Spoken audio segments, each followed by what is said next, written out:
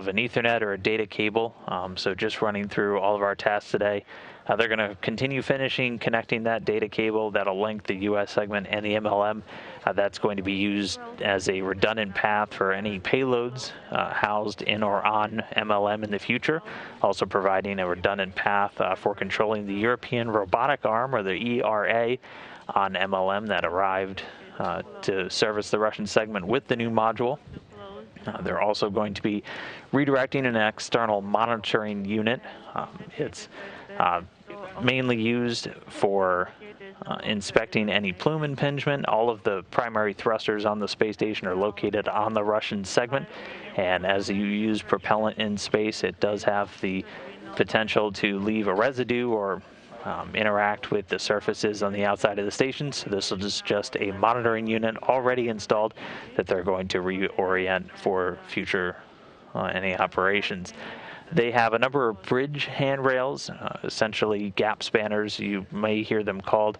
These are just handrails that'll be installed along the outside of the MLM to assist in translation or just moving around during future spacewalks. It launched without these handrails, and now they're being installed just to assist in any future spacewalks by these cosmonauts. Again, we're going to have about a dozen, just shy of a dozen total, to do all of the outfitting of the MLM module, and so this will assist in all their future endeavors.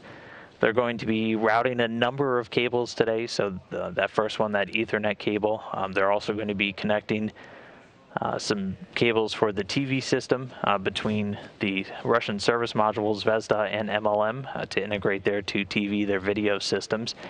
They'll also be routing and connecting a cable between the CORS units. So the CORS is used for the automated rendezvous and docking of the Russian Progress spacecraft, the cargo craft. They'll be connecting a cable between the service module and the MLM to integrate the two, and that will assist in the handoff that happens during the final approach of those Progress vehicles, as we'll be using MLM as a docking target in the not-too-distant future. Aside from that, they're also going to be installing a platform with some adapters on the outside of the MLM that will be able to host any payloads in the future. So that'll be one of the final tasks. Also, one of the tasks that was deferred from last week, installing the biorisk biological specimen containers outside of the Poisk module. These will be 3 containers that contain different samples that's exposing them to the vacuum of outer space to just determine their feasibility in that really harsh environment. The biorisk also looking at things like potential contamination, and we'll go through the study a little bit later. And then one final task, again, time permitting, they'll just take survey photos of the Russian segment in the exterior. We'll see them taking photos quite a bit throughout the day as they continue to attach all of these cables, usually taking photos of the final attachment point, and those all get shared with engineers down on the ground for a final review to make sure everything looks good. And we'll have a couple of connectivity tests throughout the day of the spacewalk as well, as they get all of these different cables attached. So all told, spacewalk planned to last just shy of 6.5 hours, 6 hours and 26 minutes in the exact accounting. Again, that's just an estimate of everything. We'll be going off the schedule pretty quickly once we get moving. But today it'll be Oleg Novitsky again. He's going to be EV1, or in the suit with red stripes on it, so he'll be easily identifiable by just looking for the stripes. And then Petr Dubrov will be EV2. This is the 3rd spacewalk for each of these cosmonauts, both previously completing 2 together, with a total of 15 hours and 13 minutes already on their spacewalking resume. And we'll be getting the helmet cams once they get outside. You'll see a small 22 in the bottom corner of Novitsky's helmet cam, and a small number 20 in the bottom corner of Dubrov's. So once they get out the door, we'll begin to get those helmet cameras looking over their shoulders as they work in the vacuum of space for about 6.5 hours. Copy. What's the MRM2 pressure for the manual pressure gauge, please? It's practically the same. It may have risen by about half a millimeter, but no more than that. Okay. We're going to wait another minute or so. Copy. So at this moment, Novitsky and Dubroff are still inside the Poisk module, inside their airlock. They've been moving pretty quickly through the timeline today, so both got into their Orlan spacesuits a couple of hours ago and then closed the hatches inside to isolate that MRM-2, that mini research module, to the Poisk module. They were assisted in all of their suit up by NASA astronaut Mark Vande Hei, who's going to remain on board the Russian segment throughout the spacewalk. Once getting into their suits and closing all the hatches, they began a gradual depress of the airlock, stopping at 550 millimeters of mercury, which is about 10.6 psi. Copy, Oleg. Let's prepare Q card 7, step 11, Orlan transition to internal power. Please stand by for my go to start working on that step. Copy. Q card is ready. Все, ребят, можно работать по шагу 11. Copy that, and we just got a go for you to start working on step 11 of Q card 7. Copy. Step 11. Temperature control handle to position 6. 6 for both EV1 and EV2. Verifying Orlan pressure is between 0.35 and 0.4. 0.37 for both. Turn off primary fan and primary pump and lights on the 5M panel. Verify in primary.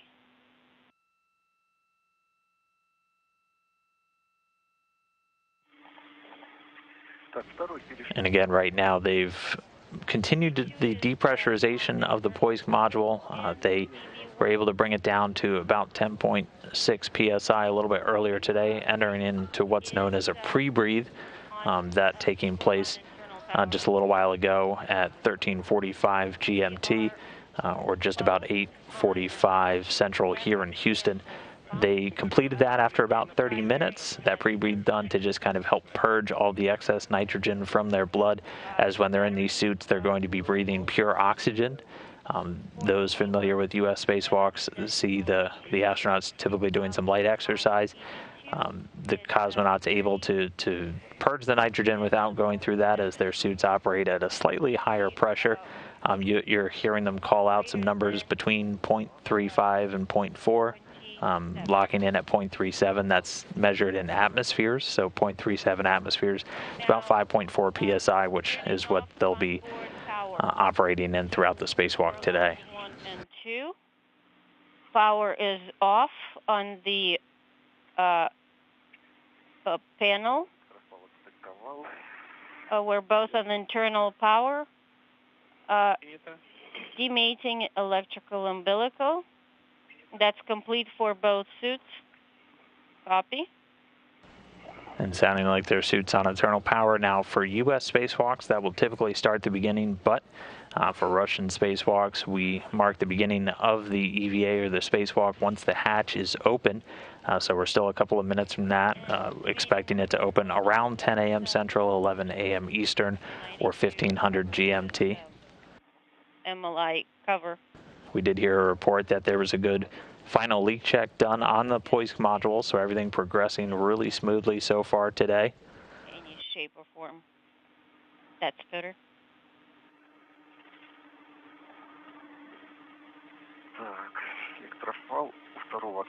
And then before we really dive into the spacewalk today, we did just want to give an update for folks that had heard about a smoke alarm inside the space station last night. Just before 10 p.m. Eastern time, a smoke alarm inside the Russian Zvezda service module did enunciate, waking up the crew. The smoke alarm going off for about a minute. The crew did report burnt plastic or an electronics type smell in the Zvezda module. Reported the same but faint smell also in the U.S. areas in Node 1, which is connected directly to the Russian segment. No source was found, but air filters were quickly replaced.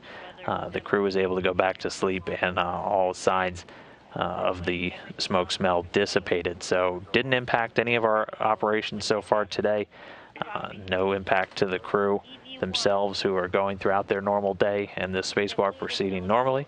But we did just want to give that update before we really dive into today's spacewalk activities.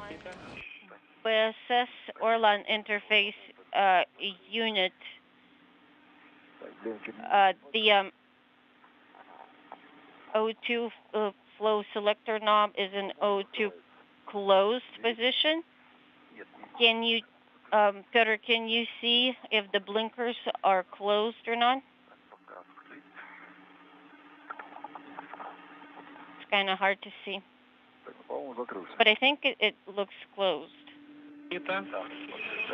And this is Peter. I can confirm that O2 open is closed. Verifying pressures.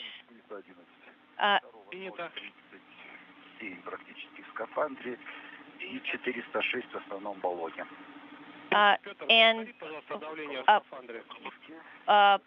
pressures in suits and pressures in primary oxygen tanks. It's at 0.36 for EV1 and primary O2 tank is showing 411 for EV1. For EV2, the pressure in the suit is sort of between 0.37 and 0.36. And primary O2 tank pressure is 406. Copy all. Go ahead and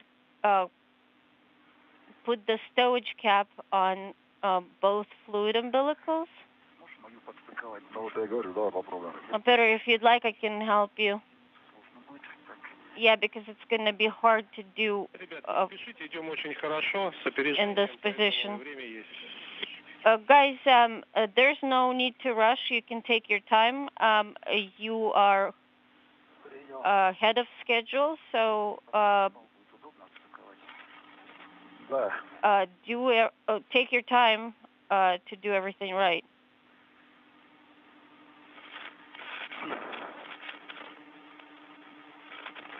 And again, we're continuing to hear the two cosmonauts, Oleg Novitsky and Petr Dubrov, going through their final checks before they get ready to open the hatch and begin today's spacewalk. Again, they're in those Orlan spacesuits. They're giving out pressure tank pressures, also reporting on the pressure levels of their suits. Again, they're going to be operating at right around 5.4 to 5.7 psi throughout the spacewalk. Normal atmosphere pressure inside the station, and for those of us here on planet Earth, is about 14.7.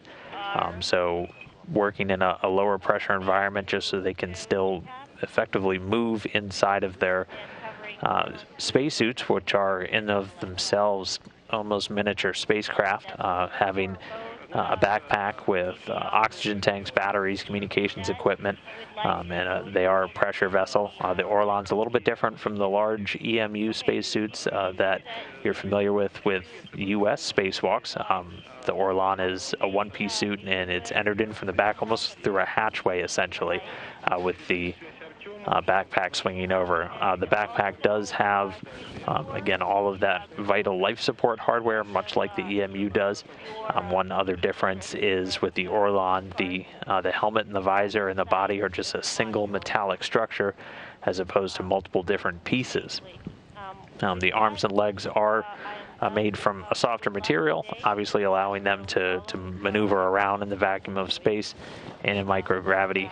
But then the crew also wearing a liquid-cooled garment, very similar to ours, which they're able to control with the temperature gauge on the suit, either raising or lowering the cooling for them inside while they're working. But at this moment, we've already gone through the final leak check on the Poisk module, so once the crew gets through these additional suit checkouts, we'll be ready to open the hatch and begin today's spacewalk. Greetings, Artyom. And then once they head outside, they'll get a protective ring installed and then arrange their safety tethers before they pull some of the cable bundles out, turn on their helmet cams, and then move off to begin our task for today. One of the first primary tasks is going to be finishing the mating or the connecting of an Ethernet cable that was routed on a previous spacewalk and helping to integrate MLM into the US segment. Again, this Ethernet providing a redundant path for any future payloads hosted on the module and also a redundant path for the European robotic arm, which is going to be the primary manipulator over on the Russian segment now, maneuvering payloads or potentially spacewalking astronauts in the future. Maybe just one, or we can just turn on both, I guess.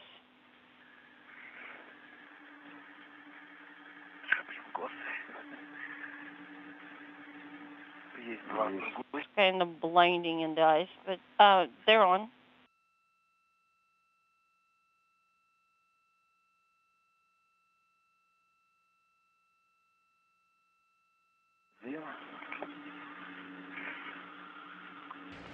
And this view is looking at what's going to be a lot of our work sites today.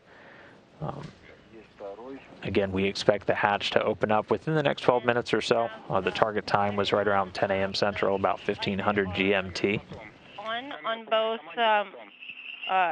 Orlan suits. Copy.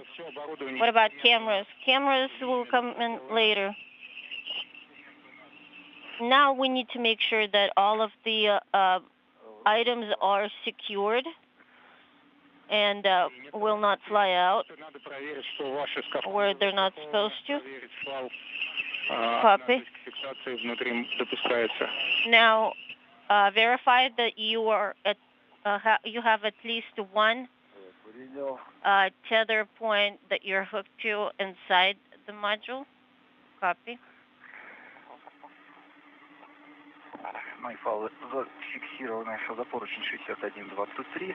This is Peter. My both tethers are Принято. Давление не более 15 миллиметров у нас сейчас в отсеке, да? My two tethers are secured to a handrail, and this is Oleg if you want. My both tethers are hooked to a handrail 6118. Copy. Can you confirm that the pressure inside the airlock is less than 15 millimeters? Yes, it's less than 15 millimeters. Copy. Then go ahead and take out the hatch opening tool. It's out. Verify that the marks match. Go ahead and insert the hatch tool to the into the hatch drive motor shaft. Oleg, I think you're a little bit in my way. Just a tad. Or more specifically, it's your back that's in my way.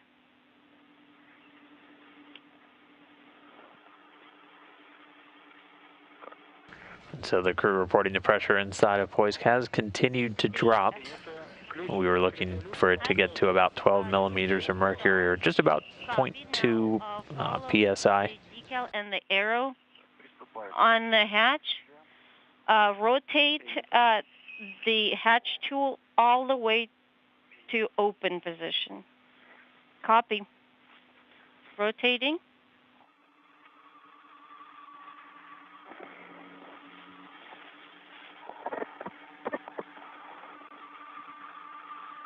У нас сейчас за бортом тень. Right now, we're in eclipse.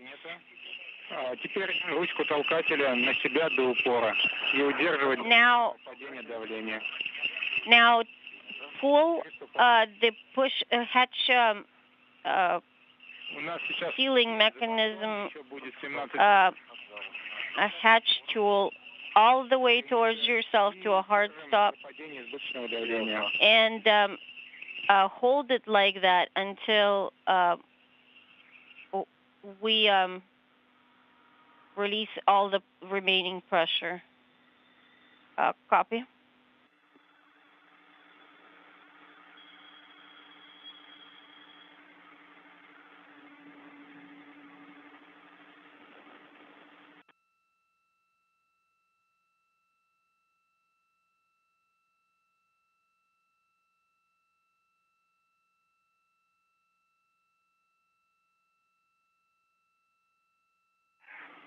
Давление наверх.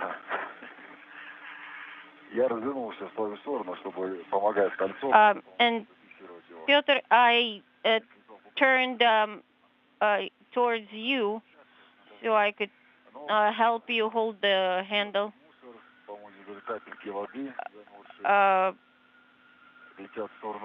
And there are some droplets, particulates that are starting to float towards the hatch. And I'm ready to continue to open the hatch all the way. Here go.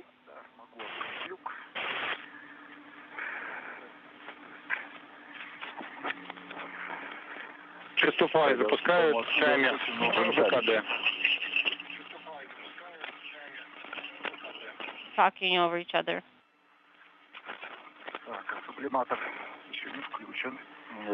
And the sublimators are not on yet. It's just that something squirted. Maybe it was something that was remaining in the fluid umbilical. Yes, don't turn on sublimators yet. That's going to come in later. And I'm ready to open the EV hatch all the way. Piotr, your go. You may do so. All right, and this is Mission Control Houston. We did get confirmation that the hatch on Poisk was opened. That hatch opening coming at 9:51 a.m. Central Time, 10:51 a.m. Eastern, 14:51 GMT, marking the official start of Russian spacewalk number 50 on board the International Space Station. Again, that time, the hatch on Poisk opened at 9:51 a.m. Central, 10:51 a.m. Eastern, 14:51 GMT. With the hatch now open, they're going to start making their way out to begin today's tasks. First up, EV2, or Petr Dubrov, the cosmonaut wearing the suit with the blue stripes, is going to make his way out first, fixing his safety tether and moving outside of the airlock.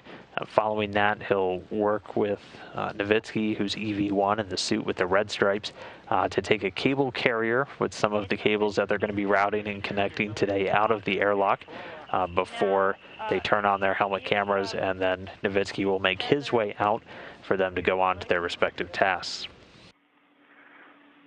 They're going to be splitting up pretty quickly once they get outside with... got the hook. This is Oleg. Go ahead and secure it to handrail 201, and make sure you have the right slack selected.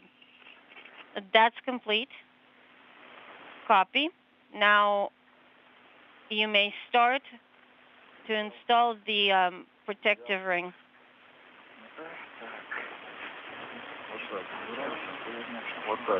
Okay, let's turn it this way, Peter.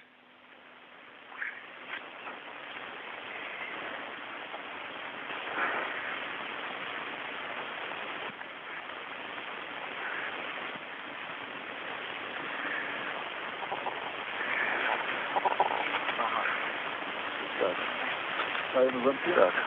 Так, ставим замки. Да. Так, ну, встал.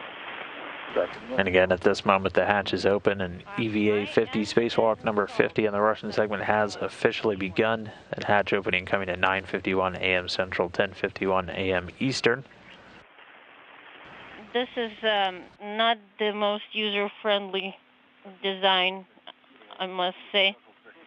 But this is EV2 reporting. The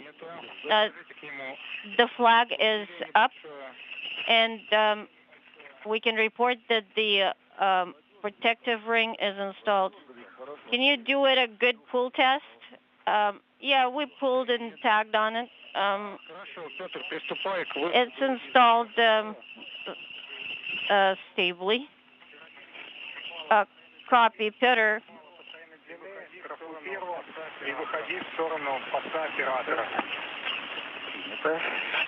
Go ahead and egress after you hook your safety tether to a tether point, and then follow the lead towards the operator post.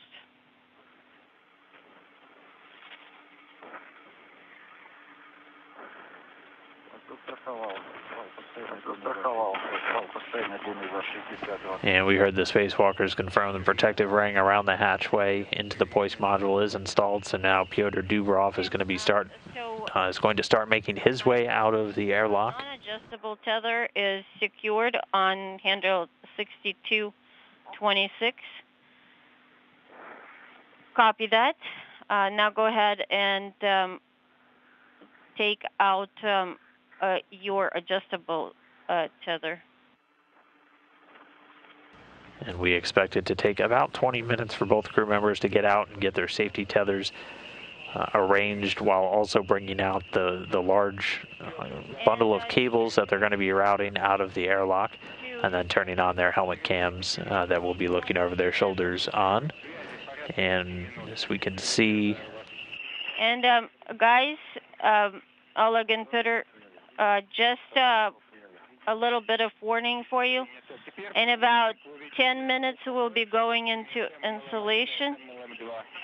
And in about 10 minutes, which is right about that time, we'll have an expected 5-minute LOS.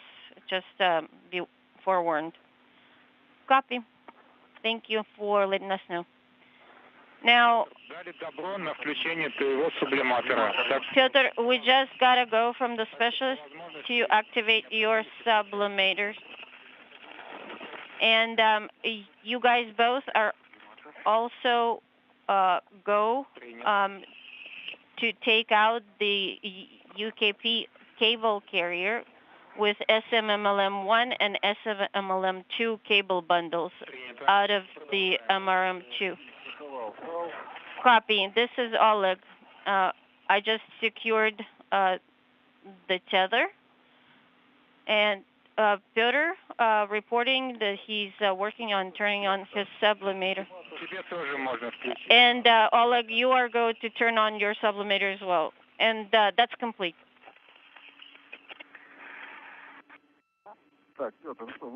And a number of items as the crew continues to make their way outside of the hatchway. So Petr Dubrov in the suit with the blue stripes already outside. The crew did get a heads up that we're going to have a short LOS, a loss of signal, coming up in about 8 minutes from now. We will have almost constant video and audio communications with the crew, as during a spacewalk we're in what's known as TDRS critical. This is when we get priority access to the tracking and data relay satellites that we use to send video and audio to and from the space station. We will have occasional dropouts, either due to what's known as blockage, so there's those antennas pointing at the satellites with some piece of the station in the way, or occasional handovers as the antennas point between the different satellites in geosynchronous orbit. So we will have a couple of minutes coming up where we'll lose that video communication, but we'll get it back pretty quickly. Meanwhile, the crew getting told to turn on their sublimators.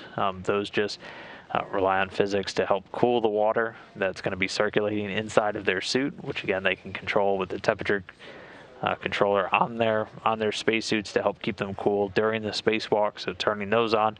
Also getting out 2 cable bundles with SMMLM1 or the service module MLM1 bundle, and also bundle number 2. So with Novitsky still in the airlock, he's going to hand those outside to Dubroff, who's going to then secure them onto a handrail temporarily. Then once both crew members make their way out, they'll turn on those helmet cams. Again, making sure that they have their safety tethers in place first, as the crew members will always be tethered to the station at all times during the spacewalk. Then after that, they'll be able to start moving out to begin all of their initial tasks. Again, one of the first ones we're going to tackle is to finish mating an Ethernet cable, a data cable that was routed during a previous spacewalk to help integrate the U.S. segment of the station with the newly arrived MLM. That'll be a redundant path, providing data for any future payloads, and also a redundant data path for the European robotic arm. So in this diagram, you can see the Ethernet cable connector plate. They're going to be moving down there to install that and integrate MLM additionally. We'll have another patch cable that'll run between the new laboratory module and the service module, and that'll get installed a little bit later on today's spacewalk. Again, this is just one of almost a dozen spacewalks that are planned to continue to integrate MLM into the station and prepare for all of its operations. They were able, during the spacewalk last week, to successfully connect all of the power that's going to integrate MLM into the station's power system. Previously, it was being powered by some temporary feeds from the service module, but now with these in place, they'll be able to access the electrical power generated by the station's large solar arrays, with that being fed directly to their systems. So that was done successfully. I still have a couple of data cable tasks for this one, and also going to be integrating today some of the TV, the video systems between MLM and the Russian service module, along with the Core's automated rendezvous antennas, those used for the Progress spacecraft as they come up and dock to the space station automatically.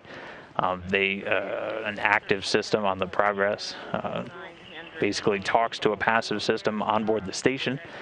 The cable is going to tie the MLM and the service module systems together for visiting vehicles that are heading up to the multi-purpose laboratory, or the future Russian node module that's scheduled to that's slated to arrive a little bit later this year. And that way they'll be able to use the core system inside the service module up until they get to what's called station keeping, so just before the final approaches, and then they'll hand over to the core's antennas on board MLM. But meanwhile, back at our spacewalk, it now looks like Oleg Novitsky making his way out.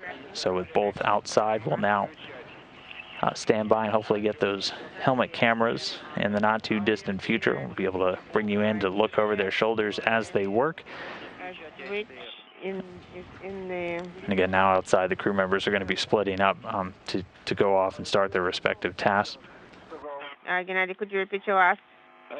Novitsky's going to install the cable carrier for all of the cables that they're going to be routing on a handrail. And then turn on the IS there in the middle position. Yes, it's in the middle position.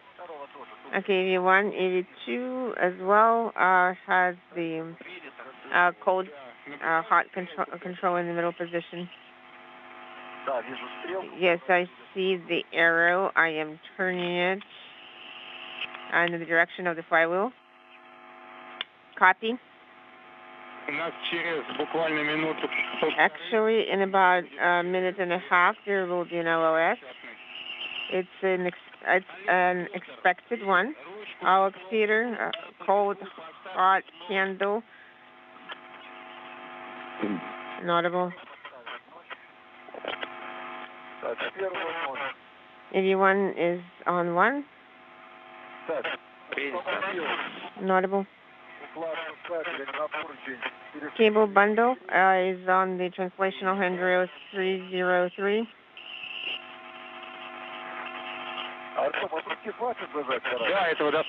Artem, is it okay if I secure, if I tighten it by hand? Yes, that will be sufficient. Copy. Oleg, if it's not too much trouble, could you move the Krulok bag with the translational handrails to Peter, or bring it to Peter? Okay. As far as I understand, I need to free up the tether from the bundle. Okay. Yes, that is exactly the case. So you can secure the tether either on the UKP handle or on the translational handrail, but secure both hooks on that handrail. Peter, did you rotate Bacadillo? Yes, I rotated Bacadillo. Copy. Then translate to handrail 6038. And in about a minute, we're going to have sunrise. Copy.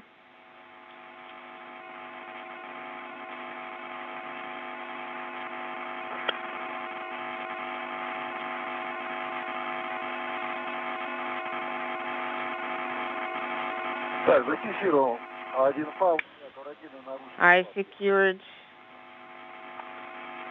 one tether.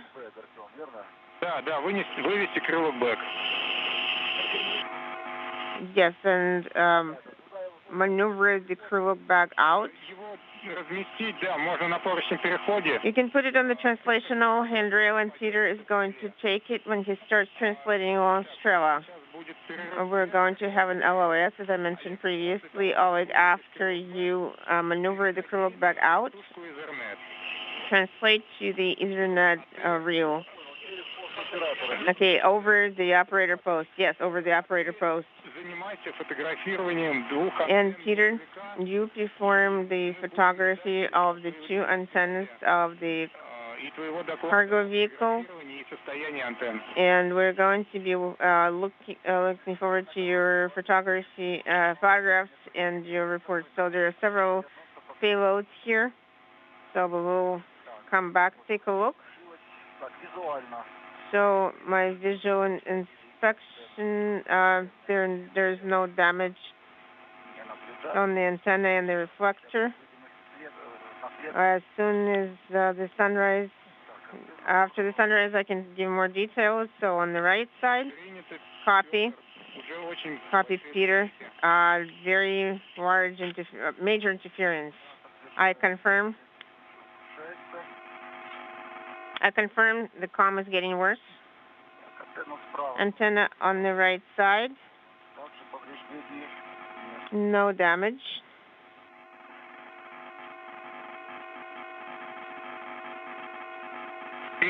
Copy. And as mentioned previously, we're in that gap now where we're going to lose video communication with the station for a couple of minutes. We'll look to pick that up within the next 5 minutes. For now, though, both crew members, Oleg Novitsky and Pетr Dubrov, outside of the Poisk module, already moving off into their first task. Novitsky, EV1, he's in the suit with the red stripes. Right now is securing a cable carrier with some of the different cables that they're going to be routing and connecting today on a handrail. Meanwhile, Petr Dubrov, EV2, in the suit with the blue stripes, is taking some photos of the currently docked Progress MS-17 or the 78P Progress vehicle. He's taking pictures of a couple of the antennas. They'll be taking photos of quite a bit of their work today. All of this just gets sent back down to teams on the ground for additional review. Once they're done with these initial tasks, they're immediately going to jump in to routing the Ethernet cable, the data cable, to help further integrate the multi-purpose laboratory module with the U.S. segment of the station. Such low light. The sun is shining from the other side. Okay, copy. We will be standing by for now until the sun rises a little bit. So I secured this with the hook and with adjustable tether. Copy, Oleg.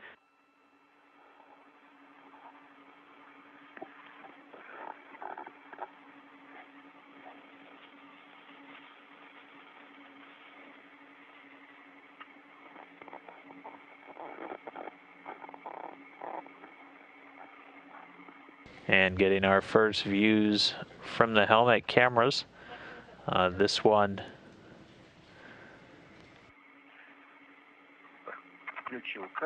I activated the camera. Copy.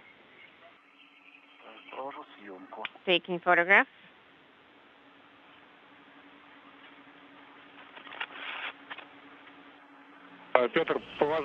We're still having the spotty connection with our video. We'll look for that to lock up solidly in the next couple of minutes, but getting the first views from the helmet cameras. It looks like we did have a bit of an audible with the numbers, and you're going to see the number 20 in the bottom right corner of the helmet cam on Oleg Novitsky. He's wearing the spacesuit with the red stripes in his EV1 today, and then Pетr Dubrov will look for his helmet camera that'll have the number 22 in the bottom corner. Of the cargo vehicle antennas. Okay. Thank you.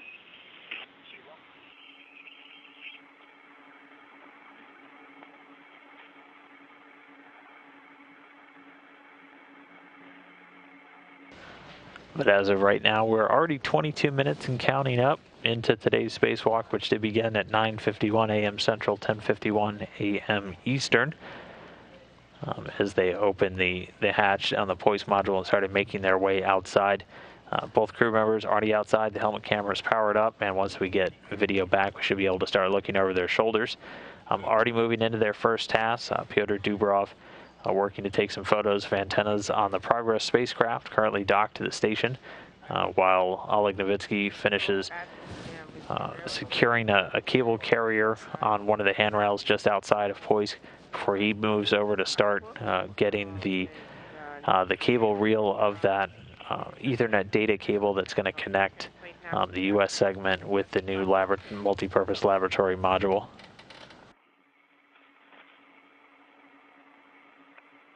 And then getting our video back again, you can tell this is Novitsky by the red stripe that you can see on his spacesuit, his EV1 today.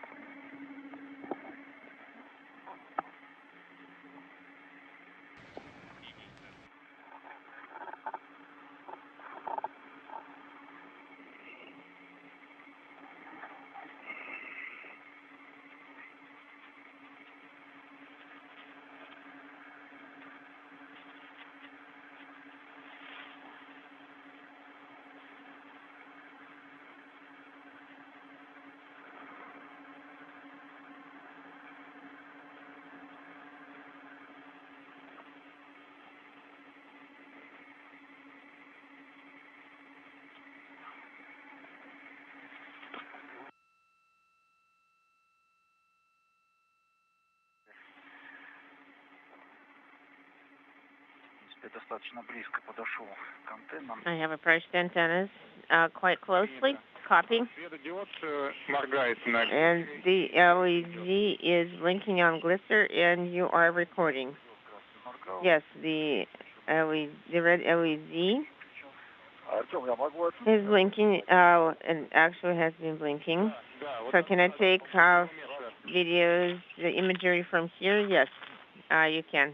Да, именно вот отсюда. Yes, exactly from this particular distance. We need that as a backup. Okay, copy. I'll do it. Let me secure myself in a more comfortable position. Принято. Copy.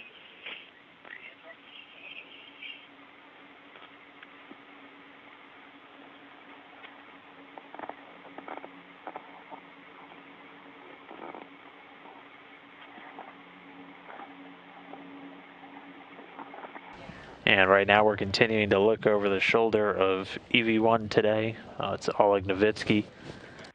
The team's working to also get the helmet cam activated for Petr Dubrov, EV2. We did get a quick glimpse at him.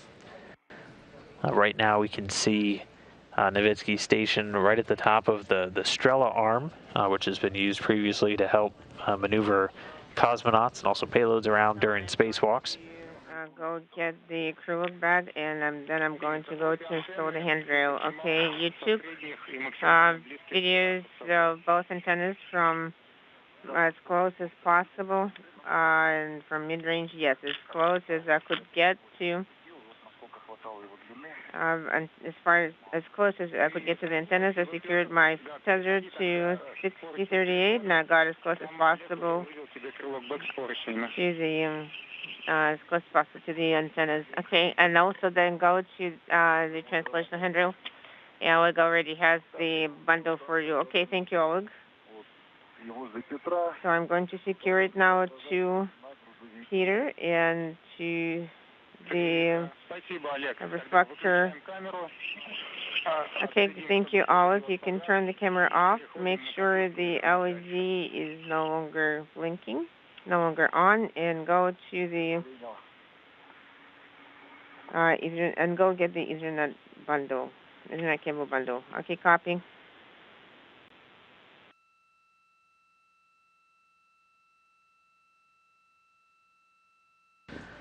And now another short handover before we get that video back. So again, both crew members outside, finishing up a couple of quick photo tasks over on that currently docked Progress cargo craft. They're going to start moving out now to secure a couple of different cable bundles. EV1, Oleg Novitsky, in the suit with the red stripes, is going to be moving to release and then begin routing an Ethernet cable that was previously put in place on a Russian spacewalk. This is a data cable that, again, it's going to provide a redundant path for any payloads hosted on MLM in the future. Also providing a redundant path for the European robotic arm that arrived on board the MLM once it arrived at station. It's going to be a large robotic arm, all told about 11 meters in length, so about 33 feet in length.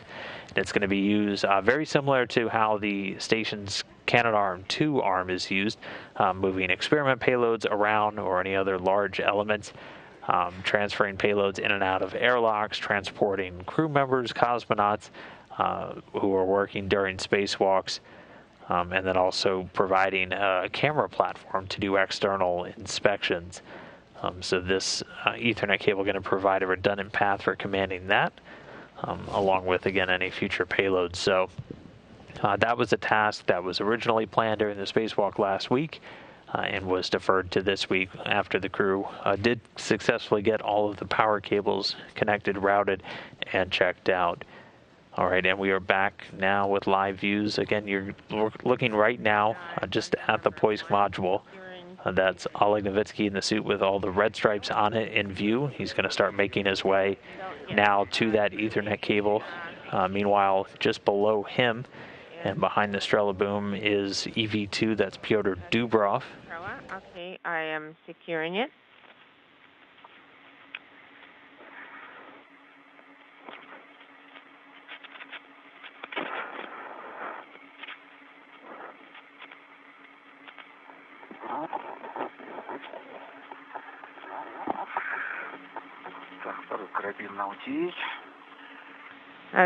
Hook number 2 on OTA. Да, да, именно так. По стреле переход. Yes, translate along Strela to PHO.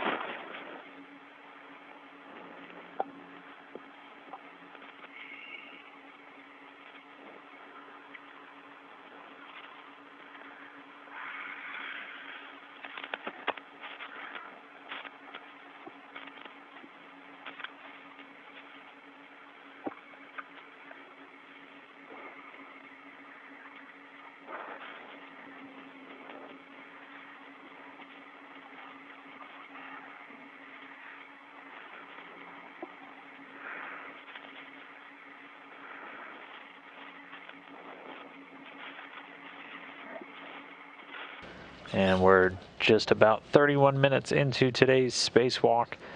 The crew members have completed installing that cable carrier on a handrail, and they did that photo survey of the antennas on the Progress spacecraft.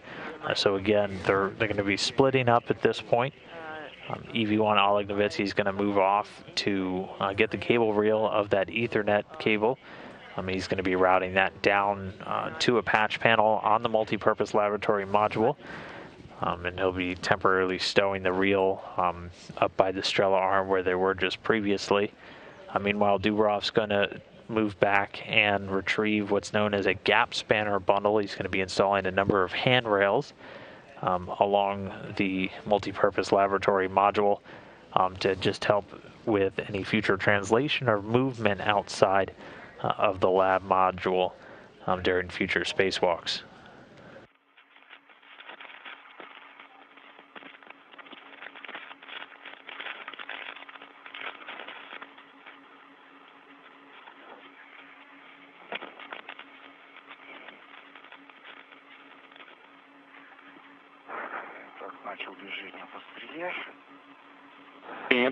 I started my translation along Strela.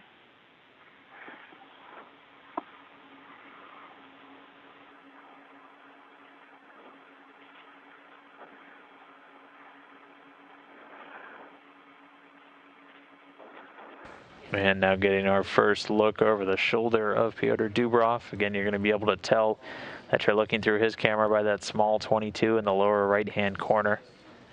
He's continuing to move along the Strela boom right now. And one of his first major tasks is going to go and retrieve the gap spanners, essentially long handrails from the airlock, to begin installing those in the external part of the station.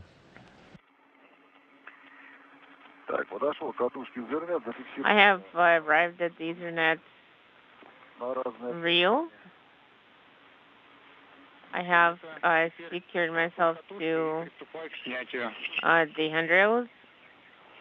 Okay, you can now secure the reel and start removing it. Artem, what are we going to do with the safety tethers? These safety tethers we are going to leave for now if they're not going to be in the way. And after we're done working with the reel, then we're going to attempt to remove this tether and use it to secure the to Strela. If it's not going to come off easily, then we're going to jettison it along with the reel. So is it going to be sufficient if I secure it here on the handrail? Yes.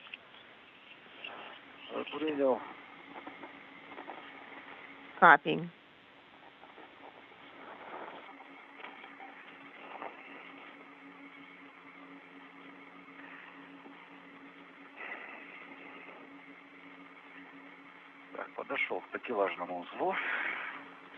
I arrived at the grapple fixture.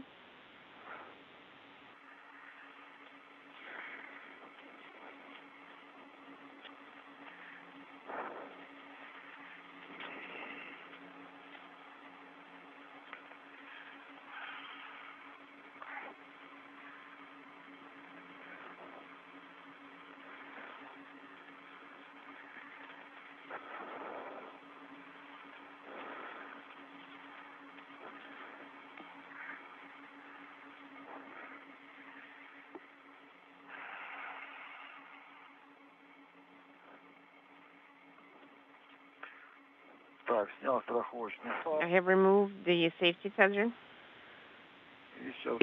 Copy. And now I'm going to start rotating and removing the wing nuts. I hope it works easier than it did the previous time. I think it will be easier now.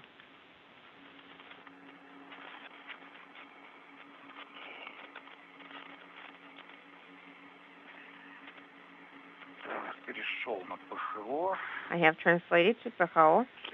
Copy.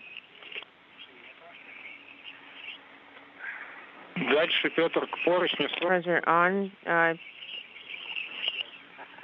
Peter, go to the handrail 05. Copy, I confirm.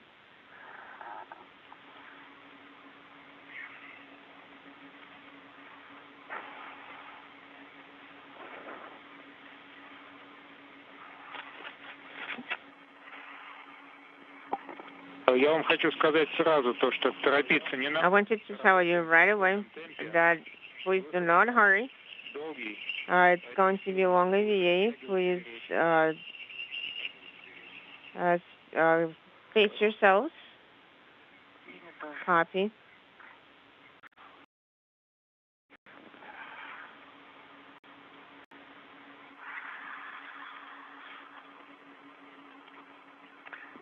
Так, вот барашек какую-то часть прошел легко.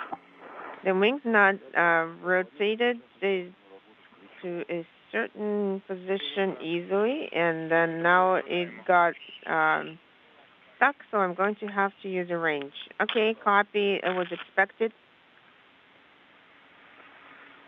True.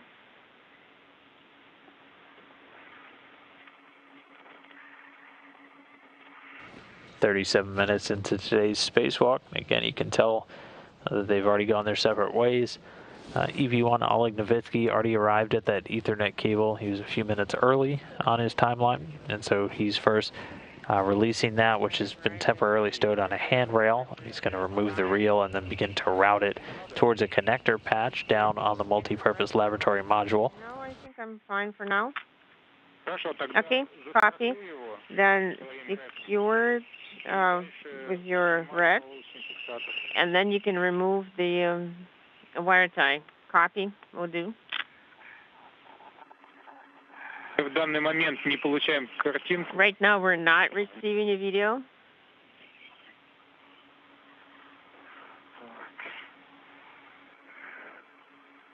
Уже наблюдаем. Now we're watching. We see the video again. Artem. The wing nut is loose. I backed it out completely. You can probably see it, but the little stopwatch is not. I'm not able to extract it. Do you see it? Yes, I see it. That means the latch is broken. Okay, Oleg, we're going to follow a bed. We're going to unwire it. We're going to use the pessimistic option. We're going to unwind it in place. Yes, Ethernet reel has three bolts that need to be that need a wrench. Okay. I see it. So you will need to back them out, and then you will be able to get to the internal components.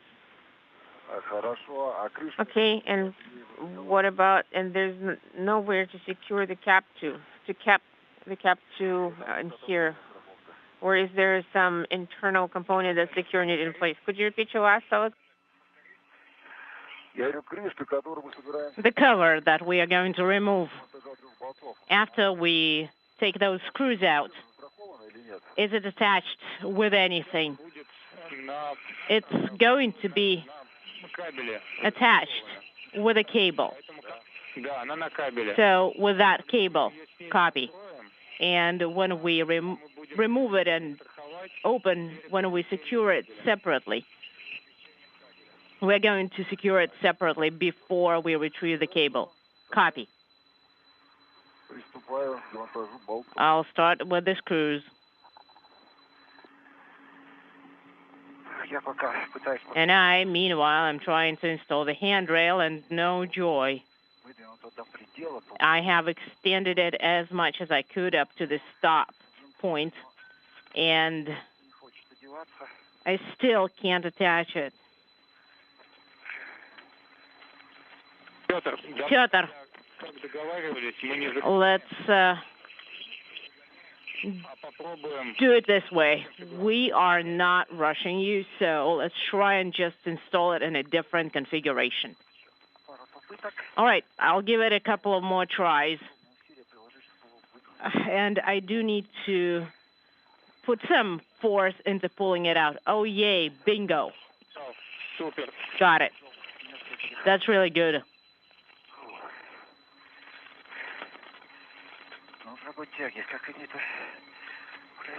So, all right, I got it. And Petr, Take a breather. No rush.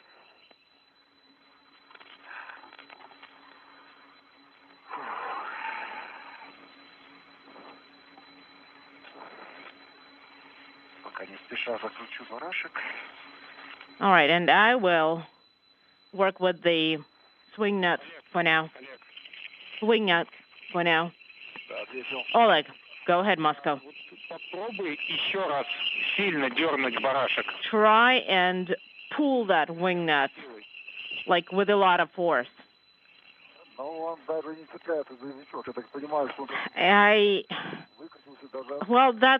it's not going to work for whatever reason. It kind of got unscrewed itself almost completely.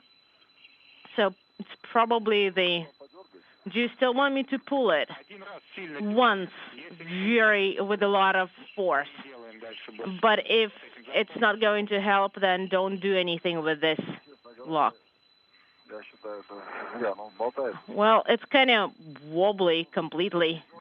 And whether I pull on it or I don't pull on it, and Anton, have a look. Is there any way I can screw it back in? No. So it's probably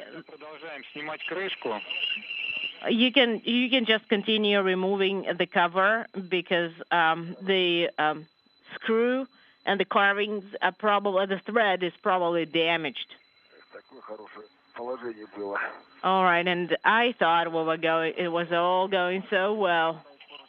And I'll try to work with the handrail. I can use 4320. Is that a good one? Yes.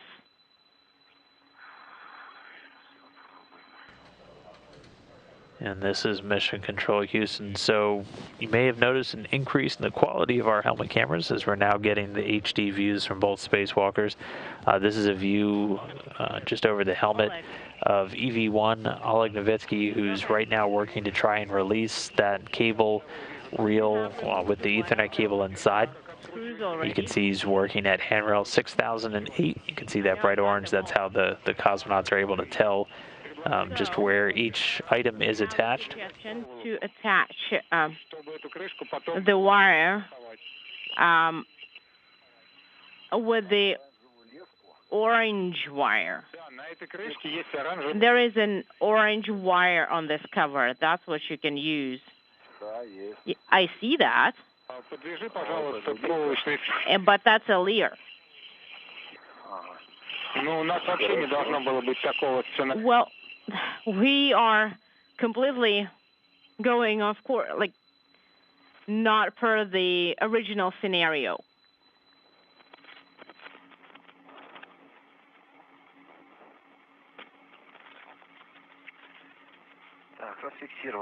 All right.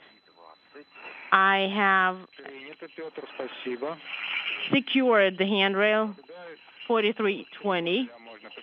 And now, Piotr, thank you. You can move and start working with handrail 4300. I am installing it. So you have just unscrewed it, right? All right, it's free now. And the lock has been closed.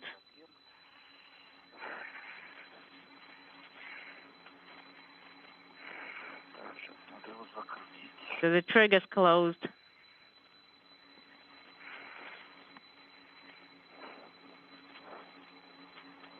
And meanwhile, we're now looking through the helmet camera of Petr Dubrov EV2. He's in the process of installing what you'll hear called a couple of different things, now being called gap spanners on today's spacewalk, essentially just long handrails.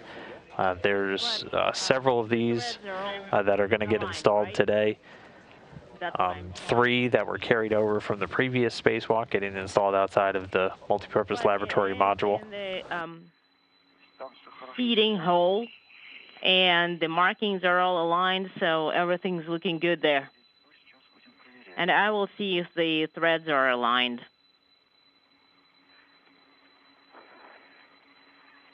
So Dubroff moving along in his timeline, able to start getting those gap spanners, those long handrails installed. Meanwhile, Novitsky still working to try and troubleshoot an issue he's having releasing the cable reel from a handrail on to begin routing that Ethernet cable down to the MLM.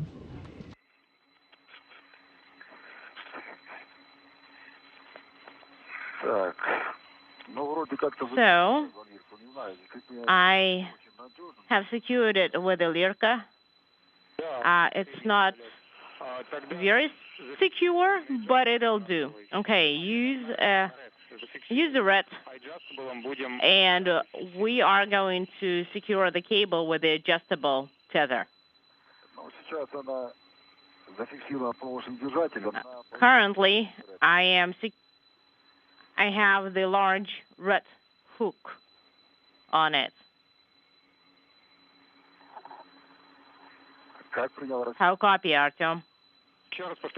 Come again? So the cover of the reel is secured with the large hook of the red. Copy, thank you.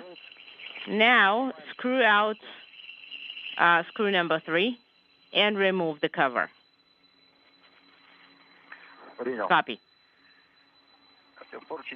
Artyom, 4320 has been successfully installed.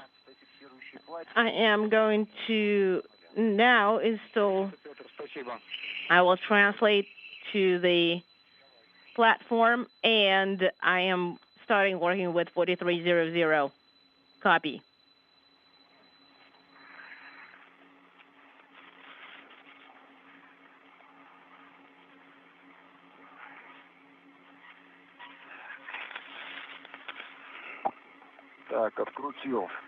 All right, the 3 bolts are free. I haven't screwed them. Copy. Oleg, what do you think? What's the slack in the cable? How many meters? Let me stow the tools and try and estimate. Okay, now the transport tether, the one that you have, could you please attach it to the MRM handrails? Will do. And back looking now over Pетr Dubrov's shoulder as he's continuing to install those gap spanners, those handrails. You did hear him call down 4320 is installed. That's just the number on the handrail. Next up will be handrail 4300 that he'll lock in. And that'll be the third, the first one 4005 already installed. So we can see him just attaching a safety tether to it. We have about, the slack is like about 2.5, 3 bay lengths. Okay, so now there are 2 connectors that are attached with a wire. Do you see them? I do. Meanwhile, Oleg Novitsky continuing to troubleshoot with that cable reel. They ran into some issues getting the reel off of the handrail, then looked at potentially removing the handrail to bring the bundle with it, which also caused a few issues. So at this point, he's removed the cover from the Ethernet cable reel, and now we'll look to just remove the cable itself and leave the original reel in place. Right now we're 50 minutes into today's spacewalk. The wire tie? Yes, that is right. And when you go with that wire for the last time, try and keep the wire as close to the cable and attach the other side as close to the connector as possible. Artyom, I didn't quite understand what you are saying. Okay, first of all, those connectors need to be freed from the reel, then you take those connectors and you attach them with your wire tie or with the same wire tie that is currently on the reel, whatever is more convenient for you. And then afterwards, okay, hold on, just stand by. There is a wire tie on the side of the MLM. And I don't see which way it goes. Copy. In 2 minutes, we are probably going to go LOS for about 5 minutes. Well, maybe I'll figure it out before that. Okay, that's a very narrow passage here, Peter. I basically have to crawl through here, and everything's catching on me and grabbing.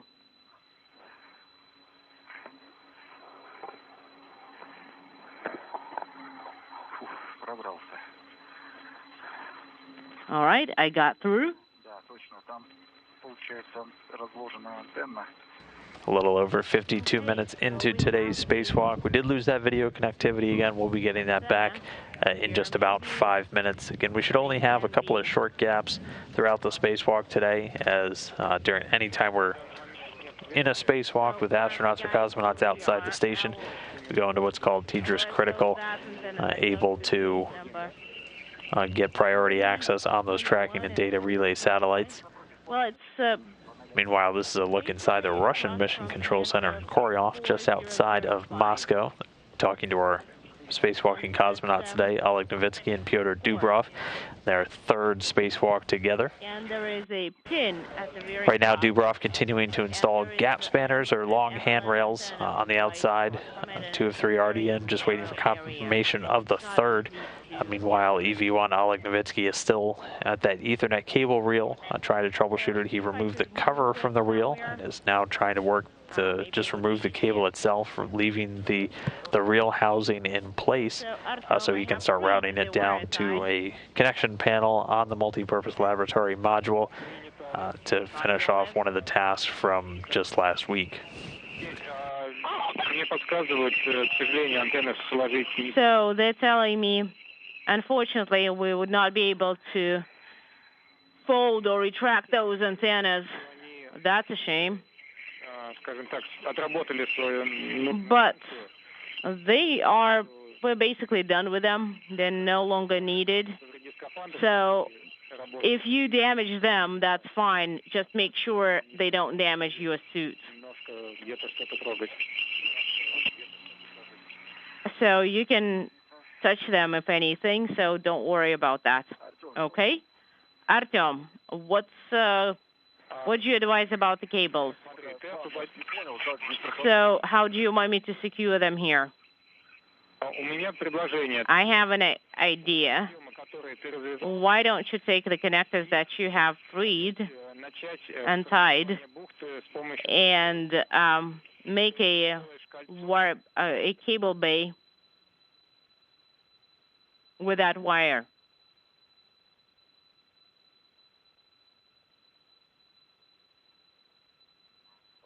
Okay. The comm is super unstable. So the idea is to just by hand make the bay just the same as SMMLM1, which is on UKP. And that's how you can secure it.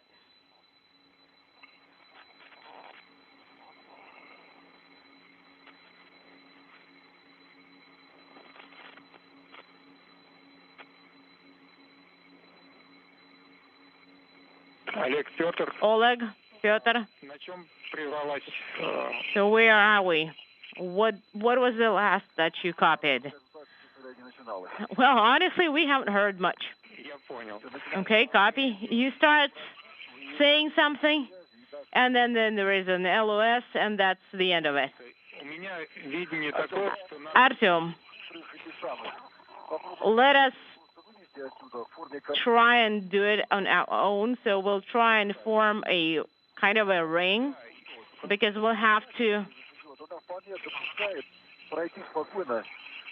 because it's really hard to go through without untying this whole bundle. So maybe we can actually retract it from the reel. That is actually what I was about to suggest. Okay, that's good. Let's try.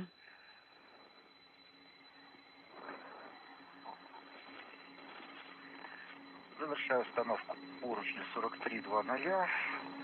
Собачка защелкнулась. Okay, the latch is closed. Everything's looking good here. Copy. 4300. This handrail has been installed successfully. Copy. I'm only hand tightening the screws, though. Петр. Петр. Yeah, go ahead. Наверное, Олега мы какое-то Петр. будем ожидать. Oleg will probably have to wait. We'll be standing by. Could you see H3, H4, H3, H4 connectors on PHO? Let me see. Let me check. I can see some connectors, but I don't see what number they are. Да, для этого надо переместиться на... Right, you need to move to 4003. That's the handrail that you need to use.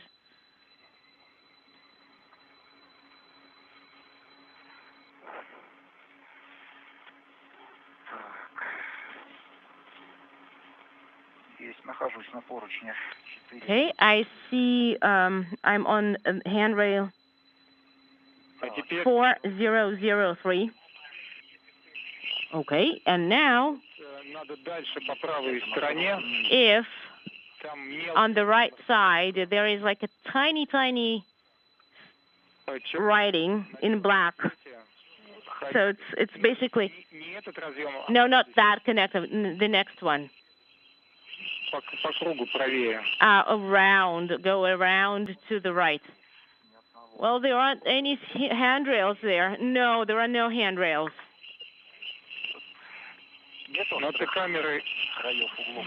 There are no sharp edges or anything other. Well, use your Glisser camera. You don't need to go there, but use your Glisser camera. Please do not touch anything there. Copy. I will only use the MLI to hold on to. If you can reach that connector with your hand, did you find it? I don't see any numbers on them.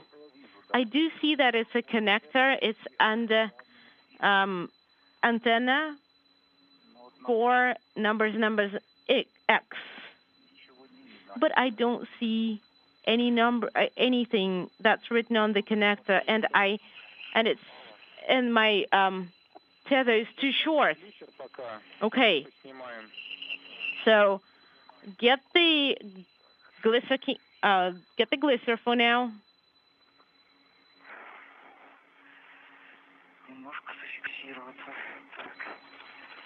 Let me secure myself here.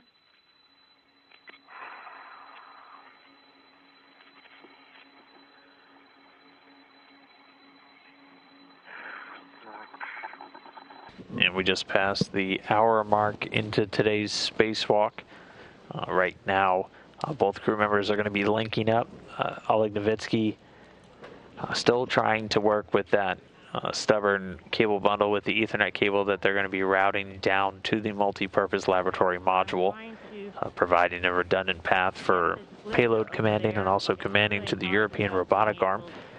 Meanwhile, Petr Dubrov has finished his task to install 3 gap spanners or handrails on the outside and is now going to make his way up to join up with Novitsky as they route this cable down to a connection panel on the multi-purpose laboratory module. So we'll get an update shortly on just where they are in the timeline. They were planned to have those handrails finished by about the 1 hour, 20-minute mark, so ahead there, a little behind on the Ethernet routing, as they are still working to get the cable out of the reel itself, which they were unable to remove from its temp stow location on that handrail. Okay.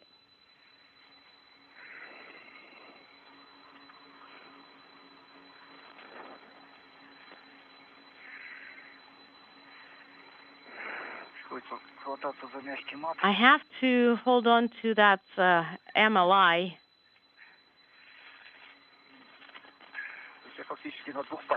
So I'm honestly using like 2 or 3 fingers to hold on to. Right, it's a very challenging spot. So I have, this is Oleg, secured with 2 tethers. And the Ethernet reel together with the cap are secured with wire ties, one and the other one is on the large red hook. And am I go to translate? Yes, you are.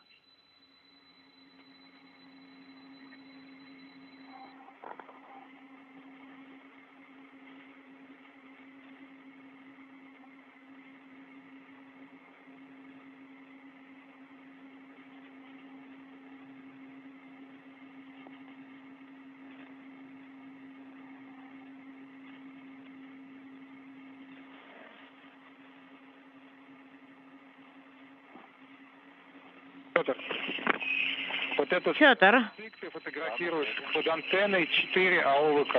so you are taking pictures of the antenna and the antenna for AUVK, right? And can you lift up the camera a little bit, just a little bit, probably, well, as far as you can reach.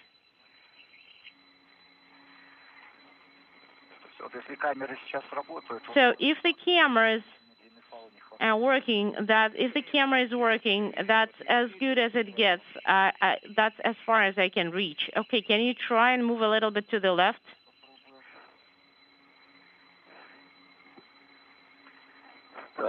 Okay. I have retrieved.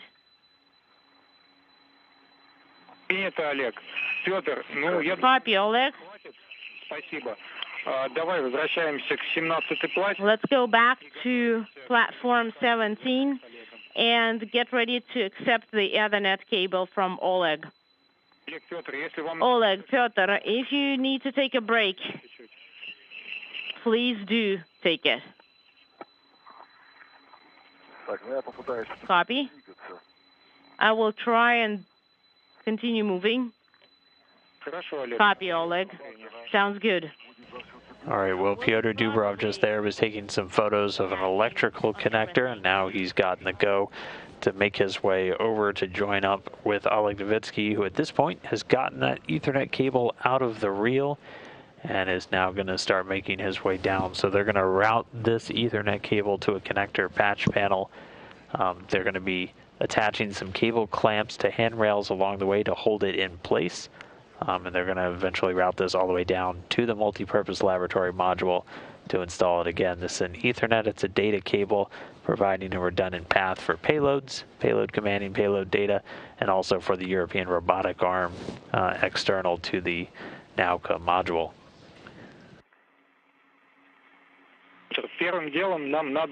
First of all, please secure the wire tie to the 4025 handrail. Support. Copy. As close to the body of MLM. What is the number? It's 4025. So closer to the outer side. Yes, that's right. Copy.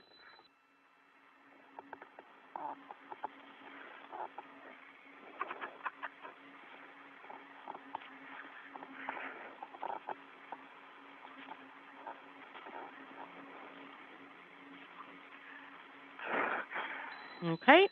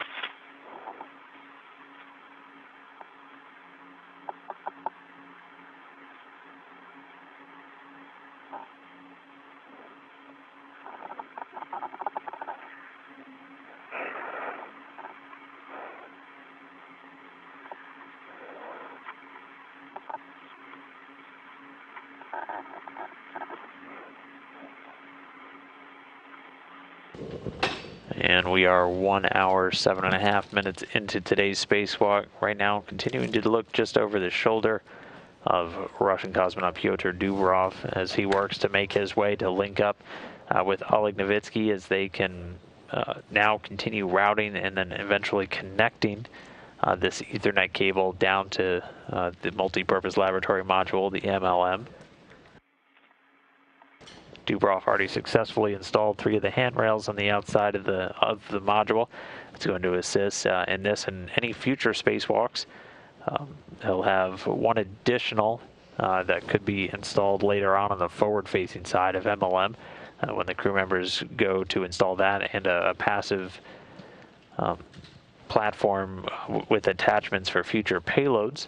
But for now, they're on to finish routing this Ethernet cable. Oleg Novitsky had some issues getting the cable rail itself off the handrail, and then was unable to remove the handrail also. So he was directed to remove the cover, got the cable out of the reel itself, and then began the routing down.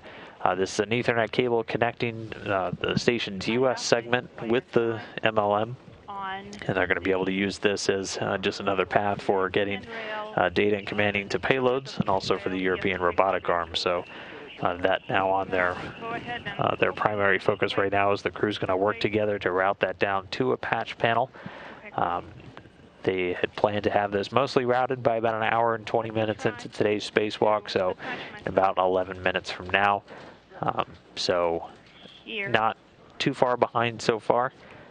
And then once they get this completed, they'll be moving on to a couple of other cable routing tasks. The cable carrier for those has been temporarily stowed outside the airlock. That'll be coming up soon. But for now, 1 hour, 9.5 minutes into today's spacewalk. The crew member is moving now to finish routing and then connecting this Ethernet cable.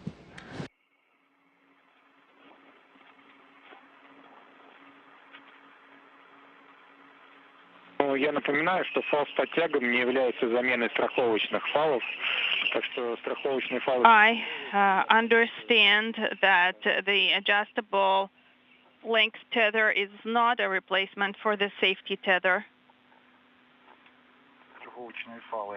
Okay, safety tethers are attached to handrails 4025 and 4026. Adjustable tethering link tethers are attached to 4025. Oleg, yes, go ahead.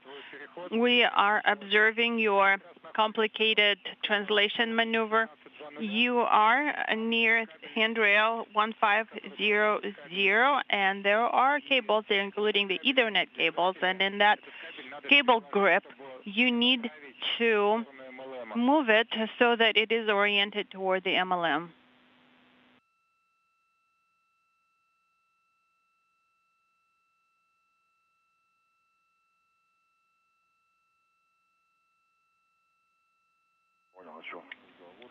Okay, I understand. Still talking.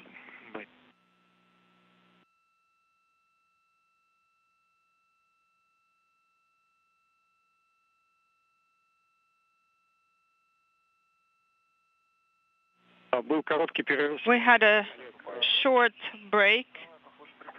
I think we were LOS for a second. Okay, we are going to have the coming into the installation in 10 minutes. Yes, copy that.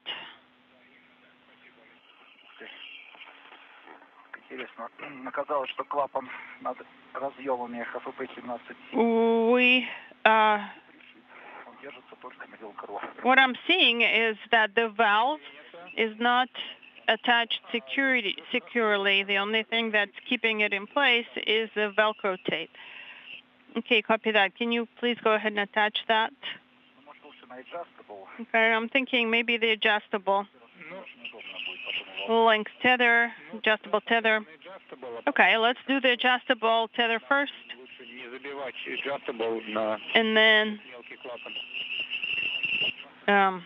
because this is a small valve, we don't want to waste it with a adjustable tether. I was thinking maybe the red. Yes, that could work. In any case, we're going to be putting this away into the crew log bag. Anyway, why? Maybe we should reinstall it.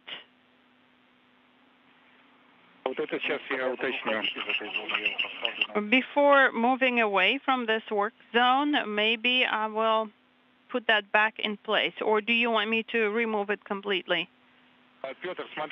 Peter, is my understanding correct that you are talking about the cable that has the high frequency connectors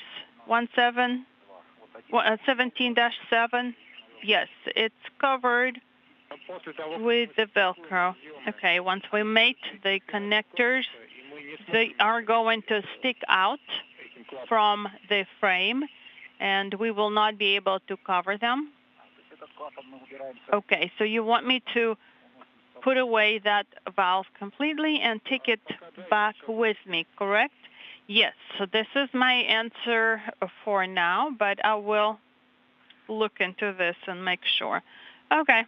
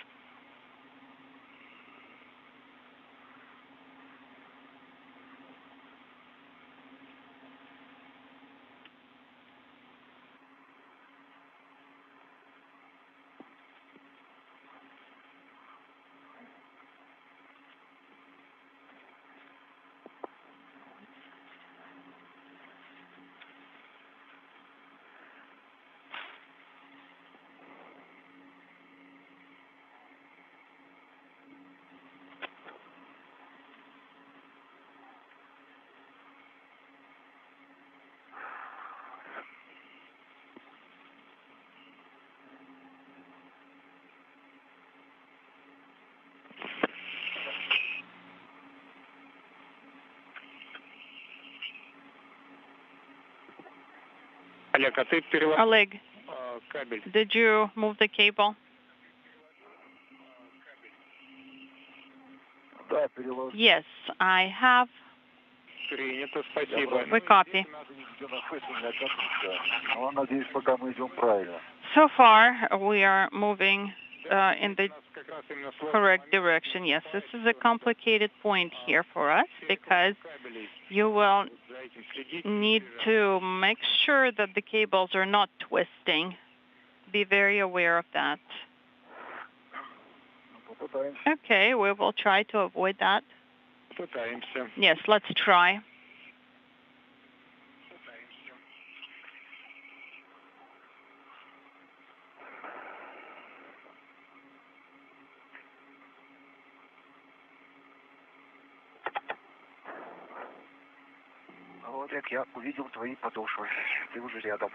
I can see your the bottoms of your feet. Looks like you're nearby. Yes, I'm close.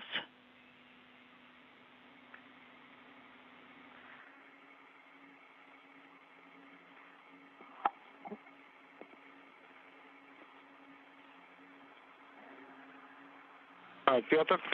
Peter. Go ahead.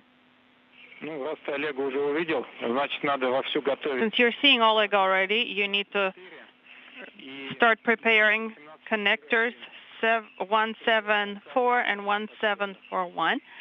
You need to prepare them for the Ethernet cables to accept that from Oleg. You will need to cut the ties. Okay, I see that from above. To make sure that the tie is out of the way, I will go ahead and remove it. Yes, we copy that. Да, картинка идет. Are you receiving the video? Yes, we are. Good. So I was thinking maybe put the cable here. Can you see that? Would that be okay? The Ethernet cable goes under the power cable. Yes, that is exactly how it's supposed to be. Слева. Вот прямо перед тобой. The one that's right to the left of you, right directly in front of you. Yes, I copy. So I will try. Oh, another question. There's another cable here. Outside of the handle. Should I attach it also? This is the cable that's tied to the connector. Is that correct? I don't know. I can't see. Okay. In theory, you should have the connectors that you used during the previous CVAs, and you used wire ties to tie them. Now, these are the orange ones. This one goes straight through the handle. If it's the orange one, then I think it is from MRM 1. No, it's near the two handrails. Okay, Oleg, don't worry about this. Don't waste your time with that.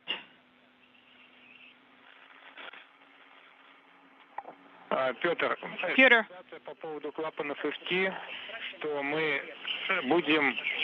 We have a recommendation for the MLI. If the connectors are in the way and don't allow us to cover the MLI flap, then do not put them in. Okay, I understand. Yeah, I think I'll just go ahead and grab them. Yes, I concur. Just to be safe, put them in the crew lock bag, because if we connect those connectors, they are going to stick out, and we will have a hard time seeing that. Just in a few minutes, we're going to enter the orbital night. Copy that. I have attached the cover for now to keep it out of the way. Copy.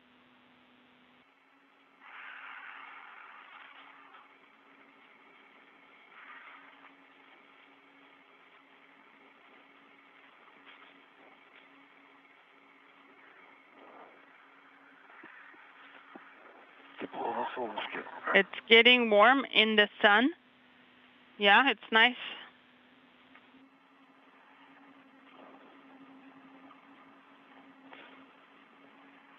And we're a little over 1 hour, 20 minutes into today's spacewalk, continuing to get views from both Oleg Novitsky and Pетr Dubrov. This is a view from Dubrov's helmet camera. Right now, he's just securing some MLI, some multi-layer insulation over the connector panel found on the Nauka module. Meanwhile, Oleg Novitsky continuing to make his way down with that Ethernet cable, securing it with hand clamps on a couple of the handrails on the way down. and once he arrives, they'll be able to connect that Ethernet cable and complete that task for today's spacewalk. But continuing to move along, we're now just a little bit behind the timeline. We'll get a readout of just where they are for today's spacewalk in a little bit after they finish this next task. Originally planned to last just under 6.5 hours so far today, but already successfully installed 3 gap spanners or handrails outside of the MLM, and then just working now to finish routing this Ethernet cable before they move on to a number of other cable routing tasks that are just going to continue to integrate and prepare MLM for operations on board the station. I am just taking it easy working, just preparing my little connectors. Okay, we copy that. Still, let's just take a minute to catch our breath. Yes, sure. So from the handrail 2123, we will need to go down to handrail 4046, right? 4006, correct. And there you already have the wire tie installed. Okay, I can see that. I copy. Then you will be moving to handrail 4005, the one that we were working with earlier today. And you will be in the area of plate 17. Then handrail 45, Peter has already attached the wire tie there, and we will be mating the connectors then there. Understood. Peter, if you have a spare minute, and also if you wish to continue, you can go to plate 17 and prepare it for stowing in the kit. That's connector 17.3, 17.5, and 17.6. Copy.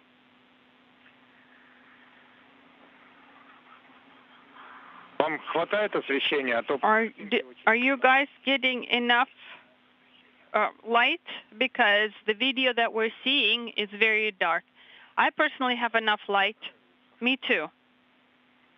Okay, copy that. So let's breathe for a minute or so, and then we can continue. Anton, I feel that I'm getting warm because of the sun, and my temperature keeps going up. Okay, I do not insist. It's up to you. You know better how you feel. Okay, got it.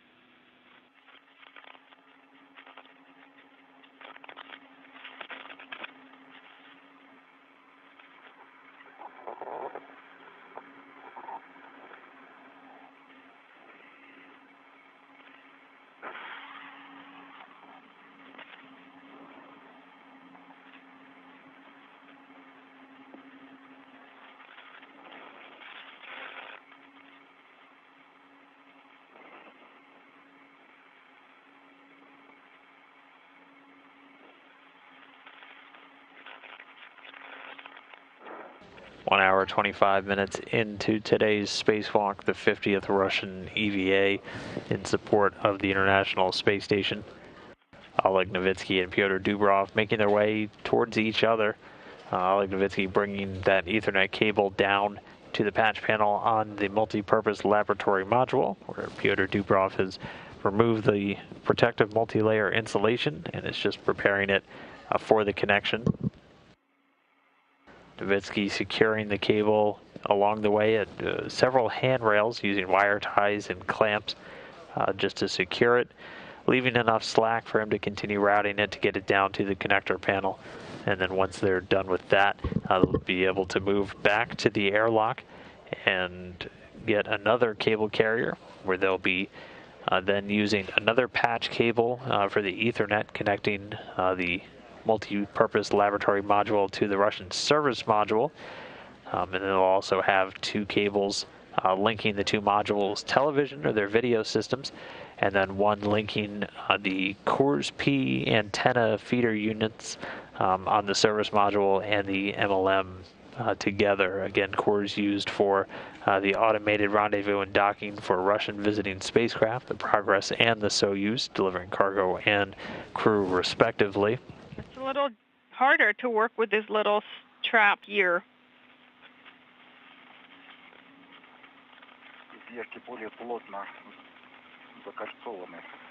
They are tighter within the rings. It's very, very difficult to pull out the string.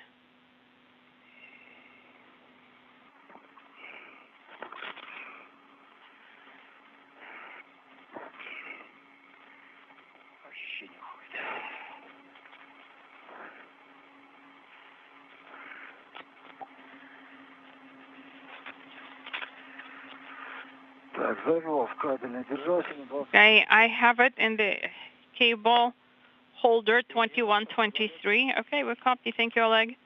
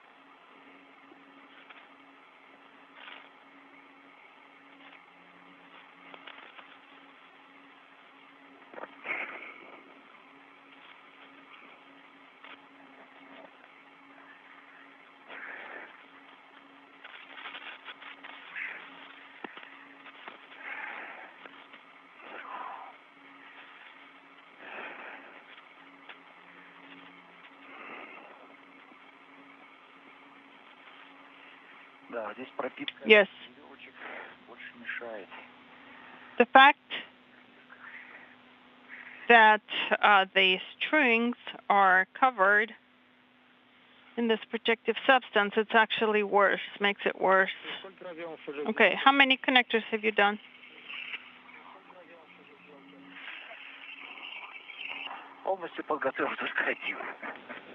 Fully, completely, fully, only one. Okay, copy that. For the lyric clips, these strings are very stiff, covered in this protective material.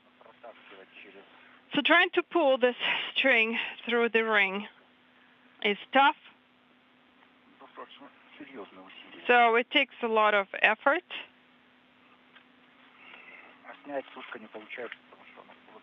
Can't take it off because of the ring. Copy.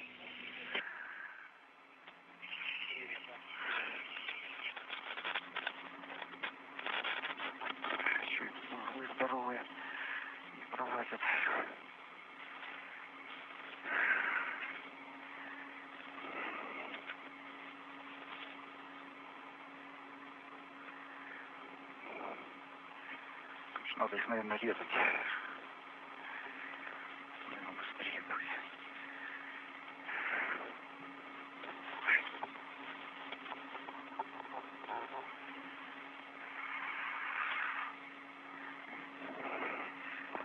Так, дошел. Okay, I have reached handrail 4005. Okay, copy that. Now, cable 4006 needs to be tied. Okay. Let me find it. Now, for the slack, for the coil, do you have enough? Did you try to unspool it? I have not yet. Why? Do I need to? No, if the length is sufficient, then don't worry about it. Oh, we'll just have extra, I guess, in your plate 17. Well, my apologies.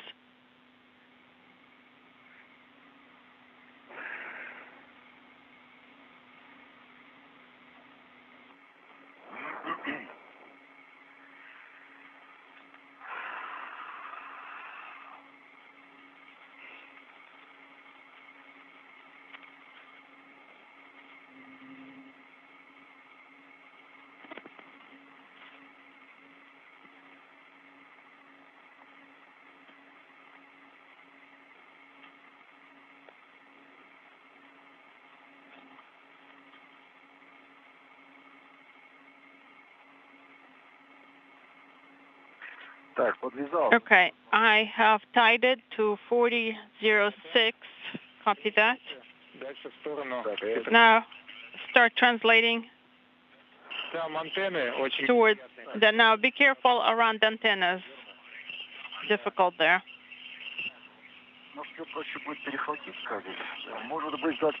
Okay, I will move. Maybe I'll give him the reel. Now the plate is somewhere nearby, right, Peter? I just don't know whether I should move anywhere where the antenna is close. Maybe I should be able to hand it over like this. Yes, so I'm thinking we don't need both of you in that spot.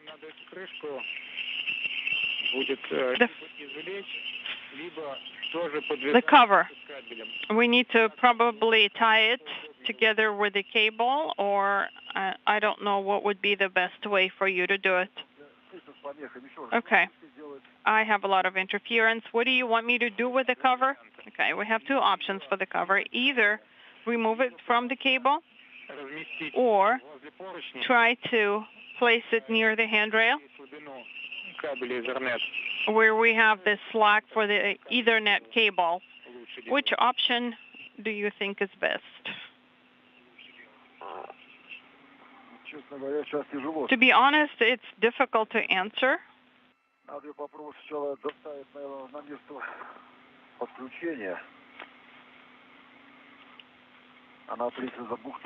So we need to see the place where it's connected.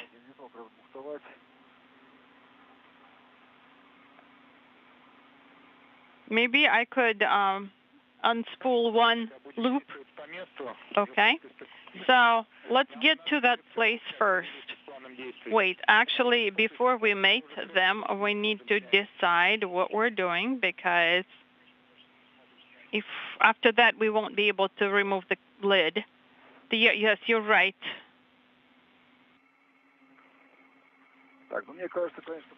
I think we could put it away with the lid.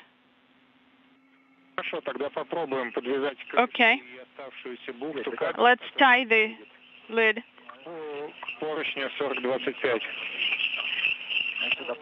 Near handrail, 4025. Okay, I have a hard time seeing. Also, I'm worried that if I try to put the lid back, it may slide off because it's not really a good attachment system here. I understand your concern and I agree with it. Maybe we can pull the tether through the middle. Why do we need to do that?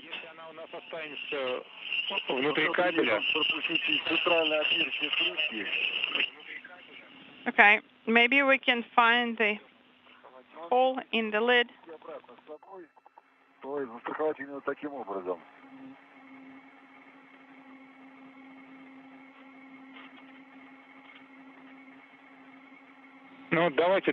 Okay, so let's get to the plate first and put the cable in.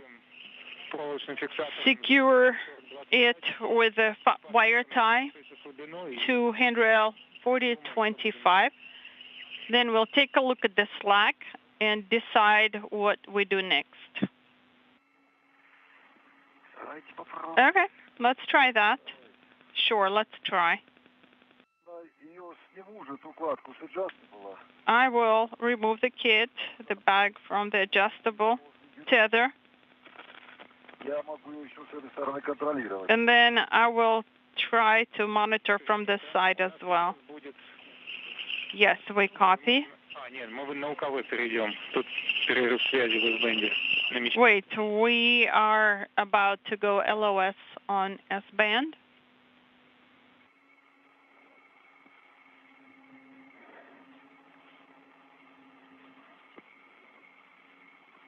And right now we're a little over 1 hour, 36 minutes into today's spacewalk. Both cosmonauts have now linked up with each other at that connection panel down on the multi-purpose laboratory module. You're hearing some chatters. They were figuring out how to just kind of get the extra slack out of the cable as they get it over to the connection panel. Also working to figure out what we're going to do with that cover from the original Ethernet cable bundle reel. That's the metal circle you can see there. The initial planning for the spacewalk had called for the reel to be jettisoned off of the Strela boom by hand by the cosmonauts, but now they're figuring out what exactly to do with the reel. They'll want to make sure that they have it secured, that reel cover, before they finish all of the connections with the Ethernet cable. But we are continuing to move through with this Ethernet cable routing and connection task. Again, we're about 1 hour, 37 minutes into today's spacewalk. Both Novitsky and Dubroff now at the connection panel. And right now they're going to work to get this Ethernet cable connected, figure out what to do with the cover from that cable reel, and then move on to their other tasks for today's spacewalk. Leave the wire inside the rings.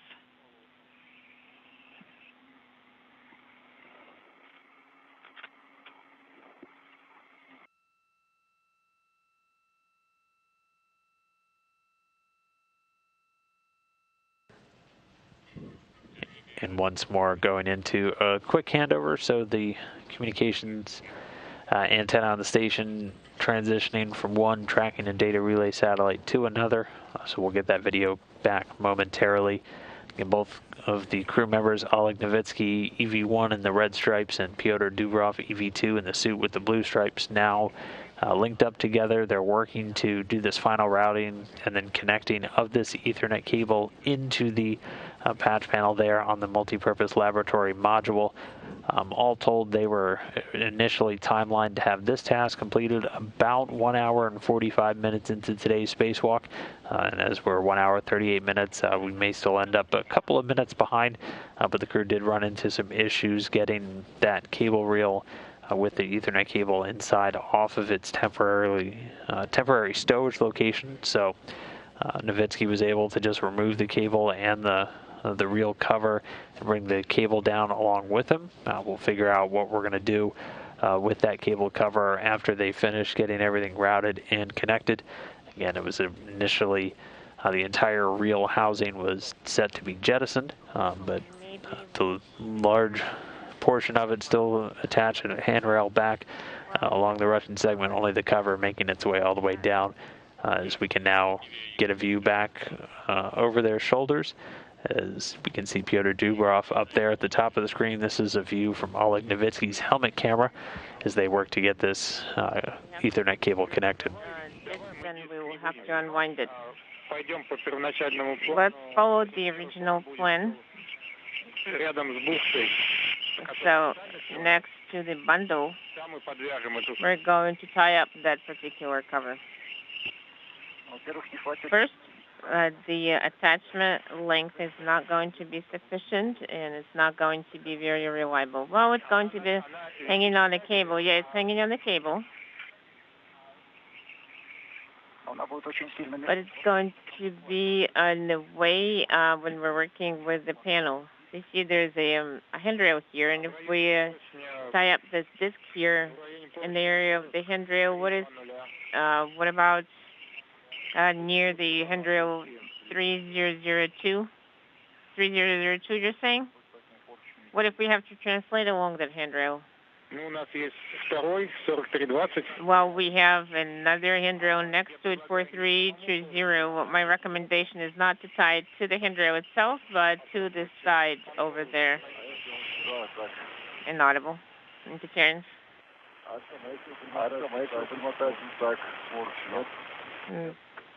Inaudible. Recommendation about handrail.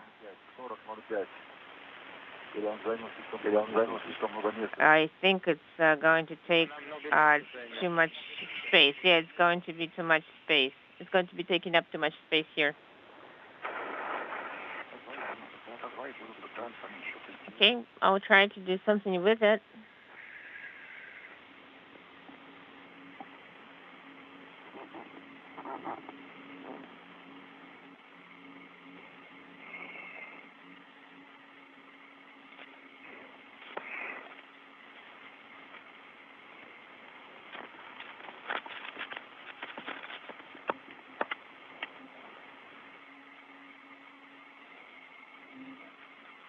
Смотрите, Олег, Петр, если все-таки крышку... Oleg and Peter, if it's difficult to remove the cover, предложу... then my recommendation would be to jettison it along with all those flaps at the very end. The flap from panel 17.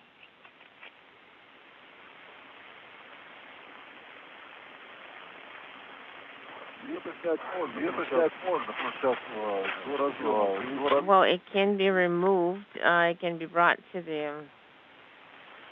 You can get to the connector.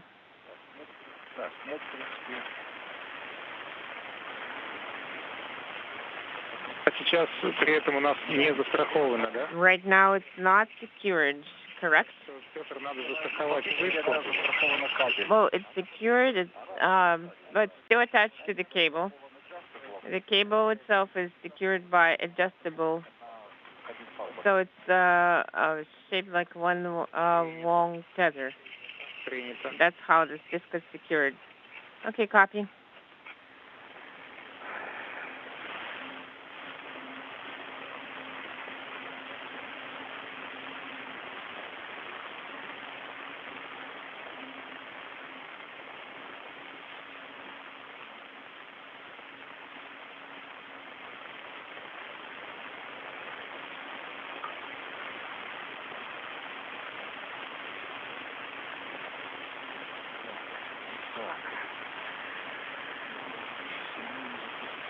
I need to make sure I don't get all confused here.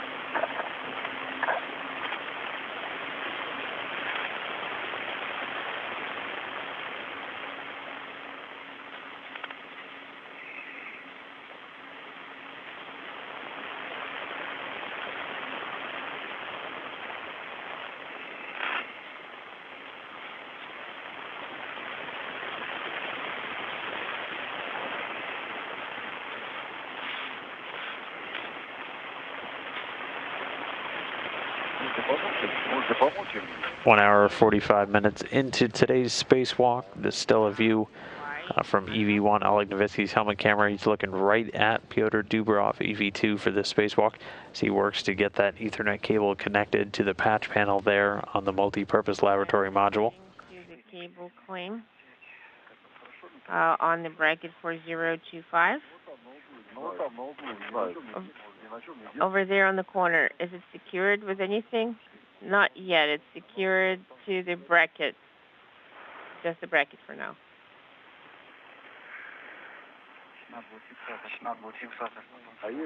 I need to add a tie down there. The one that it was secured with, the one where I put it, the one I put on 4005, I moved it closer to 4026.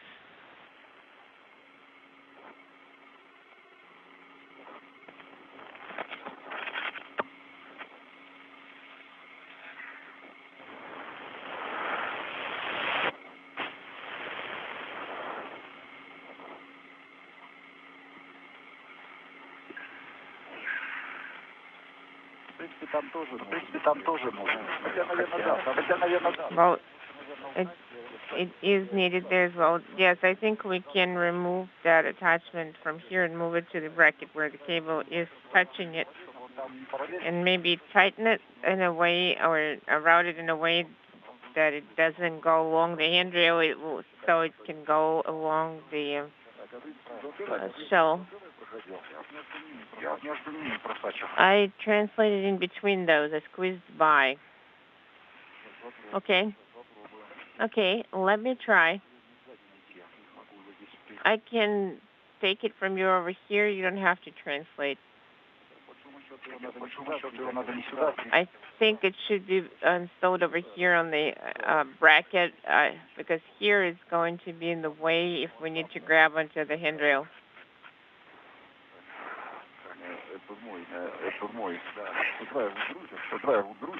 Let me move it away.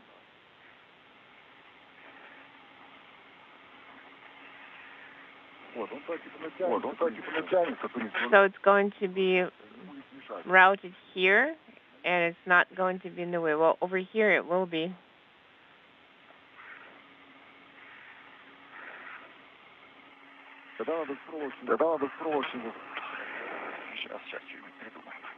Okay, I think it needs a wire tie. I think it needs to be routed further to 4026. Okay, let me try it.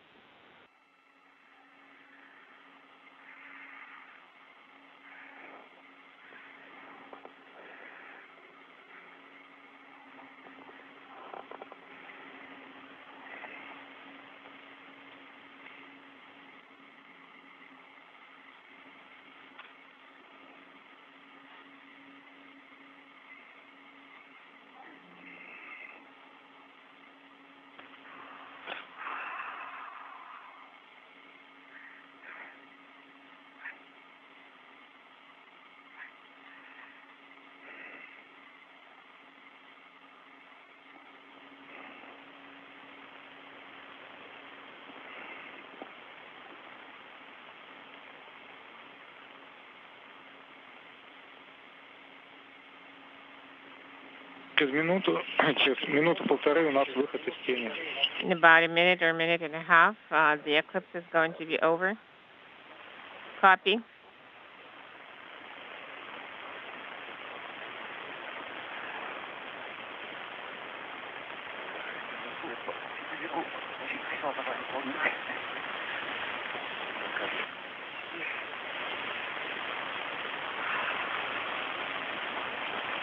Talking about cable and wire ties.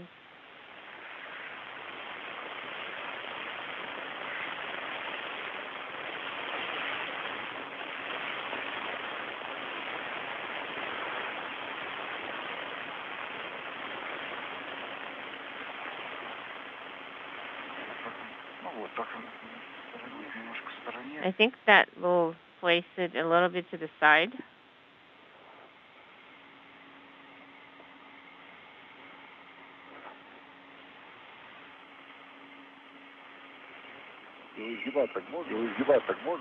Can it be bent in this direction? Why not? I'm just asking. I don't think it will be in the way. Well, don't tighten it too much so it doesn't have a very sharp bend in the cable.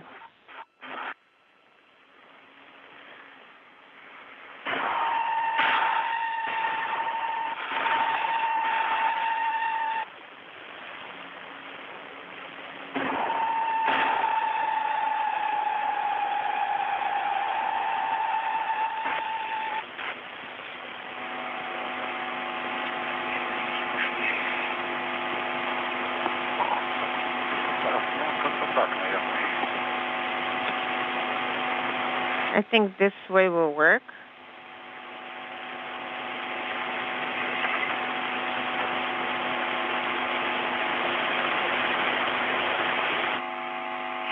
Олег.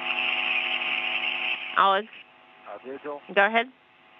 А можешь, пожалуйста, на свою камеру поснимать, как Can you use your camera to take the video how the cable routing path is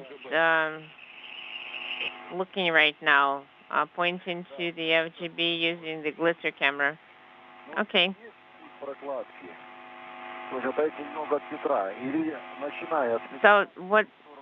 So starting from where Peter is located and to the FGB. So basically from where you are located, turn to the left, and how it's going to the FGB, just that particular section. You don't even have to translate too far.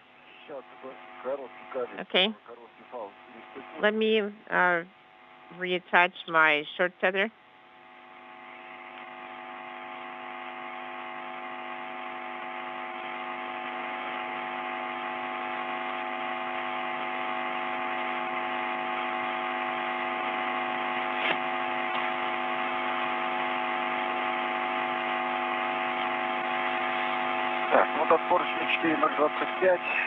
Handrail 4025. So the slack is about slightly over 1 meter. Copy.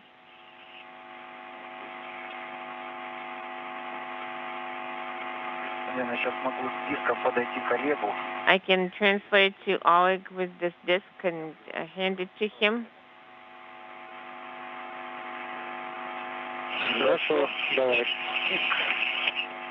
I can give you the disc.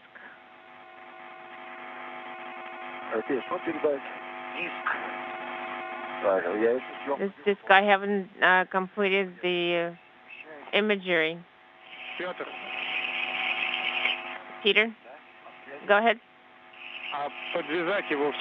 Can you tie it next to maybe 4300 next to channel 17? Well, I can try. I'm not sure how much time it's going to take to figure out these cables. Can Oleg be of help? To work on panel 17. Most likely, if we get there together, we will just be in each other's way, more than helping each other.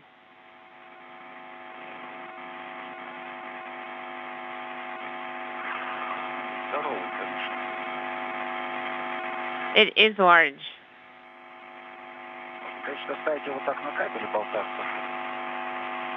Well, we can actually leave it on the cable, just floating around. It's not going to go anywhere from this cable. We just need to tighten up the slack.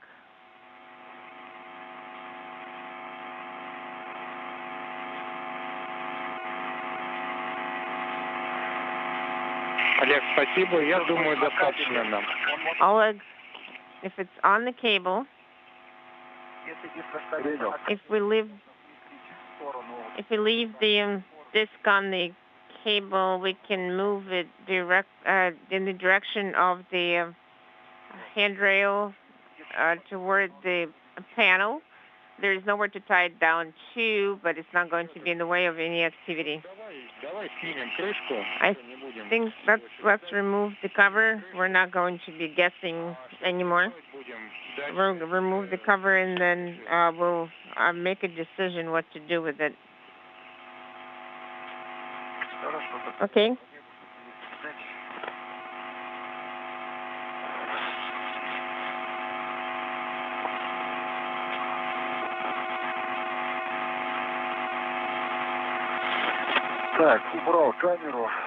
I put the camera away. Принято. Copy.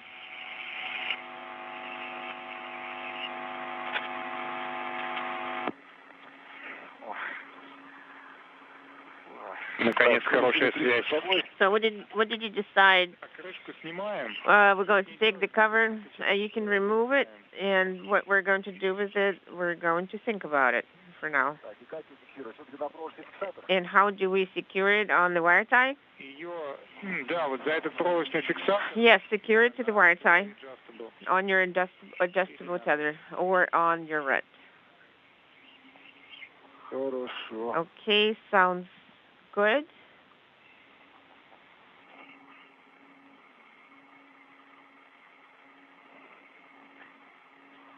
Купол открыто.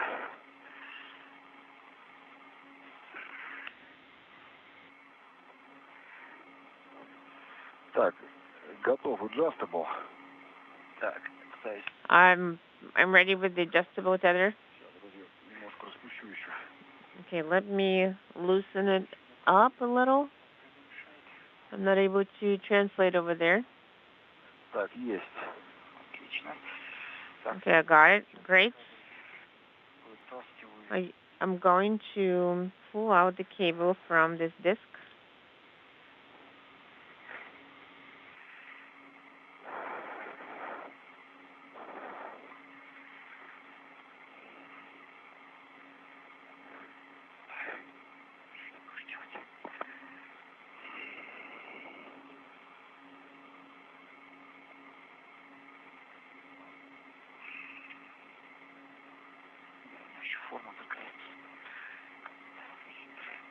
This shape is sort of tricky.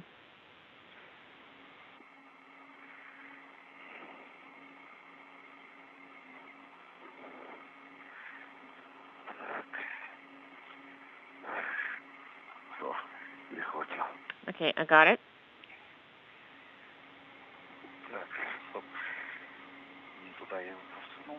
Hold on, I didn't route it the right way.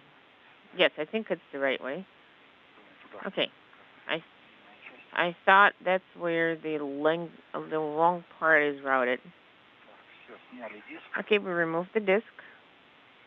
Okay, copy. Какая чудная вещь. Such an amazing item. And that's where the flying saucer legends come from.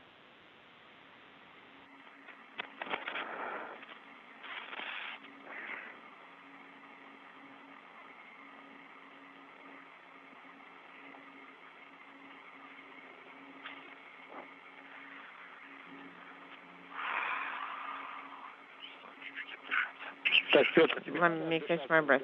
Peter, you're working the entire eclipse. Do you need to catch your breath? Well, yes, I need a minute or two to catch my breath. Okay, that's fine. Go ahead and catch your breath. I am going to tie up this bundle neatly.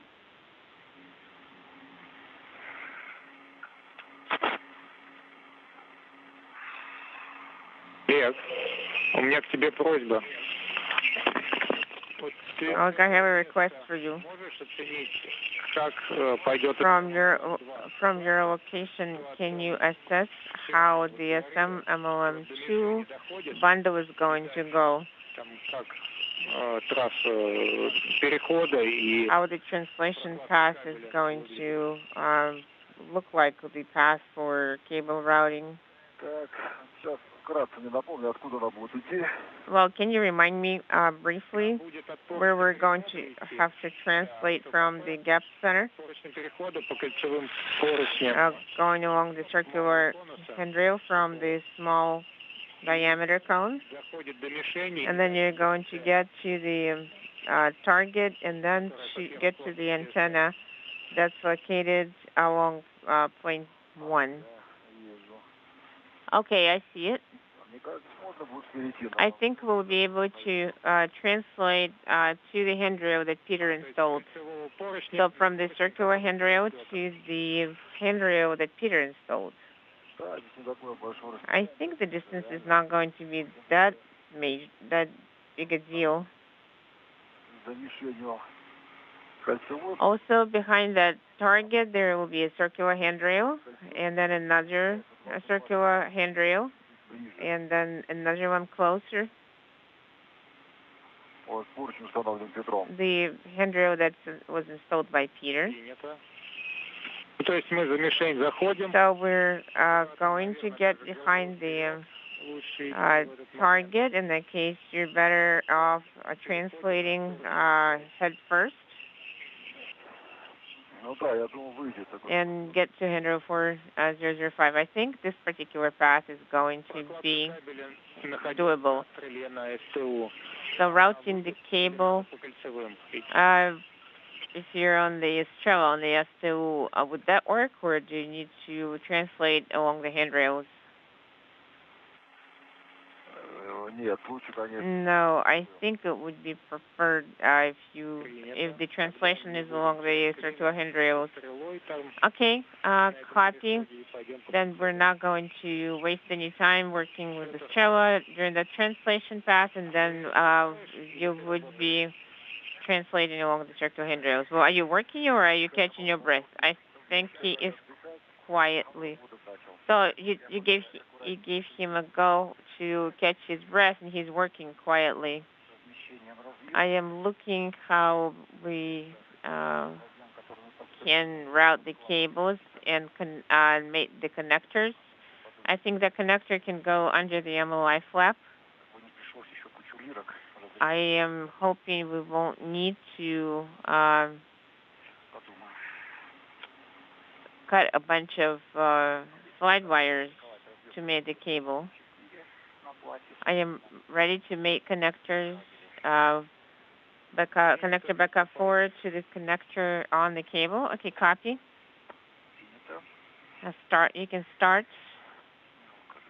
У нас контактное поле. Okay, copy. The contact field is looking good. Okay, let me before the inspection. So everything looks good. There's no FODs. Everything is fine near the socket. There's no FOD. The key is here near the sphere.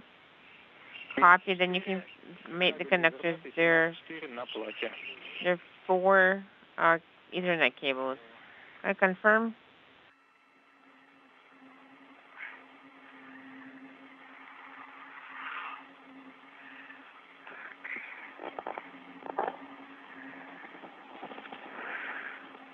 And we're a little over 2 hours, 3 minutes, and 45 seconds into today's spacewalk. We're right now looking through the helmet cam of Petr Dubrov, EV2, for today's operations. He's making that connection now of that now routed Ethernet cable to the patch panel there on the multi-purpose laboratory module. Just prior to this, they were able to get that cable reel cover off, and the teams here on the ground still talking the ultimate fate of that cable reel cover, if it will be jettisoned or temporarily stowed on board the station itself. The original plan called for the entire cable reel to be jettisoned following the successful routing and connection.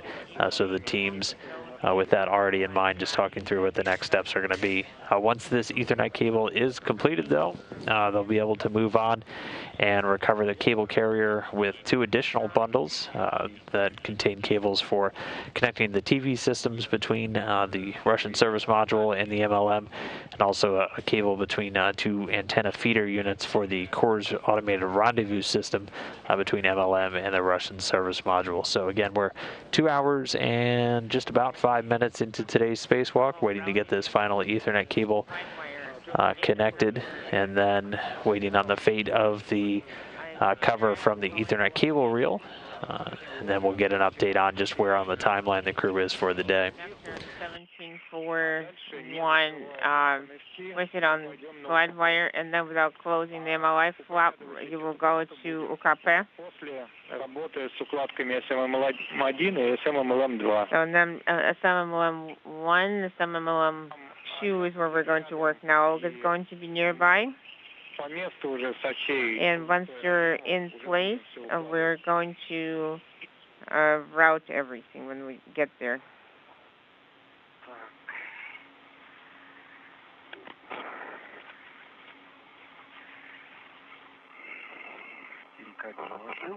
I routed the cable.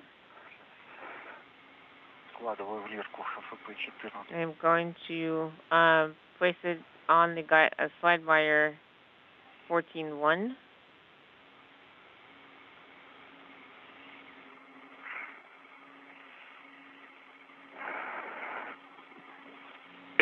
Ты можешь, наверное, уже размещаться на СТУ.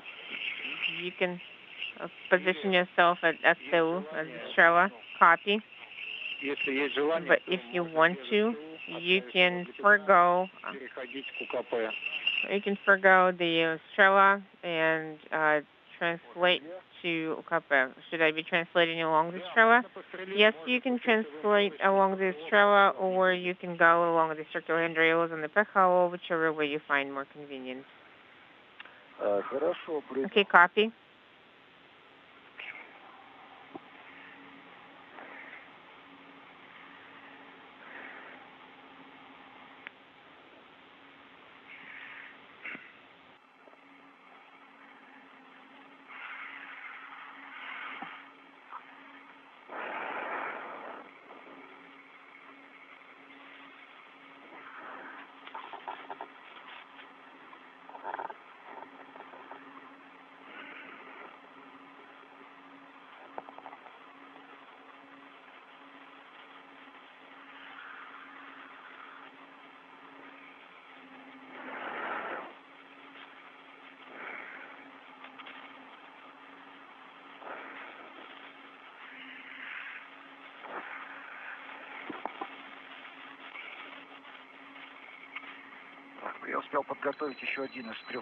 I managed to prepare one of those 3 connectors that are still left.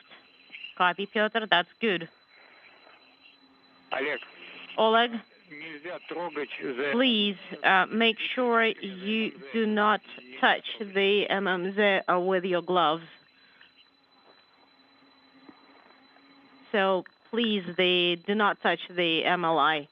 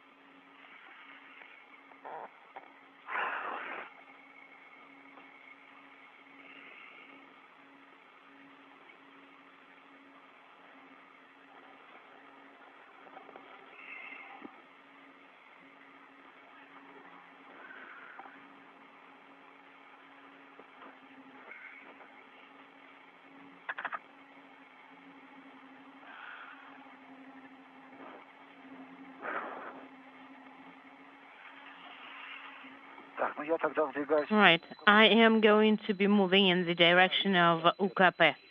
Yes, that is right. And you and Oleg will probably be going to STO together.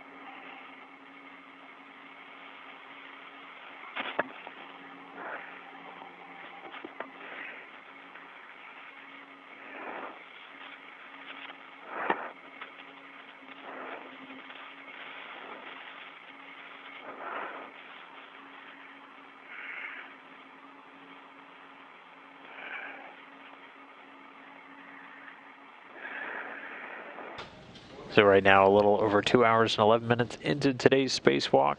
Russian cosmonauts Oleg Novitsky and Petr Dubrov continuing to move through. Right now, about 20 to 30 minutes down on the timeline, as right now Petr Dubrov is working to finish connecting that Ethernet cable, linking up the multi-purpose laboratory module on the Russian segment with the U.S. segment, giving a redundant data path for upcoming payloads and also control of the European robotic arm. Meanwhile, looking through the helmet camera of Oleg Novitsky here as he's making his way back up to the Poisk module. Pretty soon he's going to be working to retrieve the next two cable bundles from a cable carrier stowed right outside. And those will be the next series of cables that they'll be routing. And they'll include cables linking the TV systems between the service module and the MLM systems. Another Ethernet patch cable just to complete this linking of the MLM to the US OS segment on the space station, and also a cable connecting the core's antenna feeder units on both the Russian service module and the multi-purpose laboratory module. So we can see he's just about up there. He's getting a look now at Petr Dubrow, who's still at that patch panel on MLM. So just working with all the routing done to get that cable connected.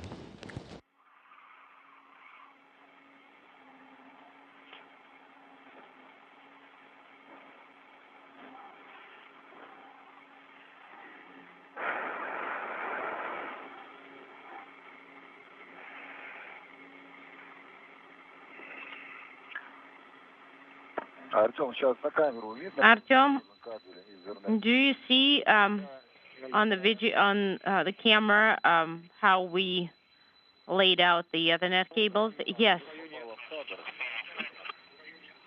because it did get in the shot. Right.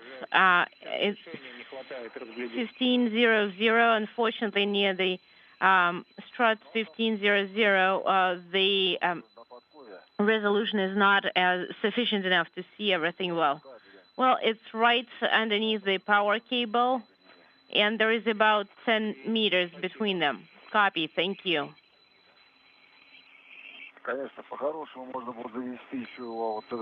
And we should probably have been moved and brought over a holder for cable bundles. Well, we have a better plan for it. It's not to secure cables, unfortunately. All right, well, so be it. These are on FGB on plane 3, so that you can move to not using the Strela, but using the reel. Copy, understood. Thank you. All right, I am on STU. Copy. And I'm starting my movement. Stand by 1, Oleg. Petr.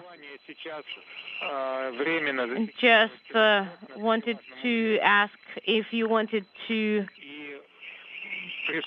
secure everything there, and while Oleg is moving with the cable so that you don't have to drag the cables all the way. Well, maybe we can actually secure it to STU. Let's do that. Let's secure it to STU, and then Oleg is going to grab the crew lock bag. All right, let me move over to STU. The reel is right next to us, and I will use the leer. What do you think, Artyom? Well, you can use STU together. Well, maybe Petr doesn't need to go all the way. I will hand the cable bundle over to him, and that will be it. It will. Maybe I should just grab the crew lock bag, and I'll get there sooner. I think I will keep the crew lock bag next to me all the time. Sounds good.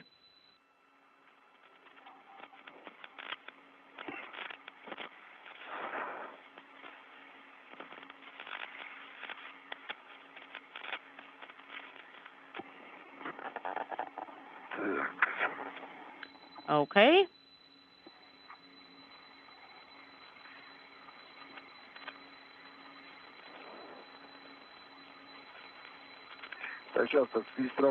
So I am going to secure to the translation handrail. Copy. And you need to remove one of the layers from МКП. I see that.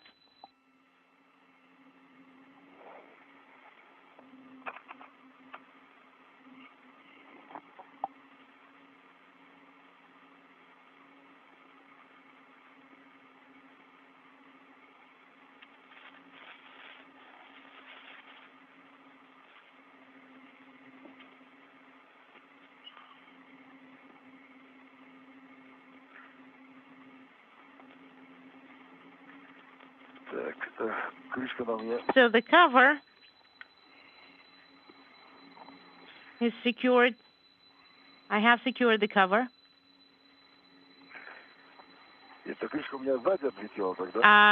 Hold on. Is it the cover that's behind me? It's to the left of you, and it should be as it is. So the adjustable is going to the cap, to the cover.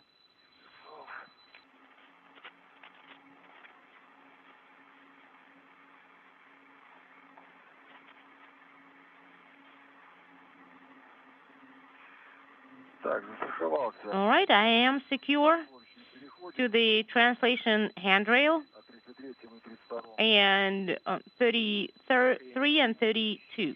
Copy. Artem, where did you advise me to put the cover? Could you secure it somewhere there? Use an empty red. And once we have the cable free, you can go to plate 9 and platform 9, and that cover could be a little bit in the way.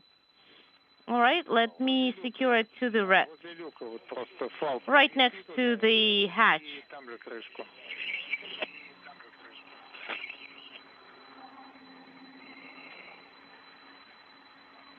Можно на мобильное звено, если удобнее.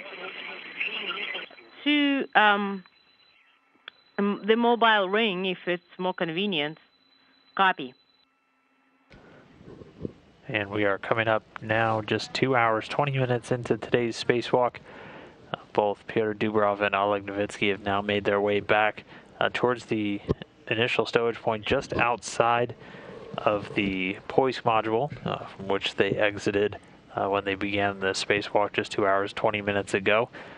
They've completed routing that Ethernet cable down to the patch panel of the MLM, and so it'll stay there as they move their way back up to secure and release 2 additional cable bundles. These ones containing cables that are going to be linking up the TV systems between the MLM and the Russian service module, along with another Ethernet patch cable to complete all of the connections to, again, give that redundant Ethernet path from the U.S. segment over to the MLM for use on any future payloads, and also commanding the European robotic arm. There's also going to be a cable that's going to link antenna feeder units between the Kors-P, the Kors automated rendezvous systems on the Russian Zvezda service module and on MLM.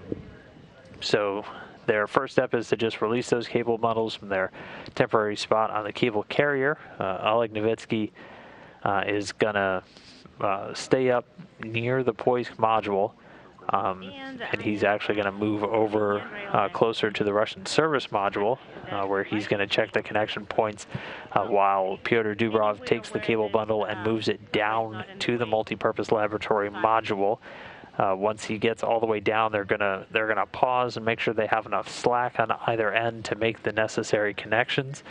between the two, and they'll be securing these cables in place on several handrails with wire ties along the way, just to keep things as neat and tidy as possible.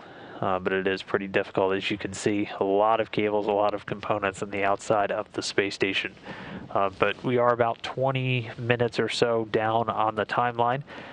The crew did run into an issue, which you can see a metal disc right there. That's the cover from the Ethernet cable reel that they were originally supposed to jettison shortly after the final routing task. They're going to secure that cable cover here for the time being, and then at the end of the spacewalk, when they have a couple of other multi-layer insulation covers that they were going to jettison, the plan now is to also jettison that cover with those. I'm going to translate to the circumference handrails. Well, the Strela is very close, and let me think what works best. And then from anyway, next to the target, you will need to move to STU anyway. So move behind the target and then get to 4005. It should be the handrail that's named after you. Yep, and it's convenient. It's not too far to go. So, adjustable. Oh, no, that's retractable tether should be probably connected to the crew lock bag. Was it in any way useful on platform 17? I should say so. After I installed it, it would get back, and I could use it. It was very, very convenient. I could use it, and it would come back every time pretty fast.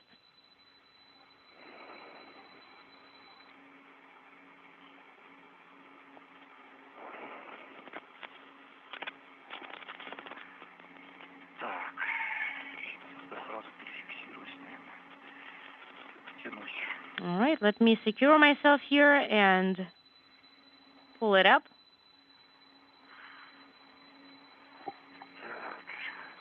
Okay.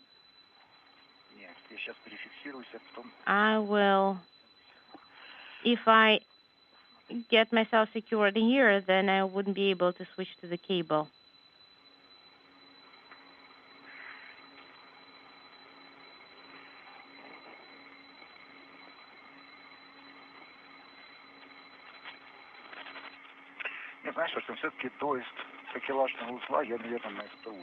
So I will go to STU, and I think it's going to be more difficult to secure myself there. So that's why I'm thinking that I should go there from the attachment fixture.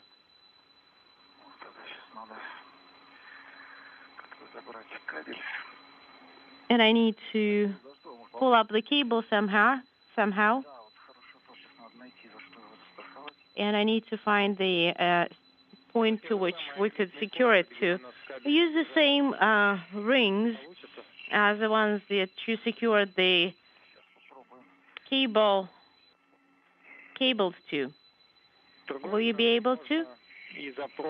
And you can actually use the wire ties too that you used on SMMLM1. Oleg, could you help me out to secure the adjustable reds to the aramid rings and look for that wire tie? Do you want the cable connected? Yes, the cable. So there is a cable holder, and try and connect it there. Okay, I see.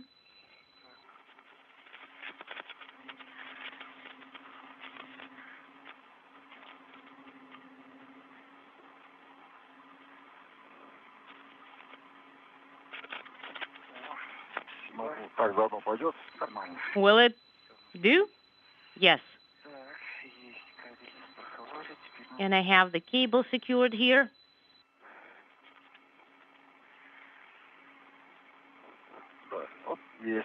I have one secured. And Strela is a little bit in the way here. I have the second one secured. Great. And the cable is secured.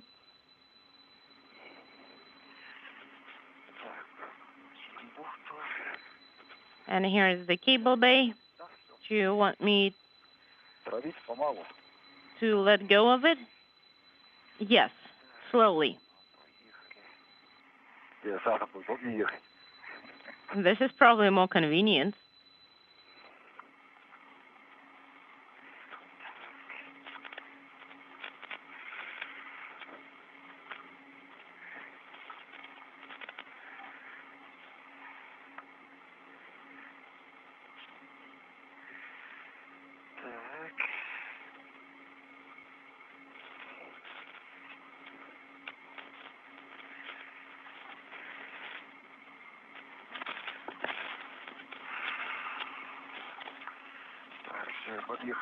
Okay, I got to those circumference ring handrails, and I need to secure myself to them. Copy.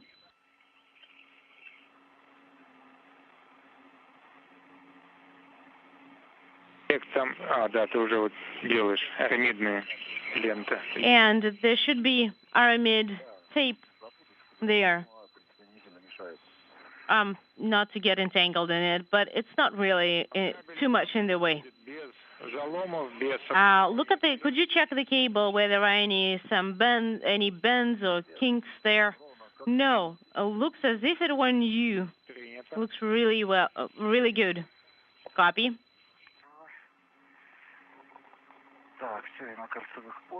So I am now secured to that circumference handrails, and I'm starting to move. Copy.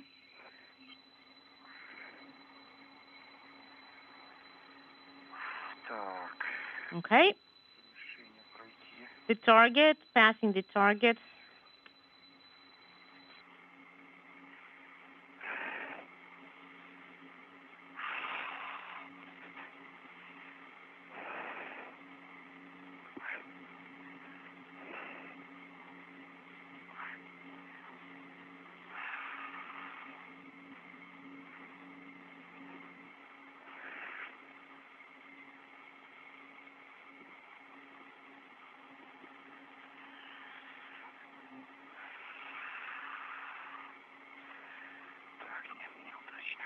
That's not the best.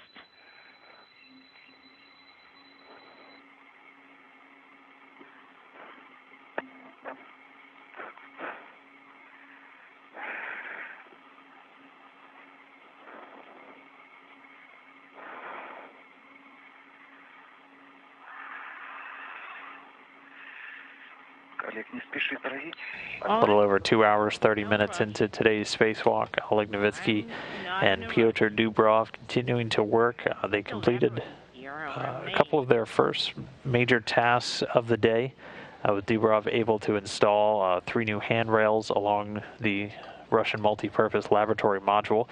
The pair of them worked together to finish routing and mating an Ethernet cable that had previously been almost routed to the MLM, getting it kind of the last mile and then getting it connected. They did run into a couple of issues with the cable reel itself. So Oleg Novitsky was able to take the cover off the reel and take the cable out and continue routing it. That cable reel was originally set to be jettisoned shortly after the completion of the cable routing, but for now the cable reel itself is still installed in place in a handrail, and then the cover right now is planned to be jettisoned at the end of today's spacewalk, along with some other previously planned multi-layer insulation covers that were set to be jettisoned by the cosmonauts. So we'll see that flat disk make a reappearance later on in today's spacewalk. For now, though, they're moving to release and begin routing 2 additional cable bundles that have been sewed outside of the POISE module since the beginning of today's spacewalk. These will include another Ethernet patch cable that's going to link up interfaces between the Russian service module and the MLM. Also 2 cables connecting the 2 modules' TV systems, and then 1 linking up the cores systems on both of these modules that cores use for the automated rendezvous and docking of visiting Russian spacecraft, including the Progress and the crewed Soyuz vehicles. So the crew is still about 20 to 30 minutes, give or take, down on their timeline. Again, today's spacewalk originally planned to last just shy of 6 hours and 30 minutes. And we are 2 hours and 30 minutes into today's spacewalk so far. So they're going to continue to work now. They're going to be going in opposite directions at first, with Oleg Novitsky working his way towards a patch panel on the Russian service module, where he's going to wait until Petr Dubrov has finished routing the cable down to the MLM. They'll double check the amount of slack on either side, make sure that they can make all of the necessary connections before they both then meet up down at the patch panel, the connection panel on the MLM, to begin installing the cables. Right.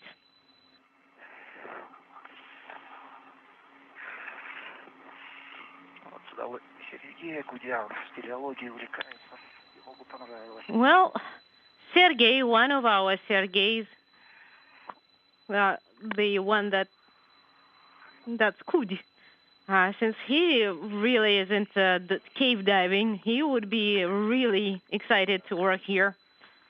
That is true.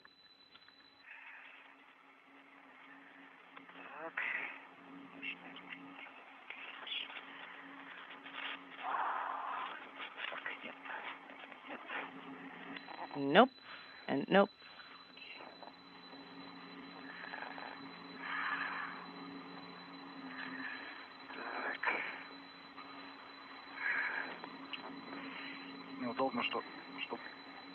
It's really inconvenient that I have to translate 3 times, to there and back and to there again.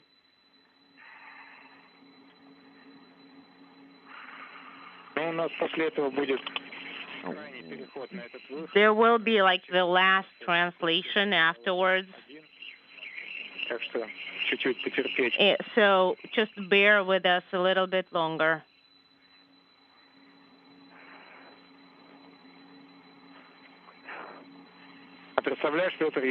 Further, can you imagine if you had failed to install that handrail? I have no idea how to move the reel here unless I jump.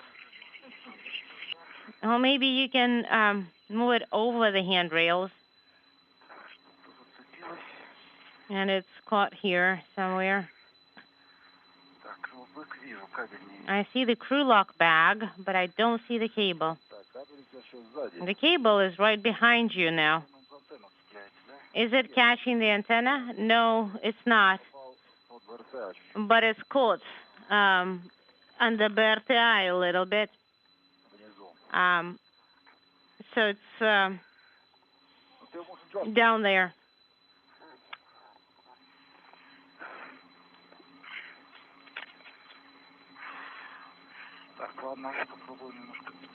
Okay, let me try a different route.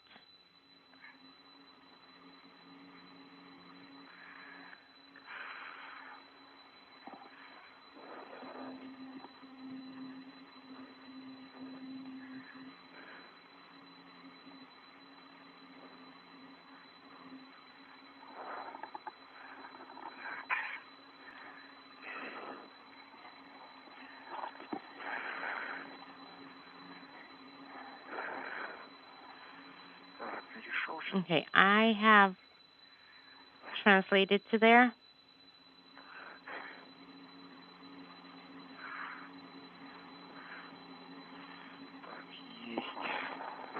Got it.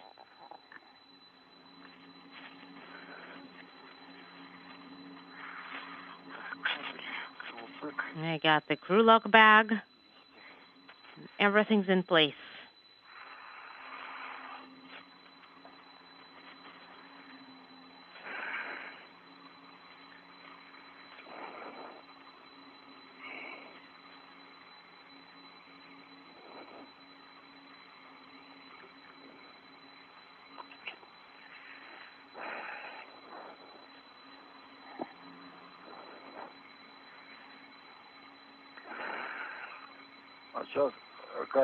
And now the cable is going over the target. I see it.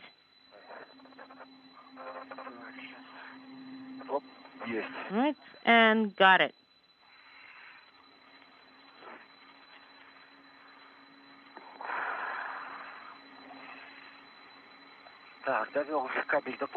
The cable on 4003 handrail. Copy. And Piotr, let us think about it. The cable. Если мы поставим, это удобно будет? Или можно на 4004 или еще на какой-то соседний поручень ставить его? Вот по трассе, как он пролегает. Мне кажется, если ставить, то лучше на 403, причем как можно ближе вот к грибку, к краю. Принято. I think the 403 and 404. Could you check if that's where you can secure the cable clamp there? I think 403 as close to the handrail would be the best. Let me try. Do you want to go even a little bit more to the right? Yes, because I wanted to have it on the handrail, so as far to the right as possible. Until I tell you to stop. And stop. Got it? Somewhat like this. If we connect like this, then we're going to have about at least half a meter of slack in case we need it. Copy. Then, Oleg, let's try and move the first cable clamp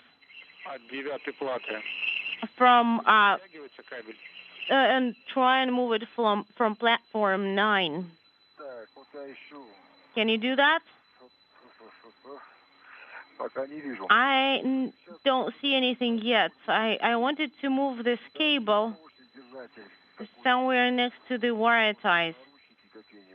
Maybe I could use something. Well, you can use the closest cuff, so to say, and then you can use the remains of the cable bay. And I'm installing cable clamp on 4003. I'm using a hook there too because it will make it completely secure then. Great. So you didn't even need to use reds, right? Correct. I'm just taking it off the cable and installing it to the handrail. That's good. Oleg, and those stripy handrails, you can still hold on to them, but be careful.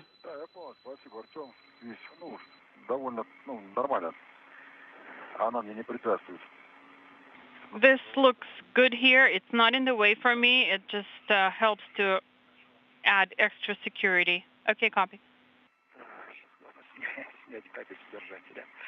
Okay, so I need to remove the cable from the clamp.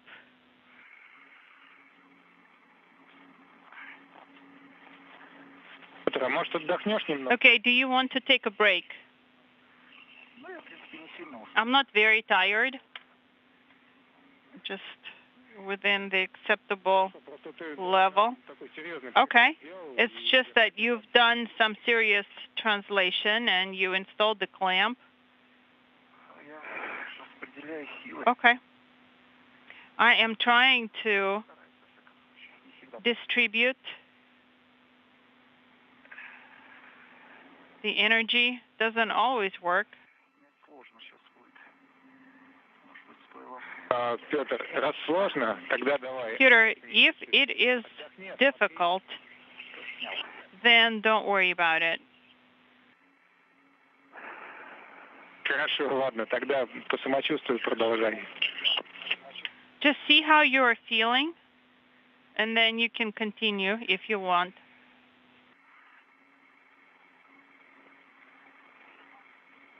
В кабельном держателе For the cable clamp, once you drag through and route the cable, do not clamp it. Because when Oleg will be installing the cables through the clamps, there should be additional slack.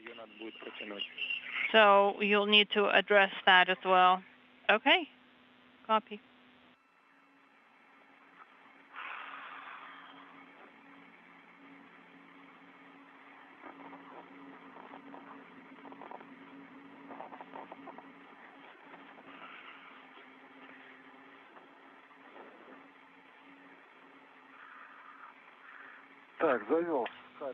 Okay, I have the cable clamp.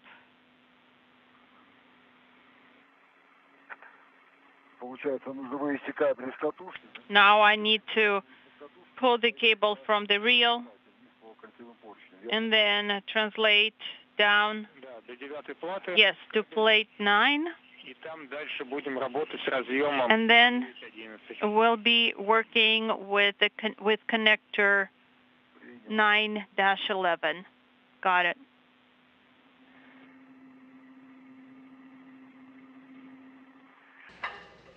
Two hours 43 minutes into today's spacewalk. So right now, both Oleg Novitsky and Petr Dubrov working to extend this cable bundle. Right now, Oleg Novitsky is moving towards a panel on the Russian service module, panel number 9, where he's going to check and make sure that he has enough slack to connect the ends of his cables. Meanwhile, Petr Dubrov making his way down to the multi-purpose laboratory module, the MLM. We just watched him install a cable clamp on one of the handrails, 4003, securing the cable bundle in place. And so then after they're able to check the slack on either side, they will then move to start connecting this cable on the service module side and on the MLM side. Okay, got it. Please remind me. First, we made... Wait, no. First we made 17-1, 17-2. Those are the high frequency one. Now from the MLM kit, the sequence of installation is not that important, but we need 356, and then 31 needs to be stowed. Copy. So my adjustable tether is attached to 17.5, which is probably not ideal because I will need to spread it out, uncoil it. Yes, use a different one. That's correct. Okay, copy that. I have the cable retrieved from the bag. Got it, Oleg. Now you need to translate to plate 9.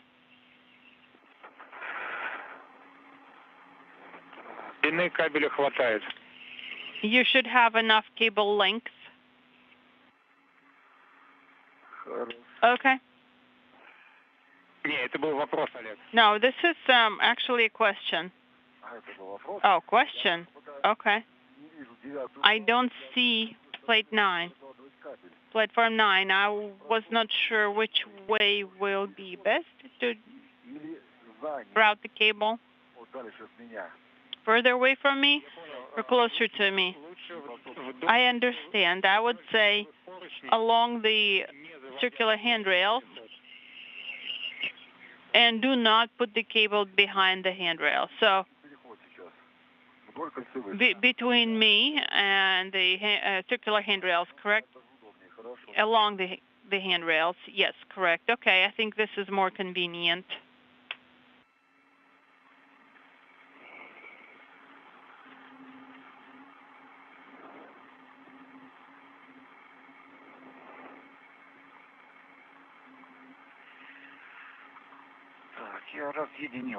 I have taken off the bags. So one is attached to me using the adjustable tether. Let me see what I have here. Ready to mate. Yes, we copy that. When you're ready, you can proceed. Yes, I don't know if I should do another attachment point here or one is enough with this. Well, I think you should add RET if possible. If it is not possible, then whatever you have is sufficient. Yes, I have a free RET.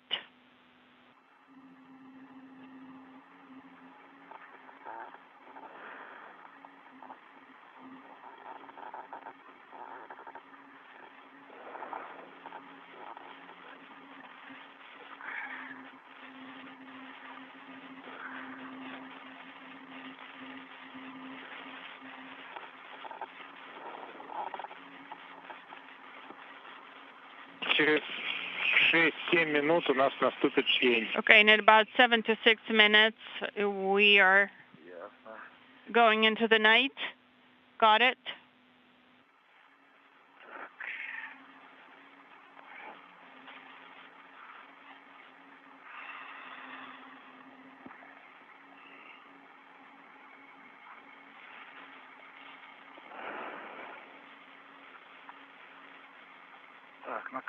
Okay, on the cable, we have the lids attached, looking at the plate. On the plate, they are attached with the tether as well. Yay. This makes things much easier. Yes, so we were expecting the high frequency ones to be attached. Looks good.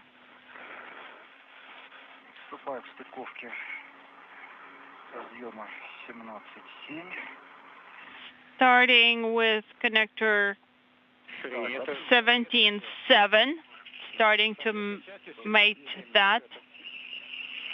Did you say 17.7? Yes, 17.7, no debris. Copy. Oleg, let's wait for Peter's report. Okay. In that case, I will get a better position for myself. Yes, make yourself comfortable near plate 9.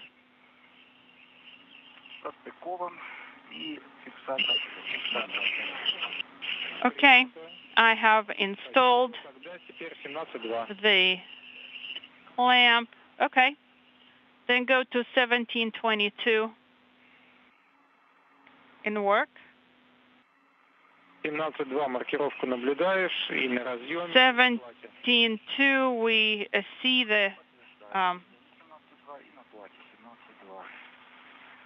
Принято. Okay, I have opened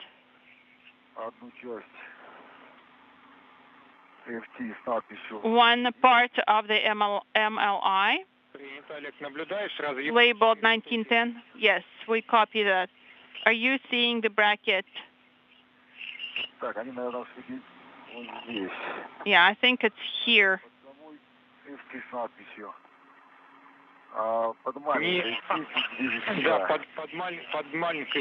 Yes, under this small one to the side, closer to you. Yes, I see that. 4 connectors. Okay, Peter. Did you mate 1722? Yes, but I am looking at the MLI flap, and it's in the way. I seem to not be able to close it. Try to rotate it a little bit.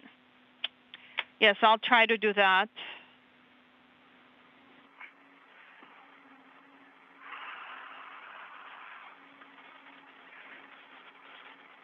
Олег, там Oleg.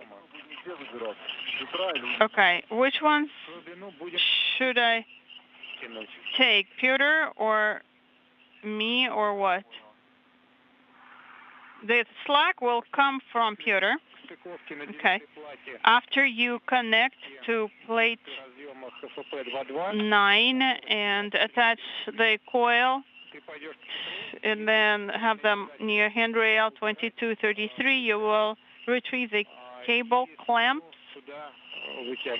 and pull the slack through that.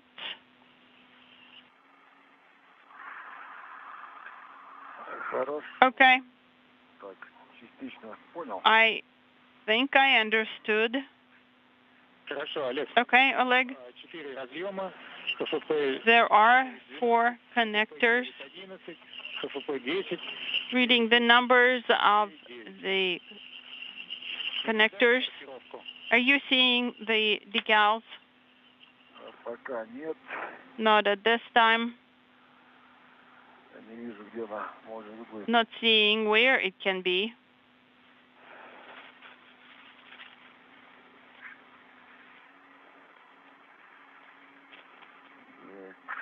Okay. Anton, Artyom, can you tell me if you are receiving the video? So I see that it is signed. What number do we need? 911 is what we need. 9-11. The hook closed. We have 1 millimeter gap here.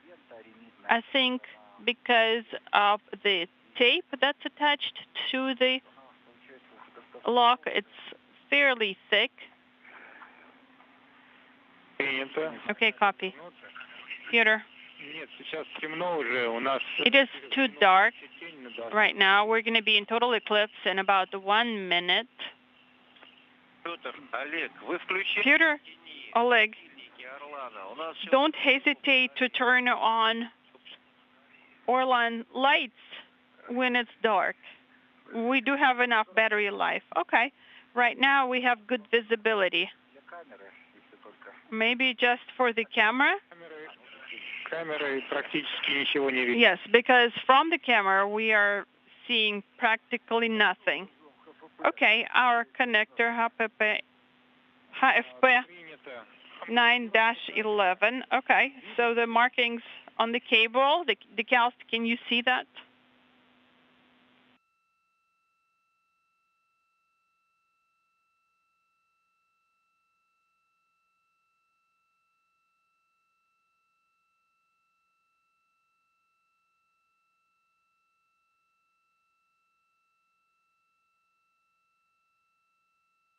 And so 2 hours, 55 minutes into today's spacewalk right now, both Oleg Novitsky and Petr Dubrov working to connect the cables in bundle number 2. This one is focused on that connection between the core's automated rendezvous system between the MLM and the Russian service module. By tying these together, this is going to enable both to be used during any future visiting vehicle operations over on the Russian segment, both the Russian Soyuz and the Progress.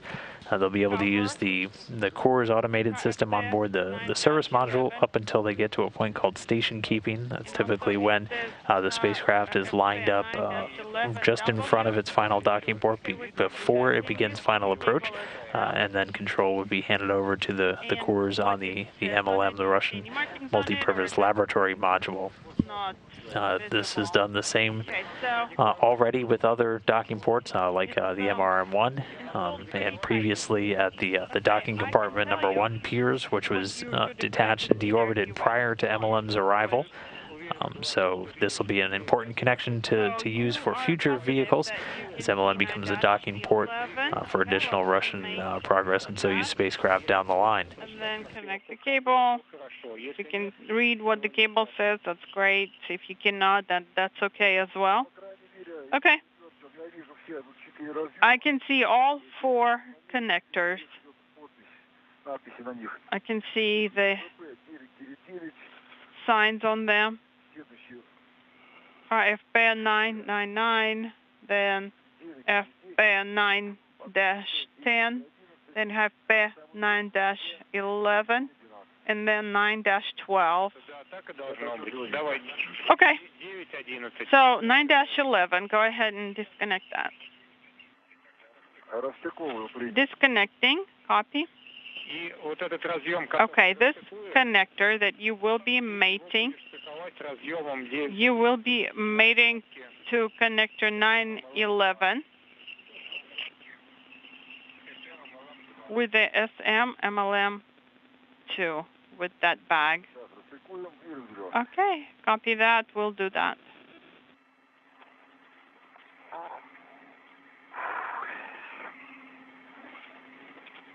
Петр. Я подтверждаю стыковку разъемов 17. I confirm connecting. The connector. Connector 17, MLM FP 17. It's all nice and tight. Okay, copy that now. Are you putting away the cable, routing the cable, or what? Well, I am preparing the cable clamp right now. Yes. By the way, didn't really work out that well. Here, it was installed very smooth, but then I think it coiled around the target.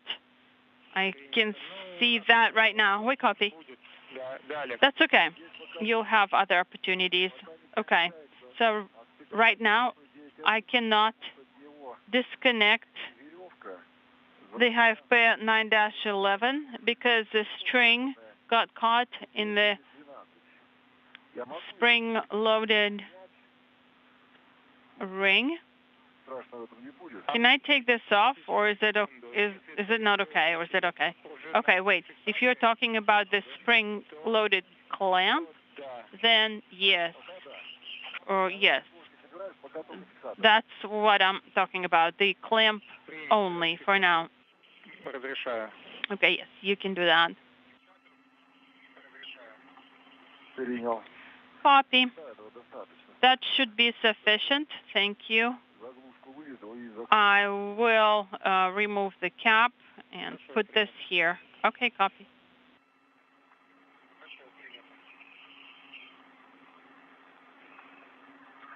Так, 9-12 установлен на место фиксатор. Разъем не 912 has been installed. The clamp is installed. The connector never got disconnected. Okay, we copy. I demated the connector HFP 9-11, trying to find the markings on the cable. If it did exist at some point, I cannot see it. The cables are very thin. I cannot see the decals, the labeling.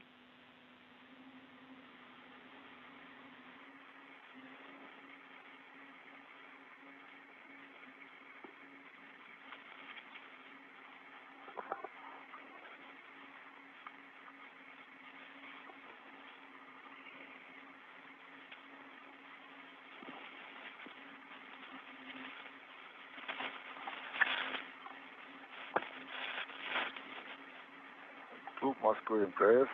Mission Control Moscow, this is ISS. Yes, go ahead.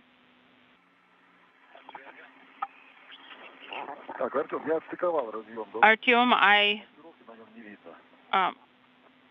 disconnected the connectors. I don't see any labels on it. You mean on the cable?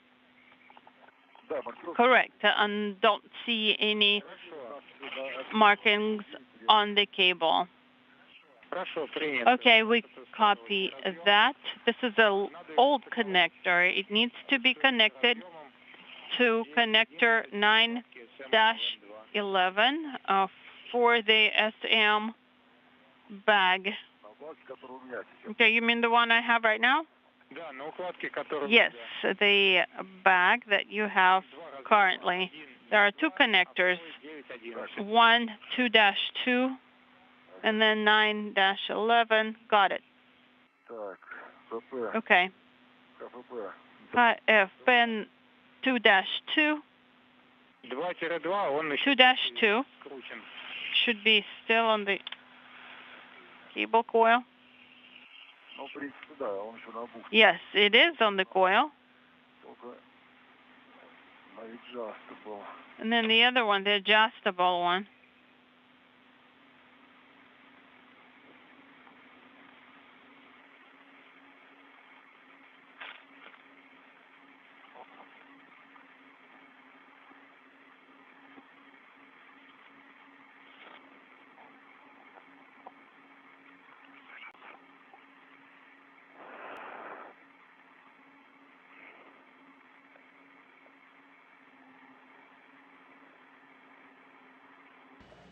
And right now we're a little over 3 hours and 2 minutes into today's spacewalk.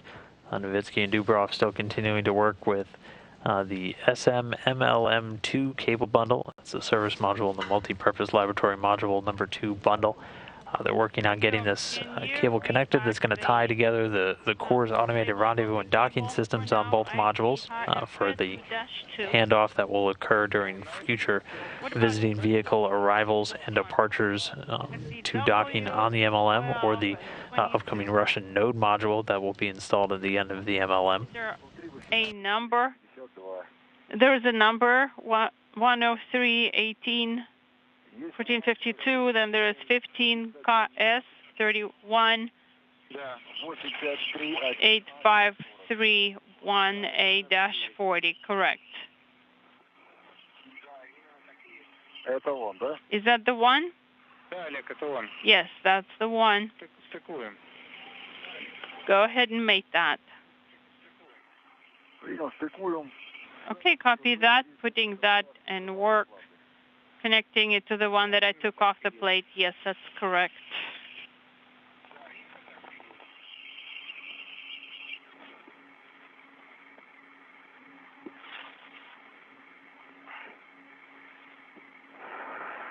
Так, состыковал, и стопорная пружинка удерживает разъем. Okay, so I have it demated mostly, but there is a spring that's still holding it in place. Okay, we copy that. Oleg, we would recommend that you either take a break to rest now or tie this connector in place and tie the coil to the plate and cover all the connectors and tie the coil to handrail 2333. Now, what do you prefer? Do you want to take a break now or later? Honestly, I can't tell. Both options are fine, but I guess let me finish here. Okay, copy that. So let's connect this to the valve to the cover with the MLI flap. Okay, got it. It's just I'm not finding what to connect it with.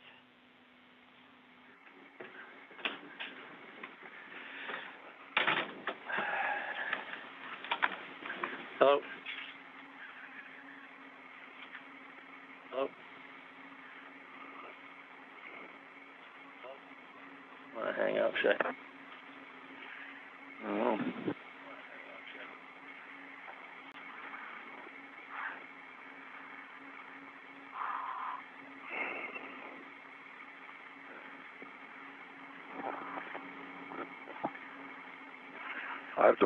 Artyom, I have clamp 2108. Maybe I could use that to somehow place it here under the MLI. Well, we will need the clamp for the cables to attach behind the target. Oh, you mean the wire tie? Yes, I'm sorry. I meant the wire tie. Okay. So that's just the plate. And that's all there is to it. Okay. Is there any room to reach any curve there? Wait, I'm sorry, what? Is there a Lirka clamp somewhere? Or maybe just put it under the MLI flap and it will hold it in place by itself? Okay, let me try. I have some available Lirka clamps. Okay, so it is nearby, close to the EVA tools. We got wire ties, so maybe we can wrap it up here.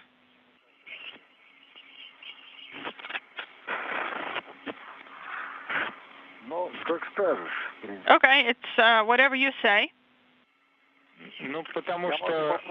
Okay, I can try to install it, cover it with MLI. If it doesn't work, then I'll have to think about what else I can do. Okay, understood.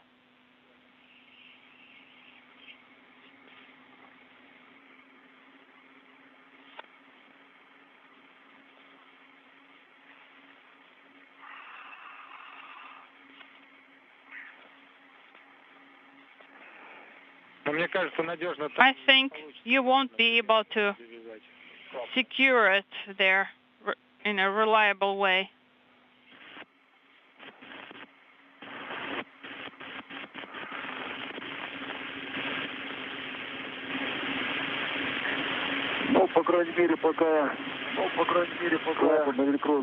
At least what I've done is cover the Velcro flap. Okay, Oleg. I think it's staying in place for now. We copy. At the end of the EVA. Okay, so on this reel, on this coil, I will need to start moving toward Peter and then attach the cable, right? No, the coil that you have with connector 2-2, you need to attach it to handrail 2333. Okay. And this is Mission Control Houston. Right now we are 3 hours, 9 minutes, 23 seconds and counting into today's spacewalk. Our Russian cosmonauts doing the spacewalk today, Oleg Novitsky and Petr Dubrov, continuing to work to mate and then secure this cable, tying together the core's automated rendezvous systems between the Russian service module and the Russian multi-purpose laboratory module. As they continue that work, we did want to give you one quick update on status that we had talked about at the beginning of today's broadcast. The crew on board the station was awoken last night by a smoke detector alarm that happened right before 10 p.m. Eastern Time, 9 p.m. Central. The alarm lasted for about a minute and then cleared, with the crew waking up and then immediately taking some atmospheric readings inside the cabin, inside the Russian service module. They had no indication of a source, but did report a burnt plastic or electronics type smell in the Zvezda service module, with a faint smell also reported all the way over in the U.S. Node 1 module, which is directly connected to the Russian segment. Again, no source was found or identified. The crew investigated and observed for just over an hour, and also activated an air filter, which helped the smell to subside, but not completely disappear. The crew did report that it was still there when they awoke this morning. But the crew went back to sleep after observing and activating that air filter, and the smell was not any impact to getting ready for today's spacewalk, which we are again a little over 3 hours into. So no changes to the plan for the rest of the crew either. No, not yet, Artem. This is a handrail along plane 3. 2 handrails run in parallel to each other. И вот если будешь смотреть... If you're going to look in the direction of the assembly compartment, it's going to be on the right side. Yes, I haven't accessed the circular handrails, so it's difficult to find. I can't tell you if I have found it yet or not.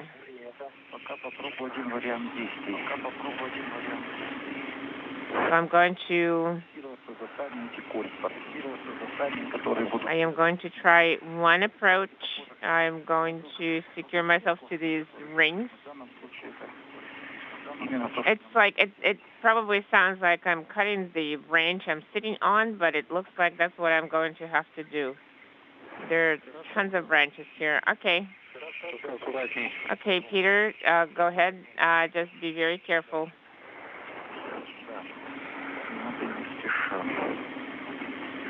Yes, I have to be very slow and deliberate here.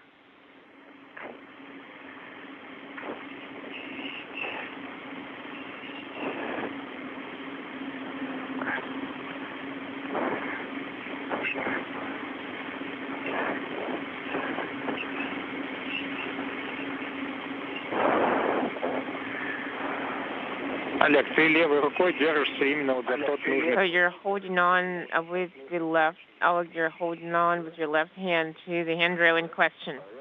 Am I? I am trying to move away from it. А вот это не надо было делать. Well, this is not what you should be doing. This is the handrail 2333, long plane 3.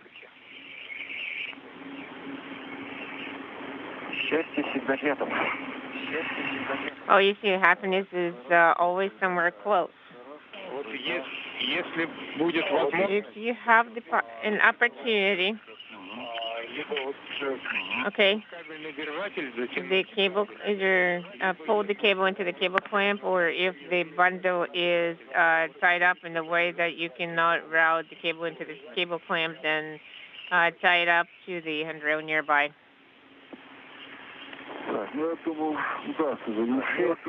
Well, I'm thinking that I'll be able to route it in there.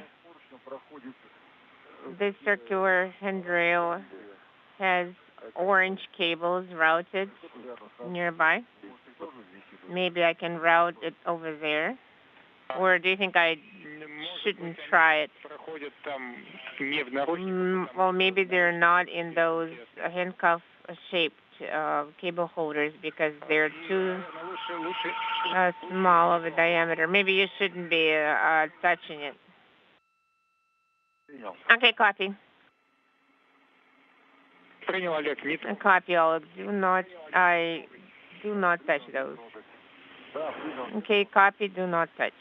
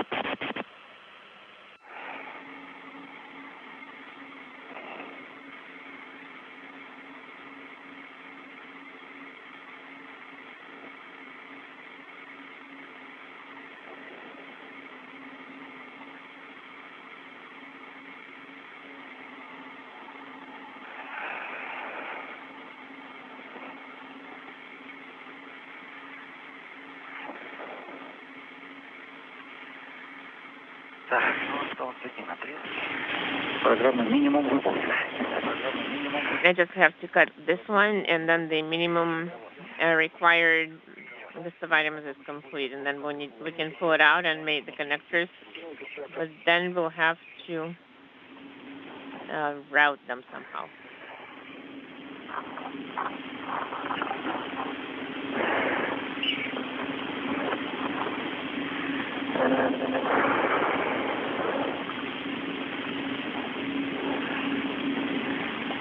And this is Mission Control Houston, another quick handover period, so we'll get that live video communication back with the space station momentarily.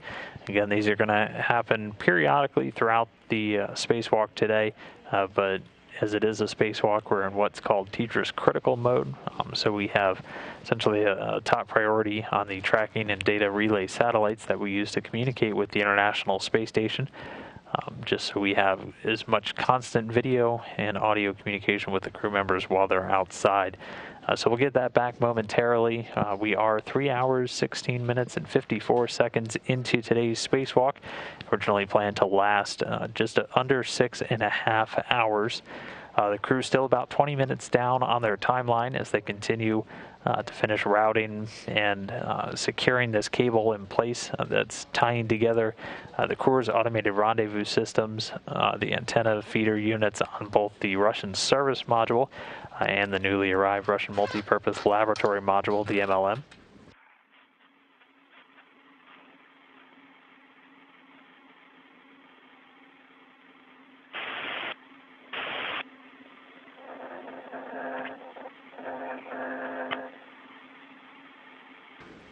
And in this view, through the helmet camera of EV2 Petr Dubrov, we can see him moving an equipment bag out of the way, and he's, again, just working to secure down at the patch panel on the MLM this cable. Meanwhile, on the other side of the space station up top, his fellow Russian cosmonaut in the EV1 for today, Oleg Novitsky, is finishing securing his cable bundle in place. They're using a couple of hand clamps. You're hearing numbers called out. Those are the different handrails that they're securing them to, things like 2233. Not very clear. Metal rings are tied with cords to these caps. Okay, yes, that's the way it's supposed to be.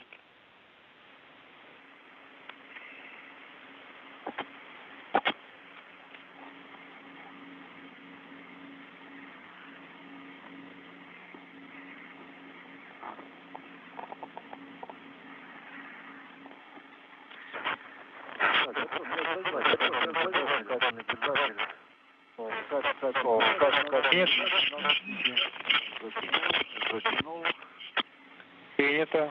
Спасибо. Okay, I tighten it. Thank you. Copy.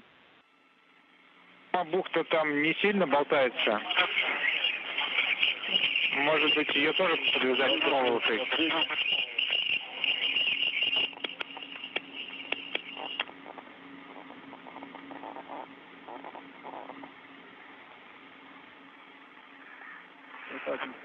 Так, еще раз задаю вопрос, пожалуйста. Олег, проволоку можешь тоже? Oleg, can you use the wire? Can you tie up this end with the wire as well? Which end? The bundle 2-2. I can either tie it up with the same wire. Yes, the same wire. Could you make a half turn around the handrail so it doesn't flap around? Yes, around the circular handrail. If you can even attach it to the cable clamp to route it through it, so tie it up to the same one.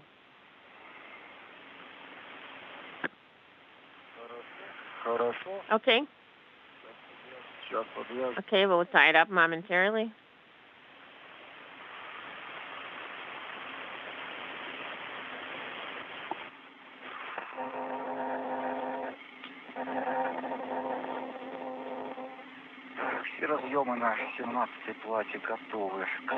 So all connectors on panel 17 are ready for mating. Peter, could you repeat your last? You said connectors on panel 17.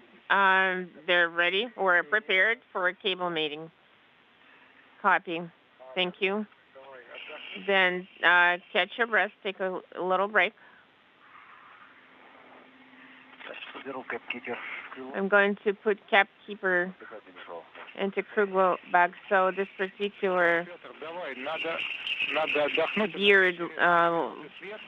beard-like structure is out of the way.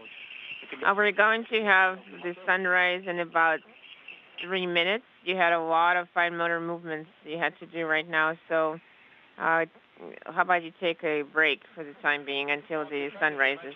Okay, but okay, I will do it. Well, if I'm saying you can take a break, then it's taking a break and not tucking things into the crew look bag. Well, you see, I wanted to take a break with the knowledge that everything is safely out of the way, because tucking it into the crew look bag and putting it away is not that difficult a task.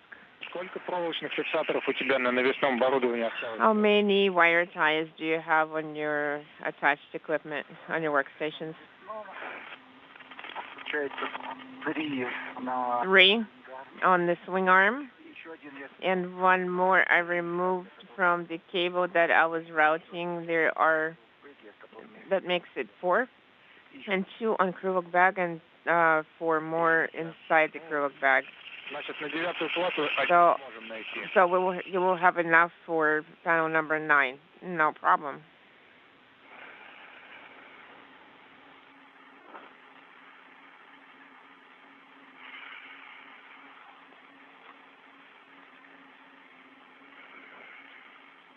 Хорошо, Петр, отдыхай. Через 1,5 минуты у нас... So right now, свет должен начаться. In about a minute, Peter, we're going to have the sun rays. And Oleg, when you're ready, please translate along the circular handrails and secure the cable into the cable clamps. Copy.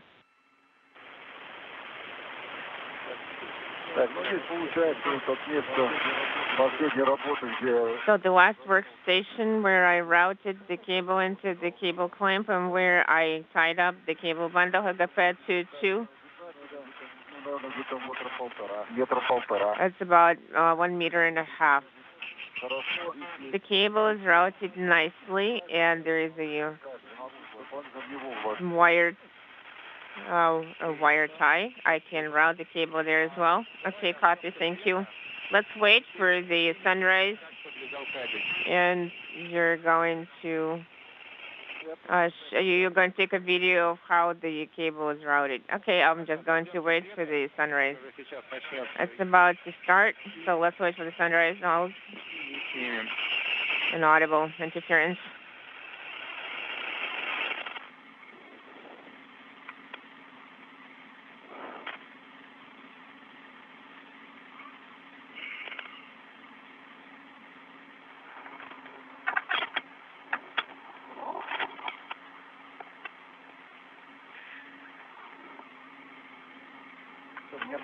Мне похоже, не светит светодиод на нашведной камере. Похоже, где-то зацепил на этом. The LED on the camera is not on.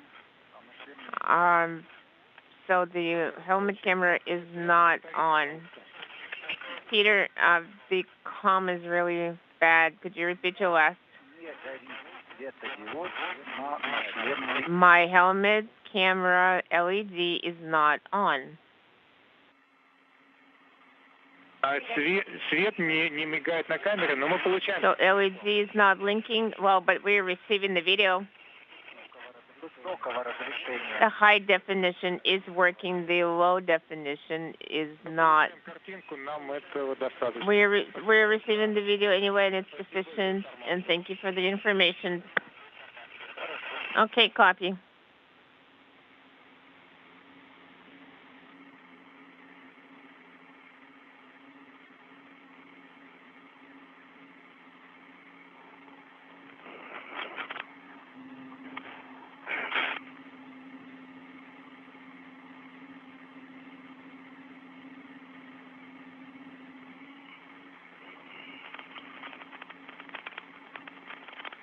Ну как, там светотеневая обстановка позволяет?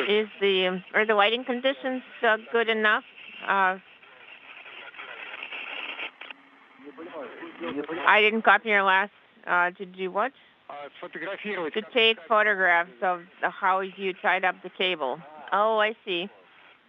I got it. I don't know whether I should be taking photographs with GoPro. I will try. Take a photograph of the connection on panel 9 and this particular bundle. Хорошо, ладно, давай тогда это в конце. Okay, let's do it at the very end. Тогда иди к Петру и убираем кабельные держатели. And then you can, I didn't copy your last.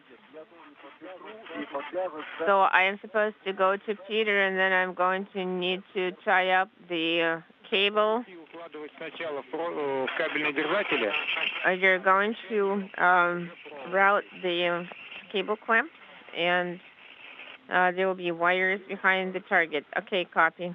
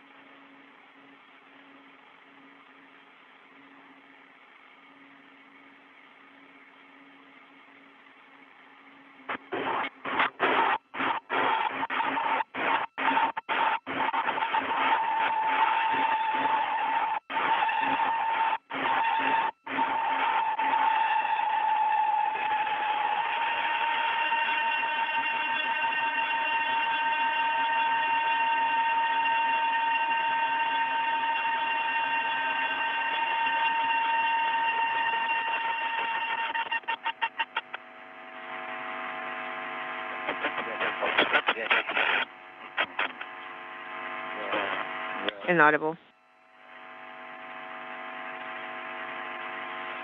В следующем витке у нас, возможно, будет еще больше помех. Next, during the next orbit, we might have even more interference.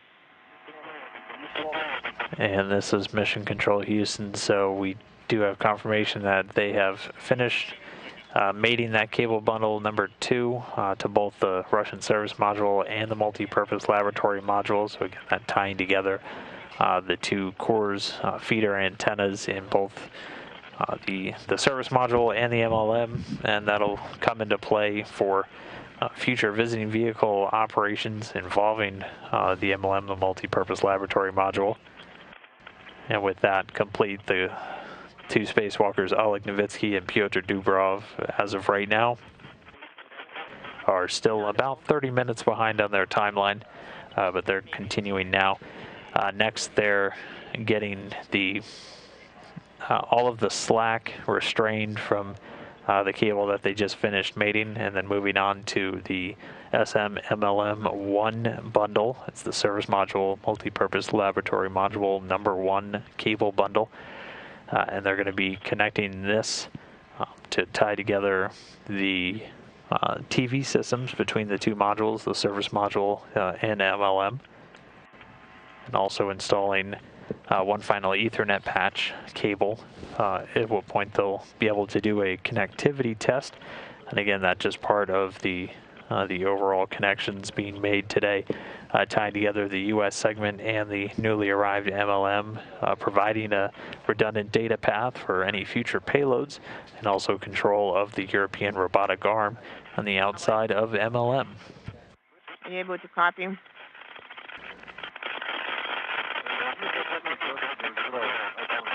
Inaudible? Yes, I can barely hear you. Peter? What did you say?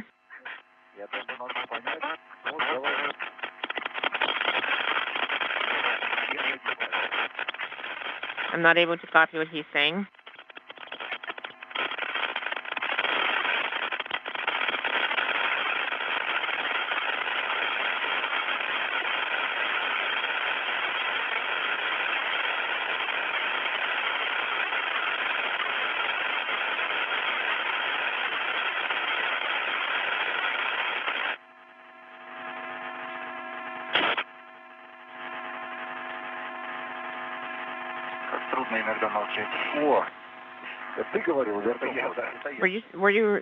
Were you the one speaking? Yes. Well, right now, go ahead and speak now. Oh, Peter. I think the interferences are over.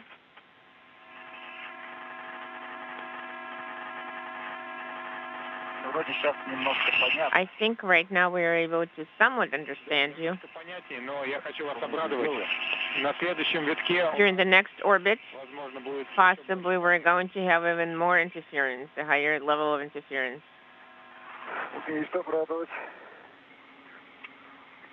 For some reason, it's not surprising. I don't know. Well, that's the that's motivation for you to speed up your activities. Okay, you can go ahead, Peter, and mate the connectors in the bundle SM-MLM1. Okay, copy. You can start with connector 17.3. I would recommend starting with 17.6 because it's the farthest out and most difficult. 17.3 is the Ethernet connector we're going to test. Okay, got it. We're going to start with 17.3. If your activity is tied to that particular connector, then no questions asked.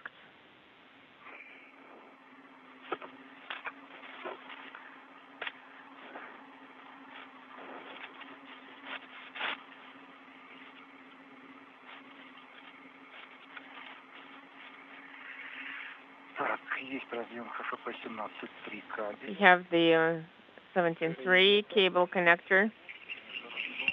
Looks, pins are good, no FOD. Copy.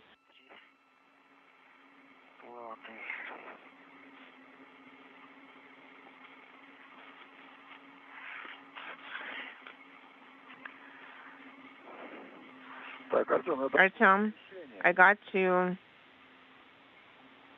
the target. Okay, copy.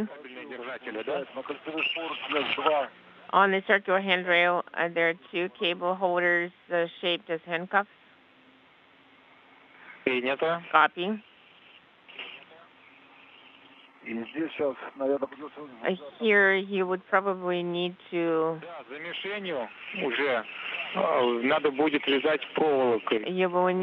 I will need to use the wire to tie it down. Yes, I think you will, past the target, you will need to tie it with wires because there are no cable clamps there anymore. Yes, there are none here.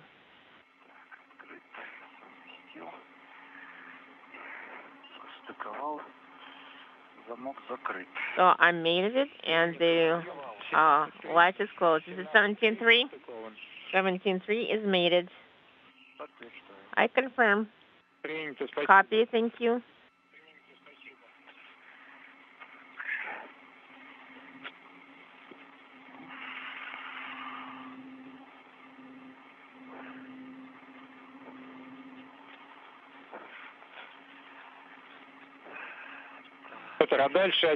Peter, and the order in which you're going to make 17.5 or 17.6 is up to you.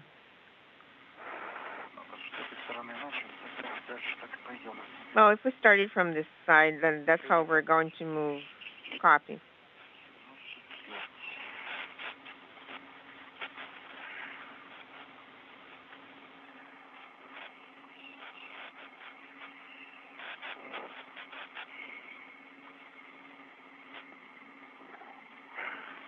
Three hours, 35 minutes, 10 seconds and counting into today's spacewalk, the 50th Russian EVA, or spacewalk in support of the International Space Station. Right now, both of our spacewalkers, Oleg Novitsky and Petr Dubrov, have met up and they're down at a connection panel on the MLM, the multi-purpose laboratory module. There's 3 cables that they're working to install now, 2 linking TV systems between the MLM and the Russian service module, and 1 an Ethernet patch cable to finish that Ethernet routing connecting MLM to the US OS, the US segment. You're going to hear them refer to these cables by their connector numbers, 17.3, 17.5, and 17.6. And one of the cables, the 17.3, will be secured in place using a clip known as an URCA. Once they're finished connecting the cables here at the MLM, the pair will make their way back up to the top side of the space station and then over to the Russian service module, where they're going to connect the other ends of these cables to get everything in place. So again, right now working to install cables tying together TV systems on the Russian service module and the MLM, and also that Ethernet patch cable. They just wrapped up a few minutes ago connecting a cable that's tying together the Corps' automated rendezvous systems that'll be used in future visiting vehicle operations with MLM. And then earlier today, finished some of the major routing of an Ethernet cable, which this patch cable will complete, but tying, again, the U.S. segment over to MLM. Petr Dubrov also, right off the bat in this spacewalk, was able to install 3 gap spanners, just long handrails, on the outside of the multi-purpose laboratory module, with one additional one potentially being installed a little bit later in the spacewalk. Once they finish routing these 3 cables, they have a couple of more tasks that they can try and tackle during this spacewalk. One will be installing a platform with adapters on a passive base point that can just be used for future payloads to fly outside the Russian segment. Also looking at installing a platform with 3 biorisk containers outside of the Poisk module. Biorisk is a long-running study conducted by Roscosmos, looking at just assessing the risk of biological damage to space equipment and hardware. They're exposing different samples, different pieces of technology, different materials to both the vacuum of space and just microgravity conditions inside of the space station. Just looking at the viability of different microscopic organisms when they're exposed to the space environment. Part of this, looking at what any potential risk could be of transferring contamination or organisms from Earth to exterior surfaces on a spacecraft, or eventually onto any interplanetary surfaces. So that's still on the agenda for today's spacewalk if they're able to get through it. Again, we're about 3 hours, 38 minutes into today's spacewalk, planned to last just shy of 6.5 hours. So after you arrange all the connectors, you will have to take pictures of the plate and then how you have arranged the whole route of, like, the routing of the cables. Artyom, I am done with the cables 17. 2, 3. 2 and 3. Copy, Oleg. Move over to Petr. And you can start working with 17 with cable clamp 40.3, or you can take SMMLM1 cable bundle from Petr and start working with that. Okay. Maybe that would be a better option. But first of all, you will need to use the wire tie, just very similar to the Ethernet cable, because while you are going to be putting those cables down, you will be tearing them out of the lirkas. So first, I need to make sure I am really, really secure somewhere around Petr, and that's when I can start working. Yes, I think that's the most reasonable way. And also leave some slack for Petr so he can work with those connectors. Petr, how much slack do you need? Well, how much can you give me? I'd say I am done with 2 out of 3 connectors, and they're not too far from the Lirka. So you can actually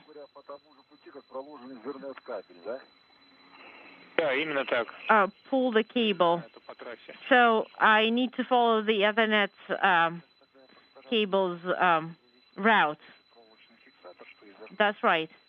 So I will take that cable, that wire tie.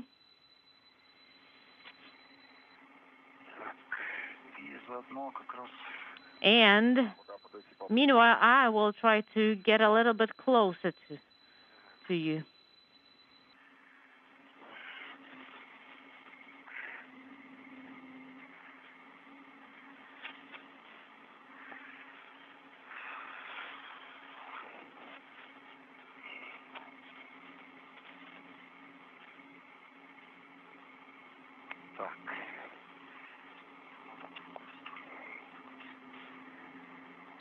Okay.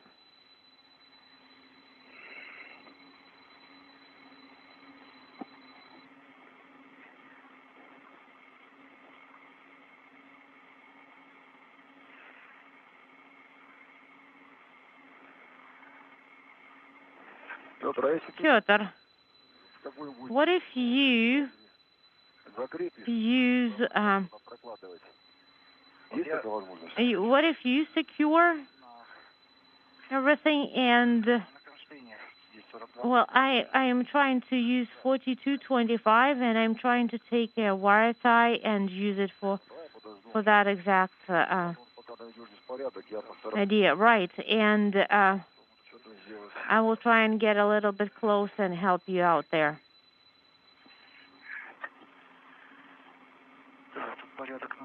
Right, this is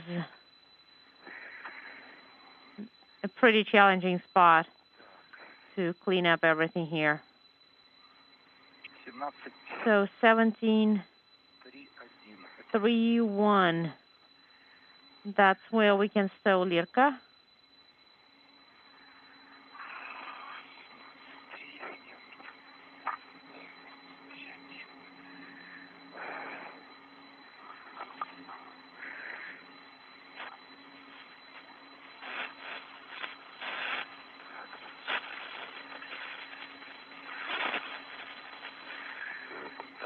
Okay, so I think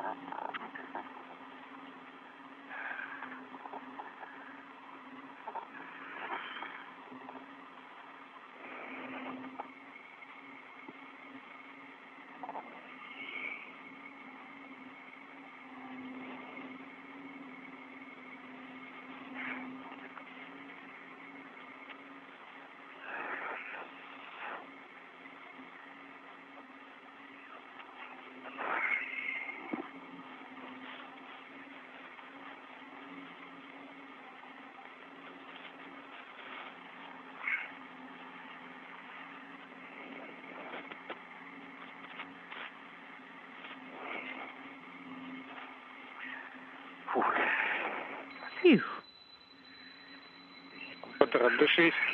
Петр, take a break.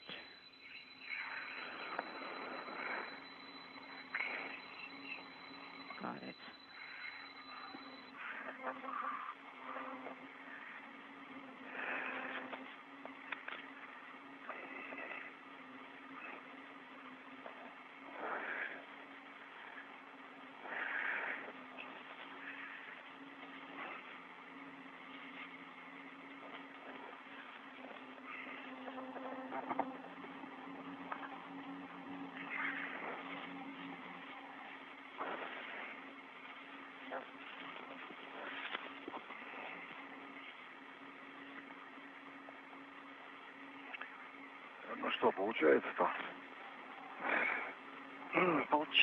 How goes it?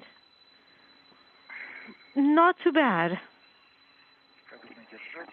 But the cable, okay, cable clamp, the wire tie, unintelligible.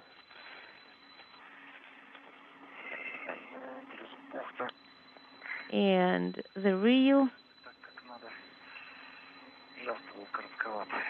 is not spinning right. It's a little bit too short. Would you like me to attach it to the adjustable so that you could have a little bit more slack and you could work a little bit better with it? Well, it is already on an adjustable tether, and you can use the cable bundle from here, and it's better to use my side. Let me use the wire tie.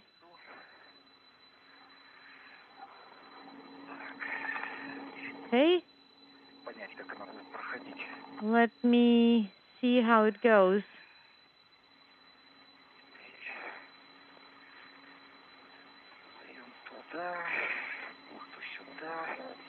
To there, to here.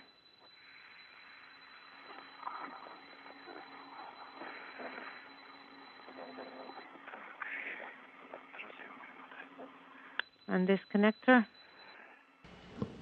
And this is Mission Control Houston, 3 hours, 48 minutes, 22 seconds into today's spacewalk. The cable routing tasks are continuing for Oleg Novitsky and Petr Dubrov. They just finished connecting 3 different cables to a patch panel, a connection point on the Russian multi-purpose laboratory module. Right now, they're working to route those cables now up to the Russian service module, where they're going to secure them in place on some handrails, and then begin to install them and connect them to a patch panel up on the SM, the service module. So they're going to just continue along. We can see them installing cable clamps along the way to help hold these cables in place, making sure they have enough slack for the trip up before they make these final connections. And again, these are just connecting together the TV systems. 2 of these are for connecting TV systems between the service module and the multi-purpose laboratory module, and the other one an Ethernet patch cable just to complete all of this routing, connecting Ethernet and data between the U.S. segment on the station and the newly arrived multi-purpose laboratory module. And this Ethernet will provide a redundant data stream for any payloads hosted on the MLM in the future, and also giving a redundant path for commanding and controlling the European robotic arm outside of MLM. So everything continuing. They've caught up a little bit more on their timeline, getting these cables connected pretty quickly. We were expecting them to be a little bit past the 4-hour mark before they're able to finish all the connections up on the service module. We are just 3 hours and 50 minutes into today's spacewalk. Again, everything today planned to last about 6.5 hours.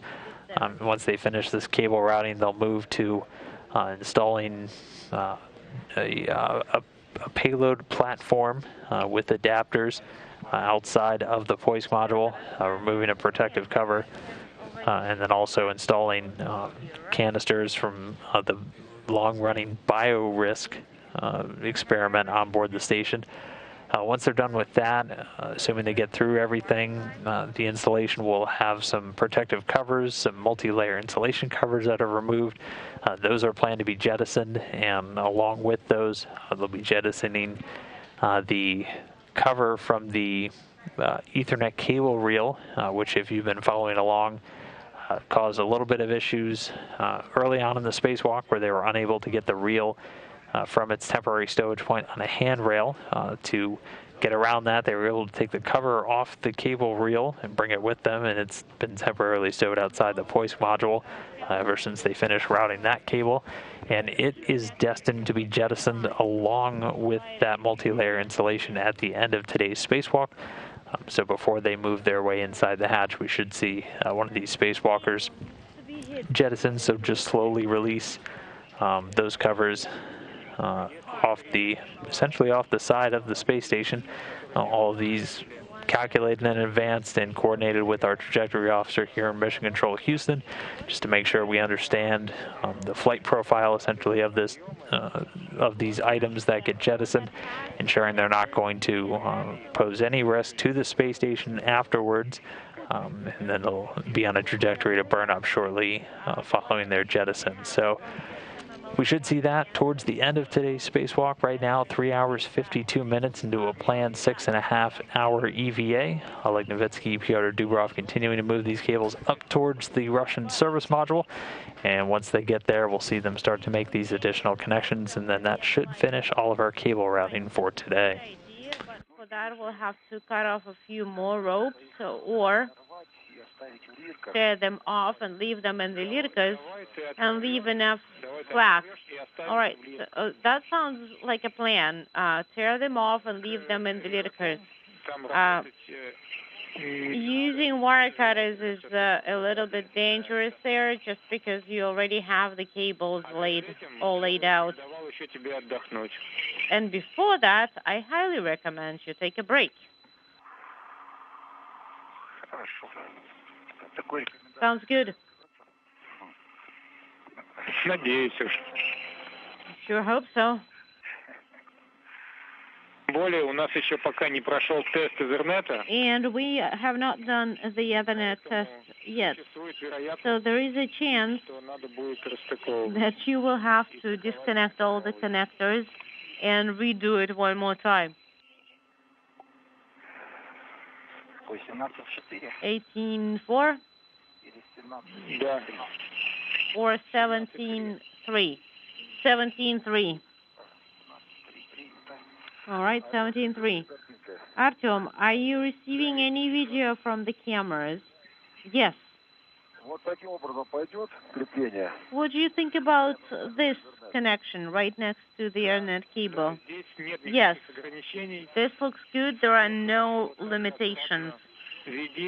And continue next to plate 8. Right, and reeling the bay, talking over each other. Yes, that's where you need to connect it. Let me use the wire tie, the one that is port 026. And then it's going to be loosely connected to port-25. Yes, this all sounds like a good plan, but you need to take a break, Petr. I do have enough juice left for this one cable. Okay, Petr.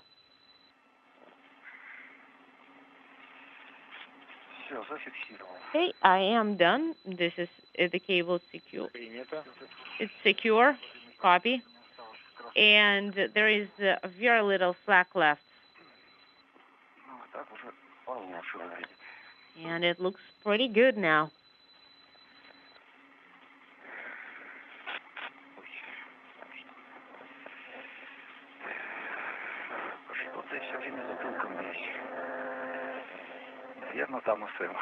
I'm hitting something with the back of my head all the time. It's probably the SM module right behind me.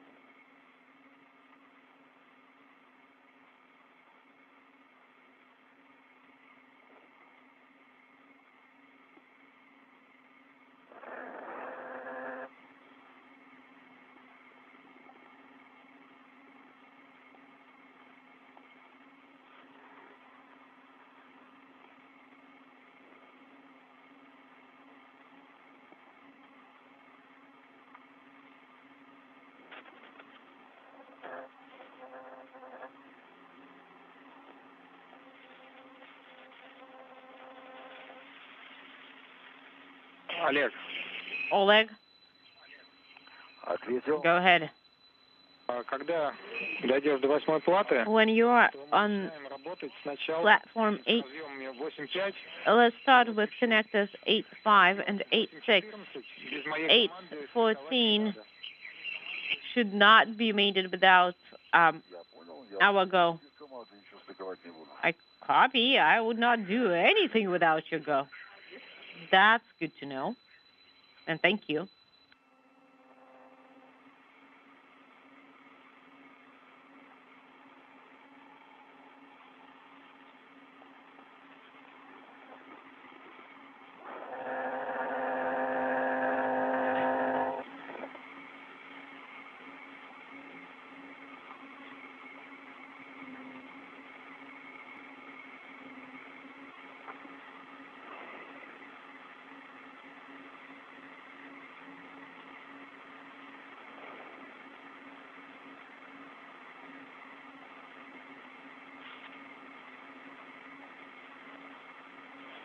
Петр, я так понимаю, ты отснимал все разъемы? Петr, as far as I understand, you took pictures of all the connectors on platform 18, and you are ready to close them with the MLI. Yes. And I took pictures of how I laid the cables, so it's very clear. This part is very clear in the pictures while I was taking a break. Copy. Thank you. So once I am done with the Lirka, I will take pictures of the final configuration. Okay, sounds good. There will be a short LOS, and we are not receiving any video either.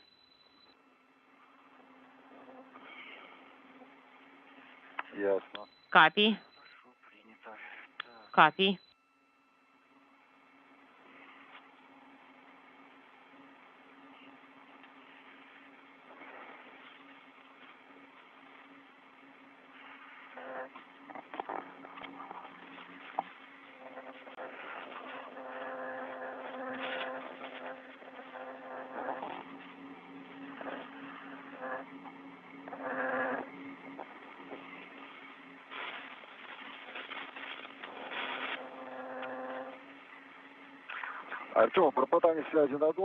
And this is Mission Control Houston, just a few seconds away from 4 hours elapsed time into today's spacewalk. We get in that video connection back with the station momentarily. We are on a short handover, so just that period of time while we're waiting for our antennas on the station to reacquire signal with the tracking and data relay satellites. The crew right now, though, just finishing up the final installation of cables that should take place during the spacewalk today. They're over having moved up from the multi-purpose laboratory module to the Russian service module, where they're connecting 3 cables, one an Ethernet patch cable, just completing that data connection between the U.S. segment and the Russian multi-purpose laboratory module, the MLM, and then 2 high-frequency cables connecting TV systems between MLM and the Russian service module. You could hear them talking about taking photos. They take photos of all of the mated connectors prior to closing up the insulation flaps that protect them, just for additional review by teams down on the ground. Also able to do some connectivity tests, hopefully coming up soon, just to check out all of those connections. Once the cable routing is done, they'll move back to the Poise catch and take some additional hardware out that's going to be installed outside the station. One's a platform that has adapters on it for additional payloads. Another one, 3 canisters for the long-running biorisk experiment project on board the station. Great. LOS is over. Copy. We are receiving the video image as well. Copy.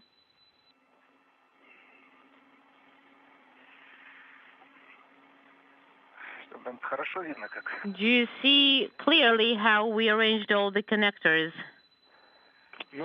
частично видно. Well, partly visible. Because I'm saying that 1714, if you want us to move it a little bit lower, then we have to cut the riggers and pull out the cables. Right. If we choose this route. Otherwise, I don't think they're going to fit under the MLI cover. That's an option. So one tie got loose from the Lirka, and the cable is free now.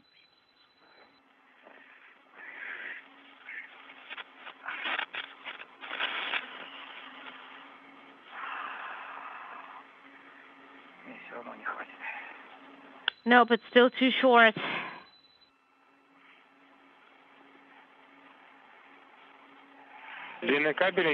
You mean the length of the cable is not enough for a bend like this? Right. I will have to start bending the cable right where it's coming out of the connector. Otherwise, it's not going to work.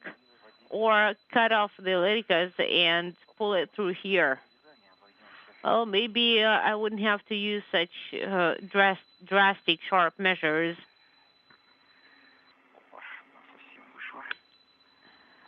Unintelligible.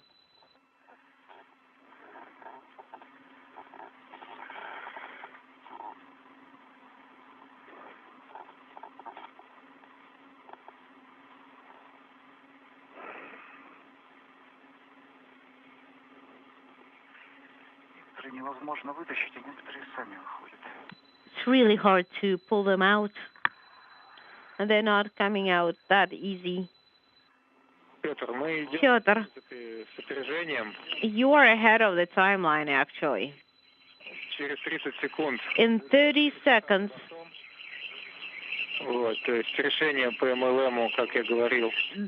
We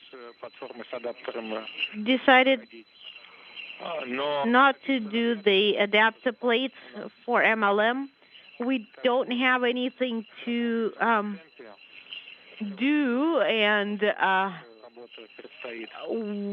please do not rush. We still have to work with MRM2, and just take your time. The Ethernet cable test for cable 1 has been successful, and the connectors have been connected well. We are going to connect all the connectors afterwards, and we'll be standing by for further steps.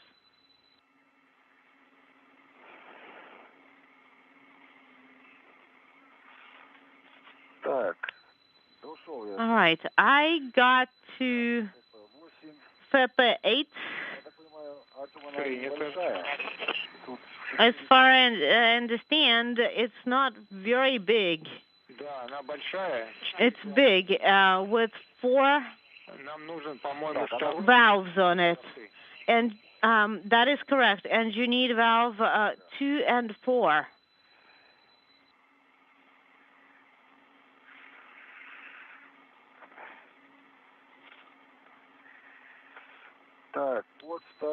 All right, and the second one, so Artyom,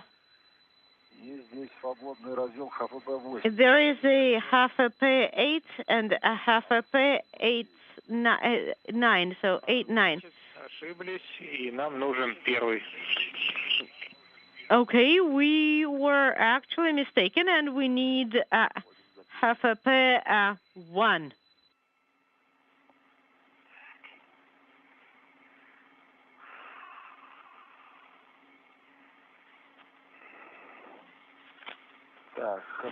HFP 8, 2, 3, 8, 4, 5 and 6 should be there.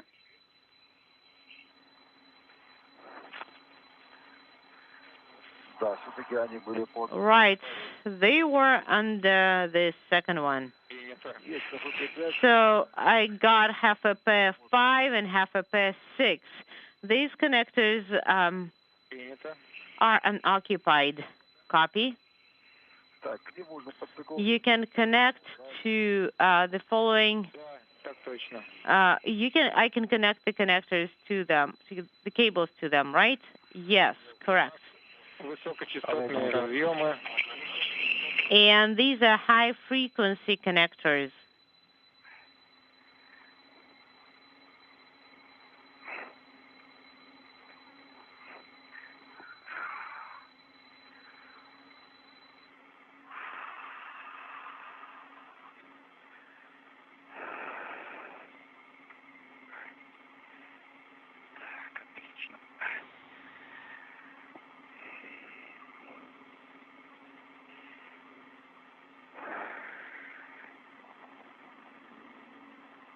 And we are just over 4 hours, 8 minutes into today's spacewalk. Again, originally timeline to last about 6.5 hours. Both Oleg Novitsky and Petr Dubrov at the work site on the Russian service module to get these additional cables connected.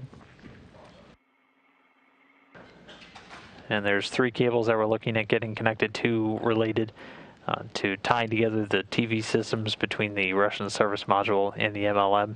And then one final Ethernet patch cable getting put in place, after which we'll do another connectivity test. So we have managed to reduce the bend angle of the... And so once the spacewalkers are able to get these connected, they'll take, again, some additional closeout photos of all the connections of the cables that can be sent down to the ground for additional review, and then they'll be replacing the MLI, the multi-layer insulation, those white flaps that you can see them manipulating that just provide some protection to all of the underlying electrical components from the spaceflight environment. I think that's how it goes. And then once all that's complete, they'll take a look at their current status and then make their way back over to the Poisk module, their airlock for today's operations. The next tasks on the list for them would involve taking out some larger hardware, one a platform that can host future payloads, and another one a payload itself, both destined for areas just outside of the Poisk module. And then assuming they're able to get those in place, there are some protective covers over the attachment points that'll get removed that were slated to be jettisoned. They'll be, assuming they get those off, those covers, along with the cover from the cable reel for the Ethernet cable that's already been routed and connected that was originally slated for jettison. That cover will join those other protective MLI covers and a jettison at the very end of today's spacewalk before they wrap up, do a final tool inventory, and make their way back inside of Poisk. They're together. But 814 goes under number 4. Yes, it should be on the right side. Okay, copy.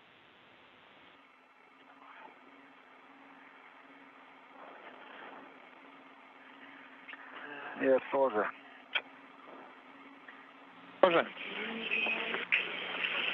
Да. That's the same, unfortunately, the same case.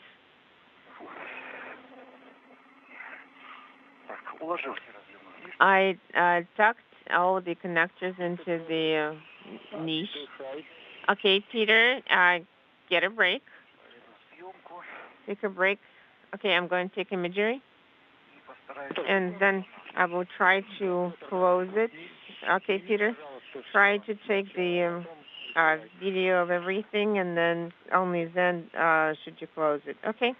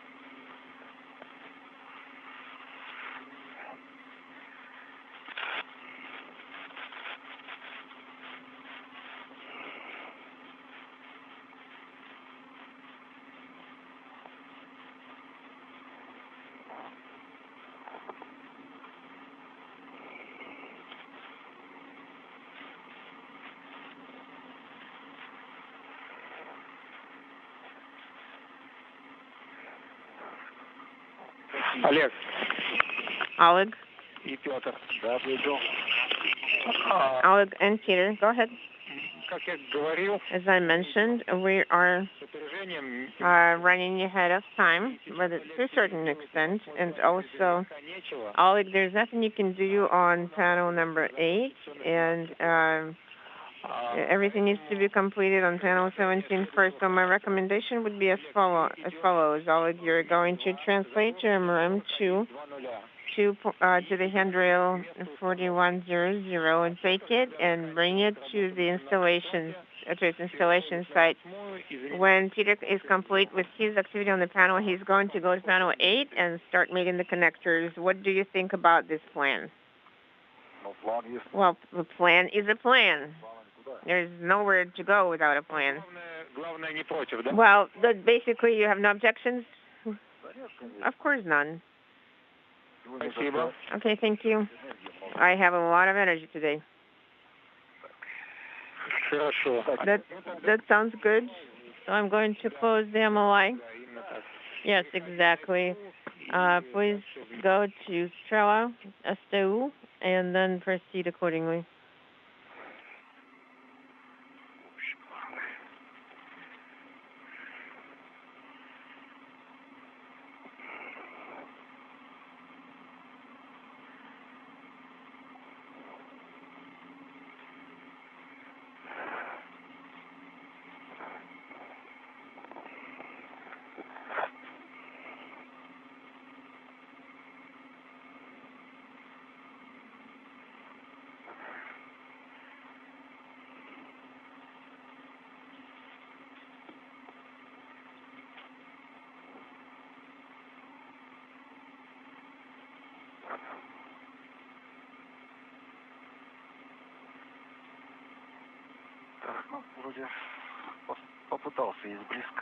I tried to take some photographs from close up and from farther away, get the general view.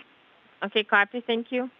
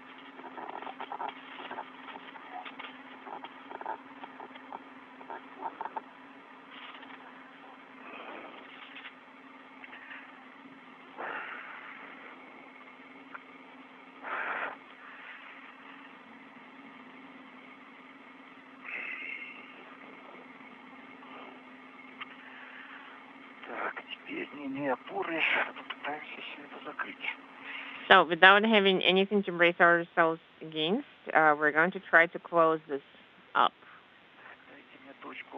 Give me a reference point where I can brace myself against. You don't have any retractable tether? There is nowhere to attach a retractable tether to. It wouldn't be of any use. There is MLI here, and that's all. 18.4. If you move that MLI flap to the cable, do you think that you'll get more space that way? You see, the cable splits here, so it's not going to move. Copy. There is one cable going here further, and then the other goes into the slide wire, number 17.4. Okay, copy. However, well, this needs to stay in the slide wire, so it won't work.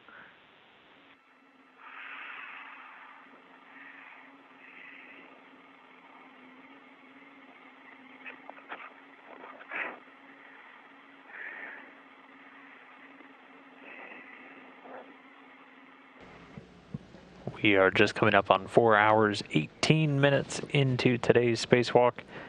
Our crew members currently split a little bit apart. Right now, Petr Dubrov, EV2 for this spacewalk. We're looking through his helmet camera. He's working to close the MLI, the multi-layer insulation. That's that flap. You can see him attaching over the cables that have just been connected on the service module.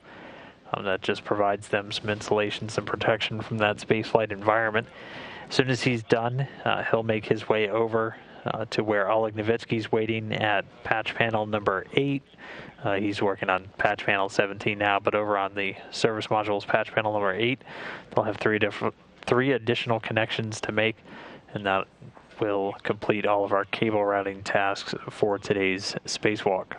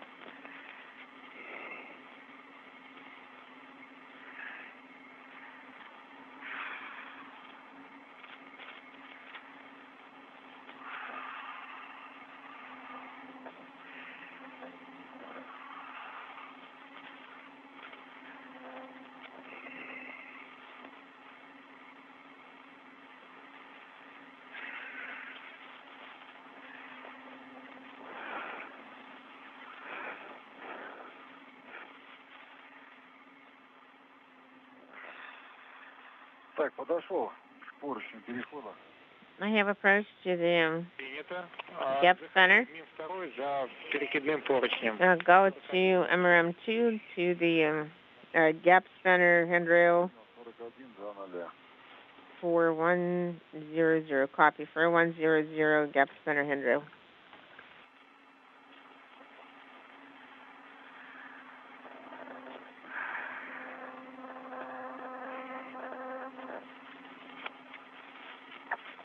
По-моему, все отлично держится. I think everything is holding pretty well. Дальняя часть меня немножко смущает. The part that's the one farther out is confusing to me.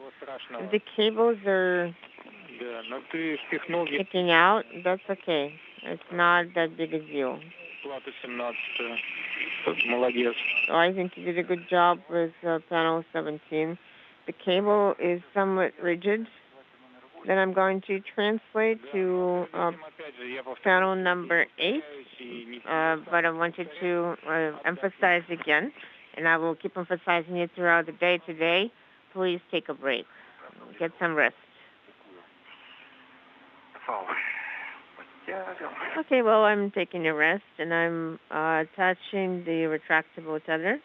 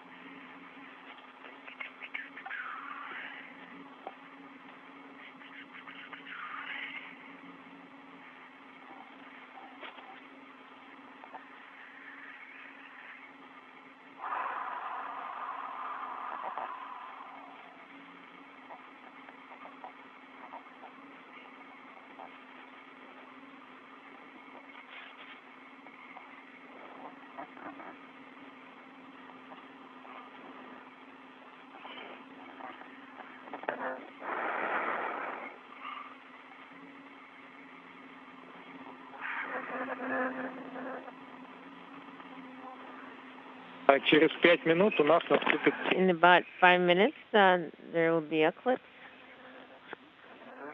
Ясно. Okay, copy.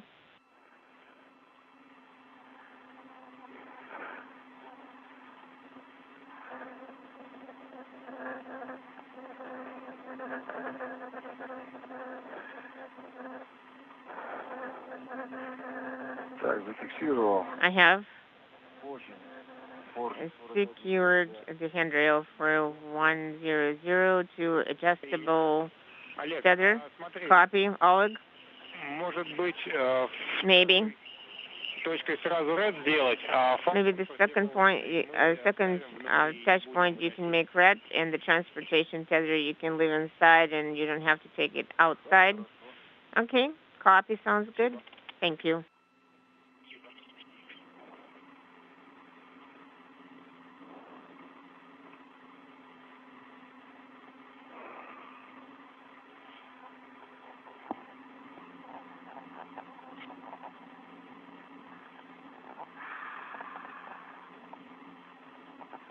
Нам adjustable еще сегодня. Are we going to use the adjustable tether today at all? Any longer? Stand by one. Let me think about it. Because I have just one slide wire on that tether. I'm just wondering whether I should remove it or take it off. Peter, I'm thinking that if your adjustable tether is not used, then I don't think it will be a big deal. The main reason we needed them was to route the cables, and everything else can be handled by RET.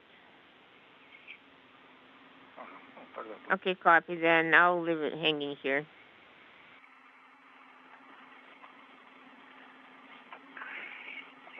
Artyom, where should I be moving to? Move along Strela the same way to panel 15 and 16, 1516. Copy.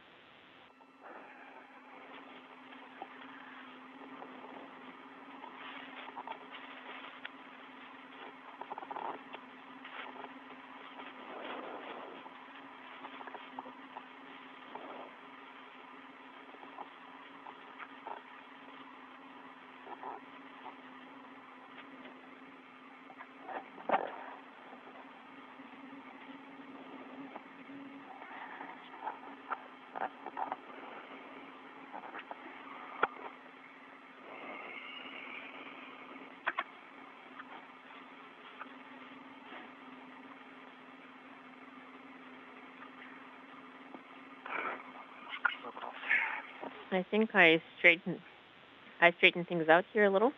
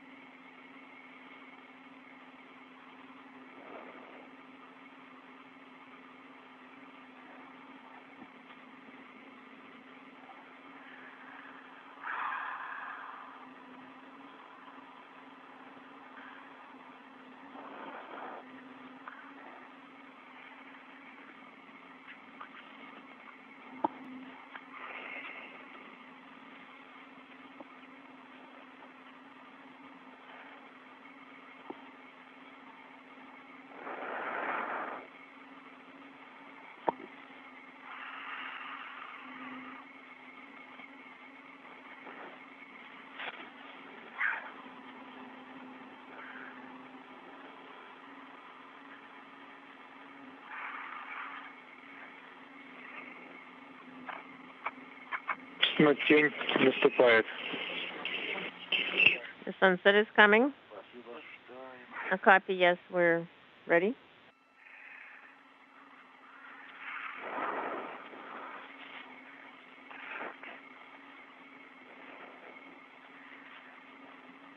Петр, ты уже начал переход к 8-й плате? Peter, did you start translating to panel number 8? Yes, I started moving little by little. Not in any particular hurry. I sorted out my tethers because they were tangled up. The crew look back, adjustable tether, my tethers. Copy.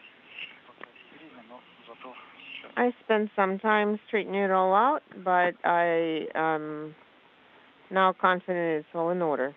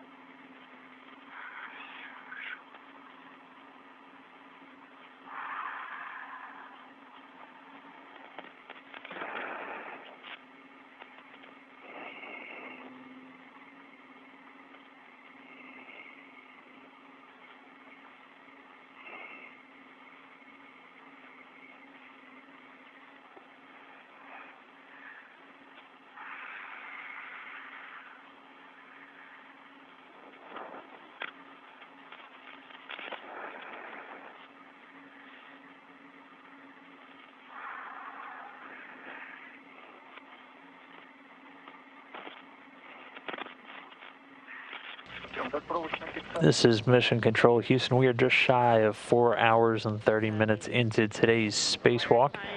Oleg Novitsky and Peter Dubrov now meeting up at the patch panel number 8 on the Russian service module. They've just got these 3 last cables to connect and then reinstall the multi-layer installation after they take some closeout photos, and then we'll be done with all of these cable routing tasks for today. Well, with the handrail, it's comfortable translating anywhere. Okay, Artem, I am here. I arrived at Peter's location. How should we position ourselves? Peter, could you let Oleg go first? Oleg is going to handrail 4100.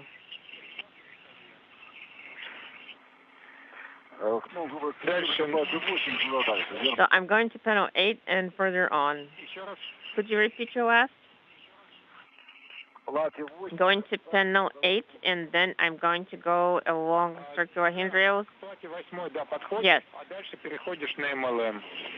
To the circular handrail, and then you're going to go to MLM, to the handrail 4001. Copy. And who are you going to be fishing for with the hook this size? Well, there's some wild beasts here.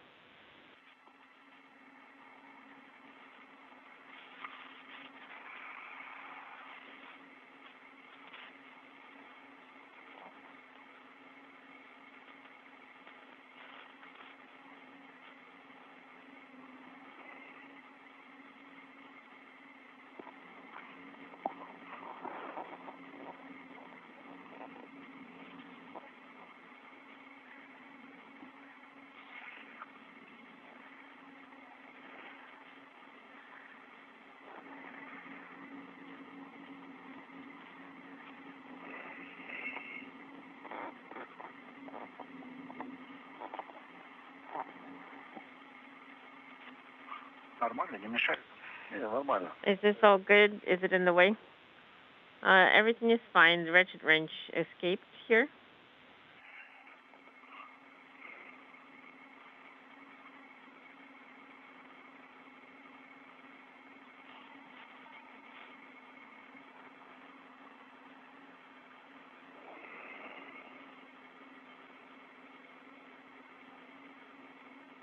Зато тебя смогли остановить, и ты отдыхаешь. But you see, we were able to stop you in your tracks, Peter, so you're forced to take a break.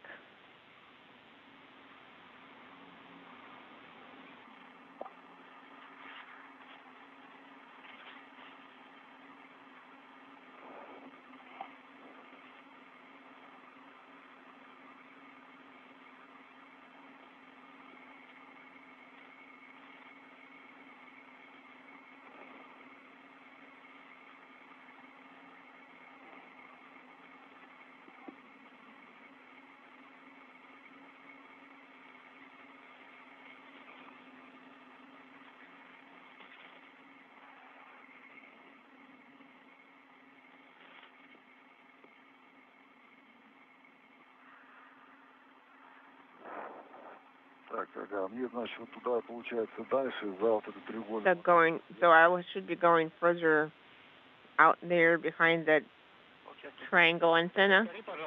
Could you repeat your last? You should be moving away from this panel.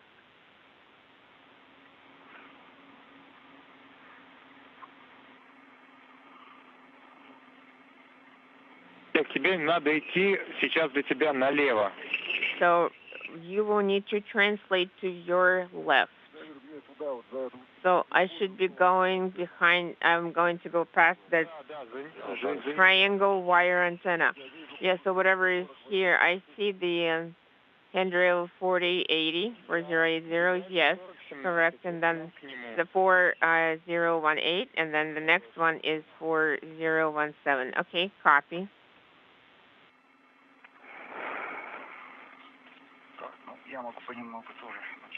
I can also start slowly translating? Приступает к движению к 8-й плате. Okay, Peter, you can start translating to panel 8.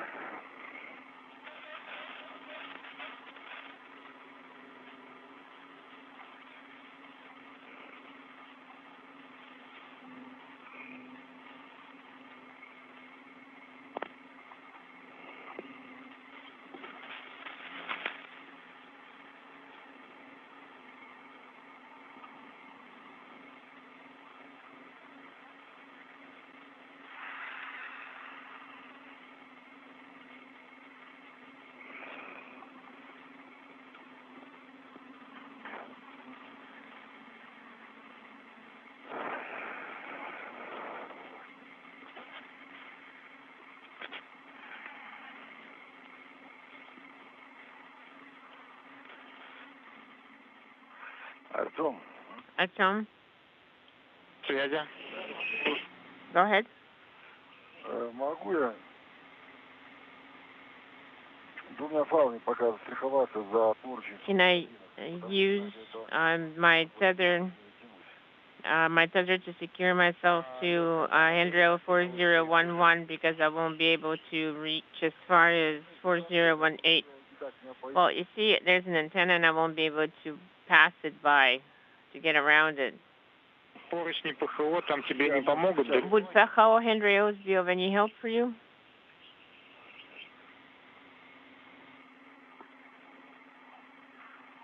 Они уже здесь, они уходят высоко. They're routed too high up. Okay, I understand where you are. I got it.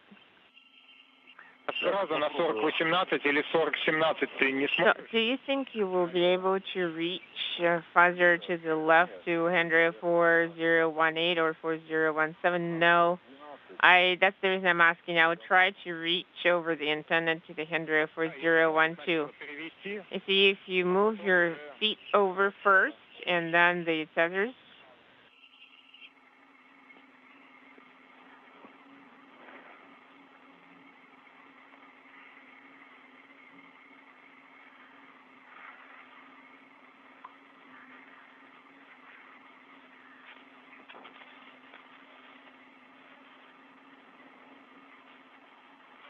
У нас получается фал.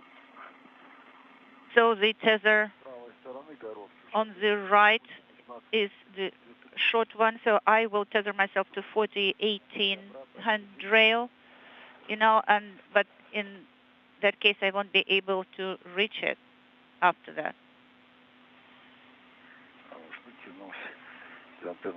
Well, I will reach it, but if there is an antenna on the way, I might break it. This antenna actually, life is up because we needed it for the docking. The most important thing, do not do any damage to the spacesuits.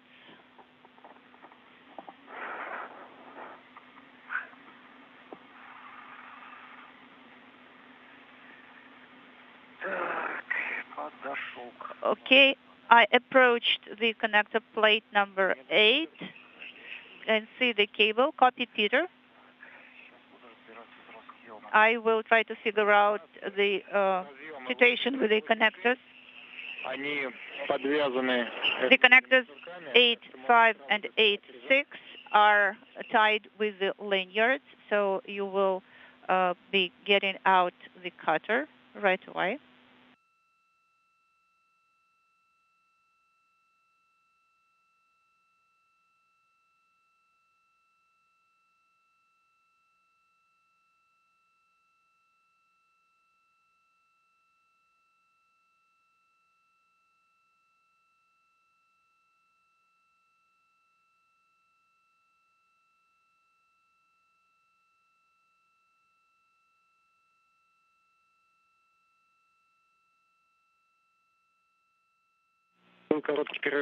So we had a short LOS. Guys, how do you copy Moscow? So I'm at the handrail 1416, 1418, and I can see yellow markings. Now I see where I should. Видишь, куда нужно, да? You can see where you should tether, right? Yes, there is a kind of a unit in the form of a mushroom. Yes, that's correct. So it's a go to start installation. Copy in work.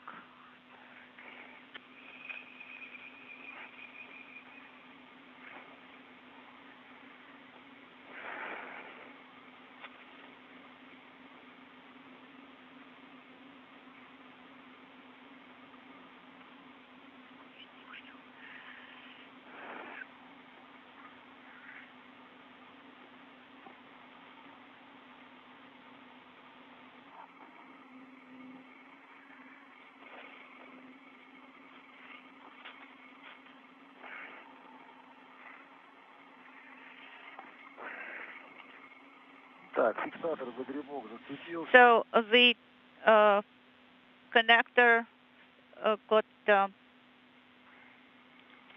Принято. Теперь надо винтом резьбу.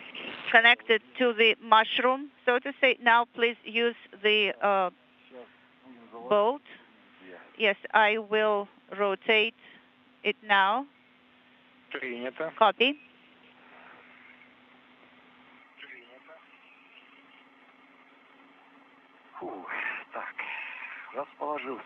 This is Peter. I'm here with the cutter next to the connectors.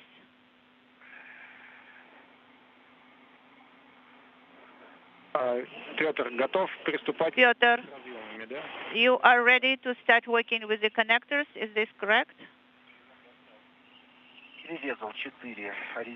Yes, I have cut 4 aramid lanyards. Okay, now connectors 8, 5, 8, 6. Yes, 8, 5, and 8, 6. I confirm. You know, you will need the 8 by 14 there. So first stow the cutter and made the connectors, and then you will go to 814. It is to the right a little bit. Yes, that's correct. Behind the flap. I confirm.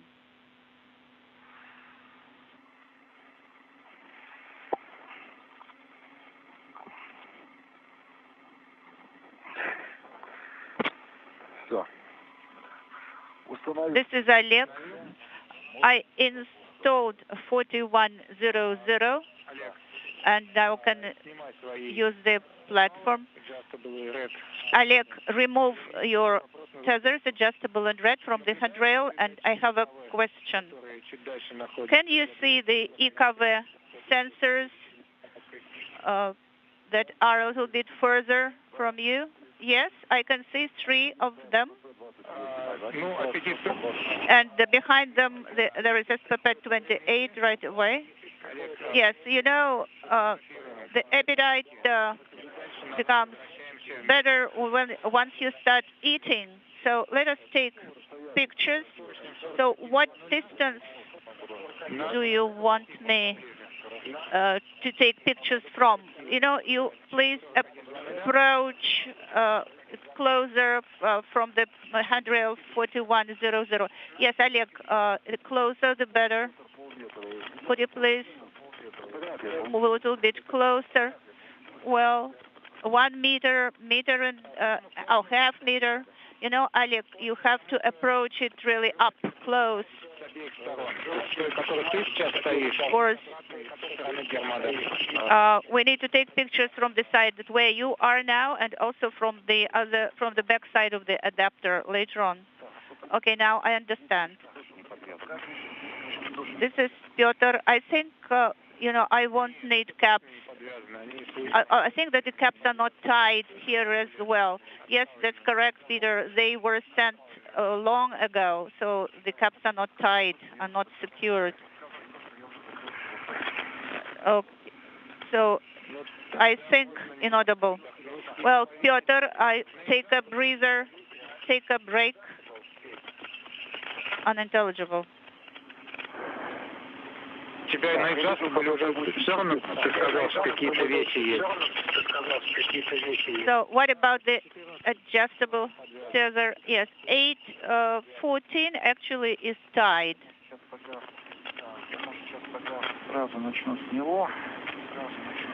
Well, I will start from this one right away. I will cut the lanyards. We'll do the cutter, and then we'll get the cap keeper, and we'll start collecting caps. Yes, of course. If you can use cap keeper, no problem at all. So I don't want to move away from the connector here.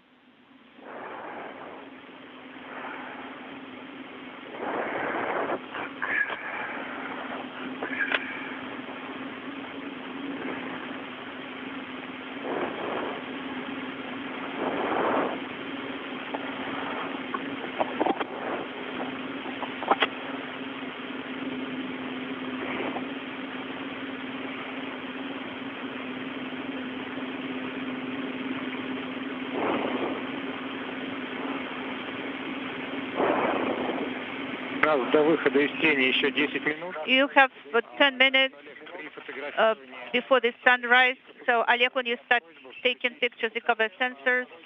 Could you please switch on Orlan lights as well, in addition to other lights?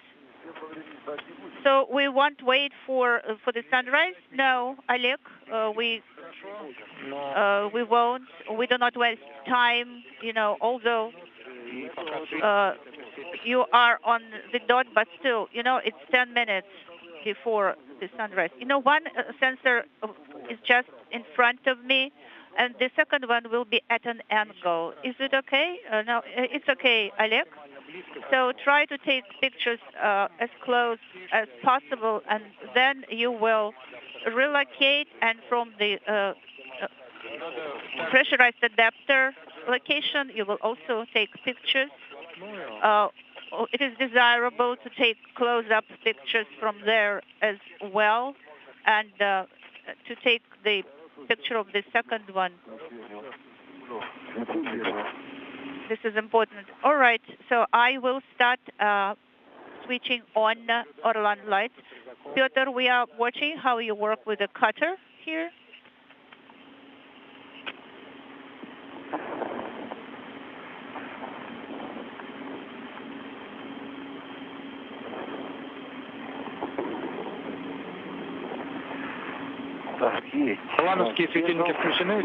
So, Oleg, what about Orlan lights? Are they on your spacesuit?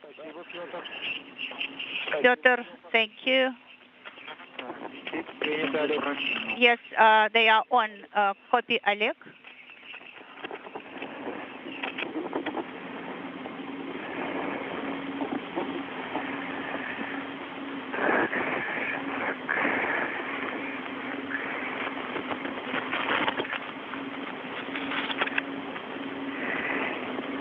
Олег, плавными движениями. Oleg, don't be in a hurry.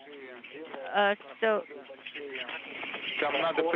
we need you to take pictures of the orifices with the mirrors that the sensors are equipped with. Okay. Take pictures. Yes, take pictures. You mean to remove it? No, you don't have to remove the MLI flap.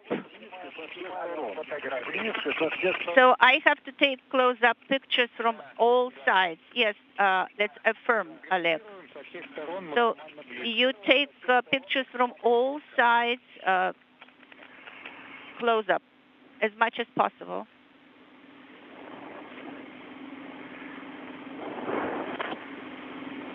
Петр, а ты сейчас достаешь cap-keeper, да? Peter, and you are retrieving the cap keeper right now. Is this correct? Yes, that's correct. Copy. And the first connector to mate is 8-14. Of course, you're right next it. I think I will collect all caps first, and then we'll go to 8, 5, and 8, 6. Then when I'm next to those connectors, I will stow the cap keeper, and then we'll start connecting 8 connectors after that. Is it okay? Yeah, it's at your discretion, Piotr. Well, it's the sequence here is not prioritized, so it is at your discretion. Okay, sounds good then.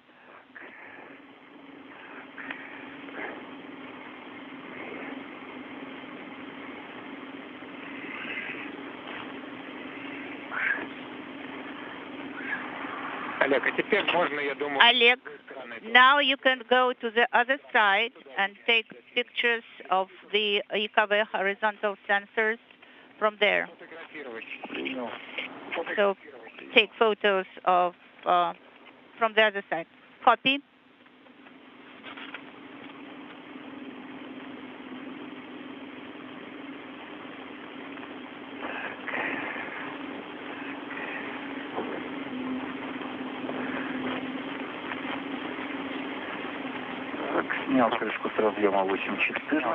I removed the cap from the connector 8-14. Copy, Piotr.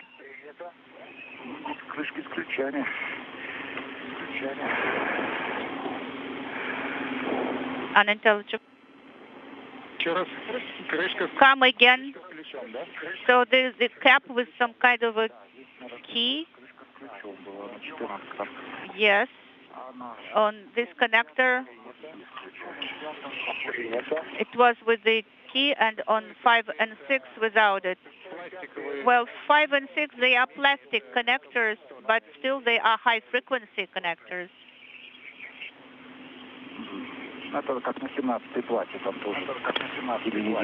It's just like a plate 17. Very similar to it. There are plastic connectors that are high-frequency ones. Yes, that's correct, Peter.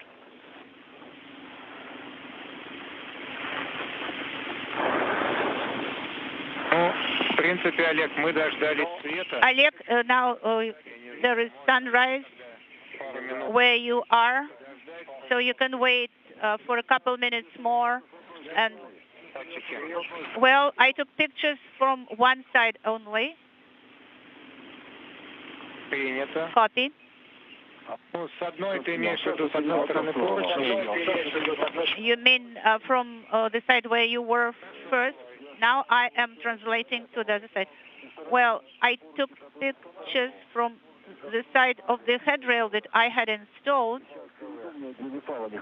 and now I am translating to the other side. Copy, Олег.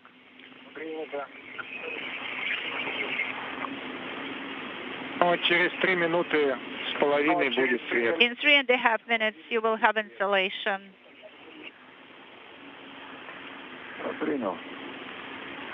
Copy.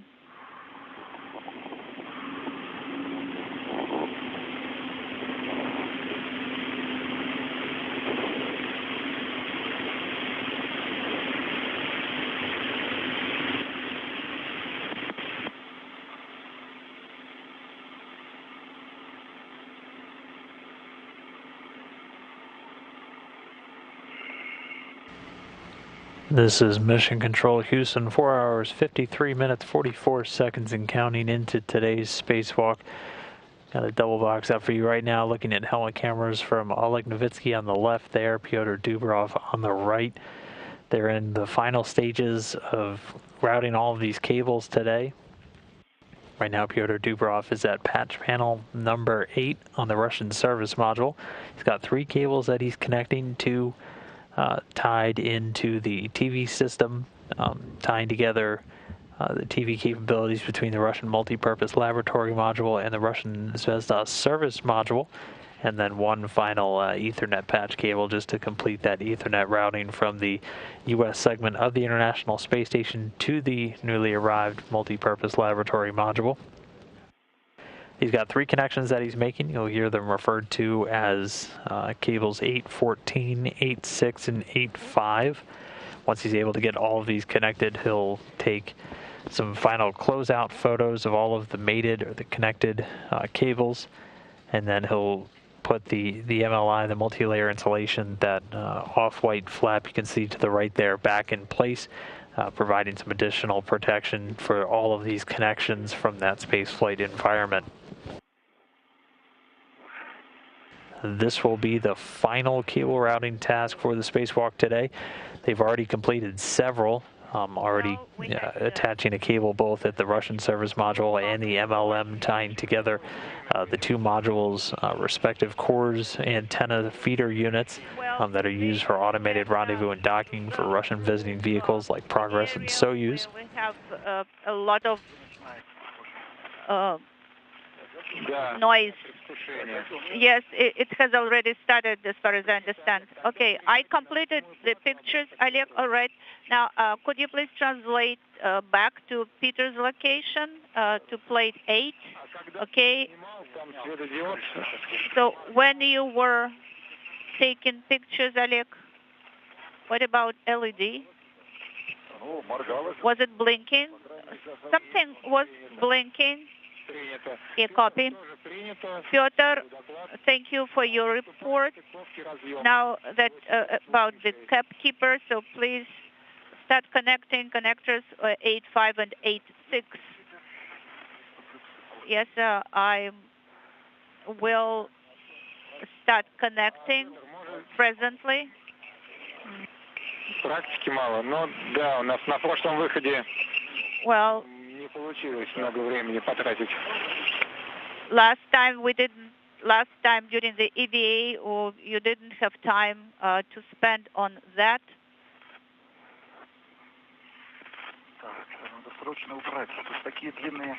You know, I need to stow these caps. The lanyards on them are so long, so that they get snugged on the wires here. So I'm trying to stow them.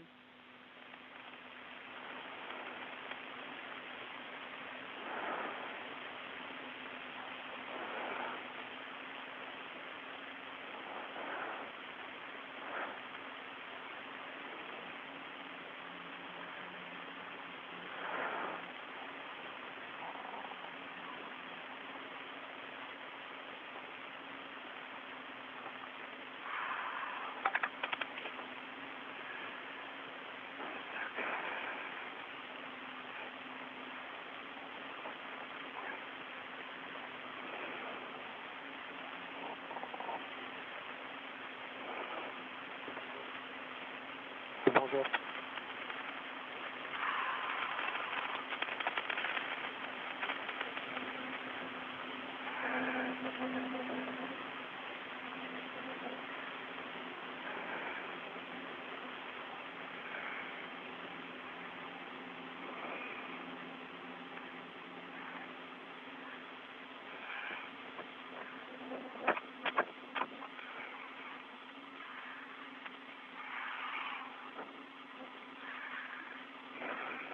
Олег, если есть желание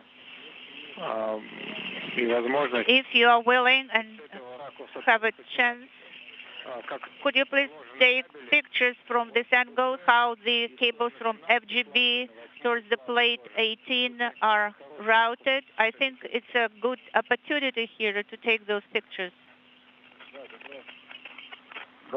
Yes, I agree. I think we'll be able to take everything into the frame, so to say, to take picture of everything. Yes, Oleg, could you please take pictures?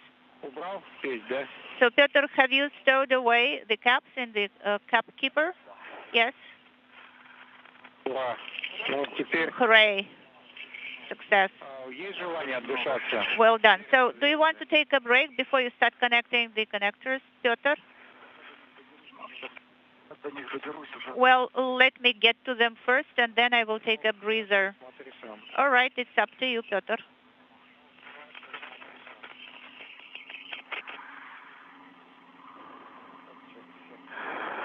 к счастью, сейчас все выглядит просто. Лерки совершенно без шнурков, почти что. Okay, so there are no lanyards.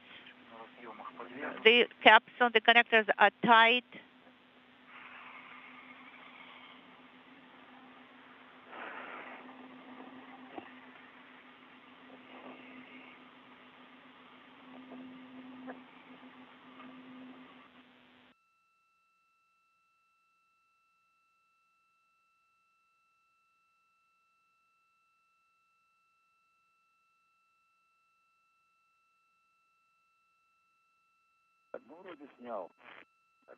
I think I took picture of one. Нет, Олег, тогда иди дальше к Петру.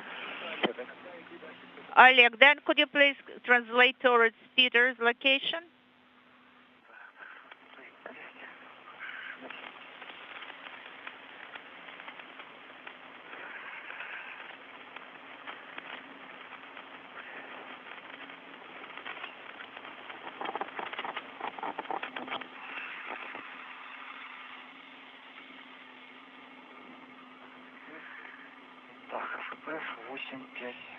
Okay, 8.5 connector, here it is.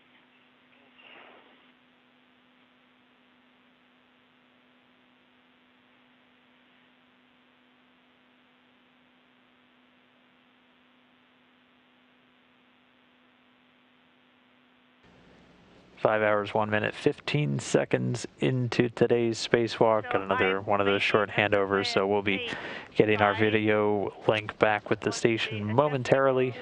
Meanwhile, the two spacewalkers, Petr Dubrov and Oleg Novitsky, working now together to finish connecting these cables. We were just hearing that cable 8.5, so one of the two TV cables, now connected there at that patch panel on the Russian service module. So we had three cables that we were looking to get connected right now, 8.5, 8.6, and 8.14. And then once that's done, they'll take photos of all of those newly mated connections and then close the multi-layer insulation flap over, and that will wrap up all of our cable routing activities for today. Okay, the next one.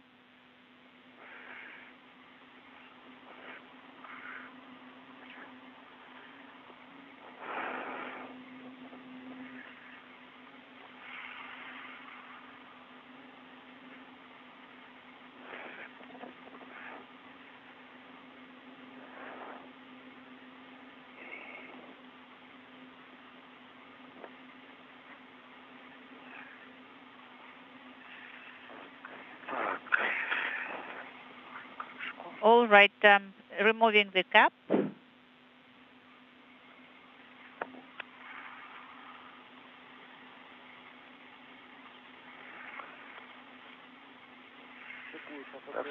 Mating connectors HFP 8-6 on of SM MLM1.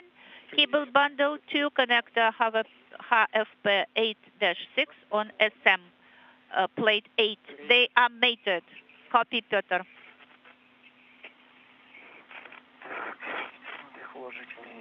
Now I have to secure them in the spring clips or Lirka clips.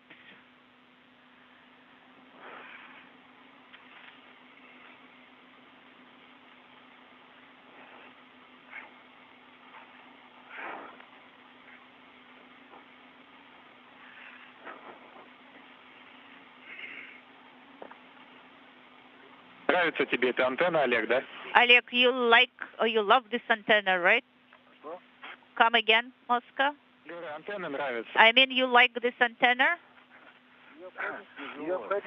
Well, it is very hard to pass by, to get around it. You know, I can try to find the better position to Да, я понял. Go around it. Yes, I understand, Oleg.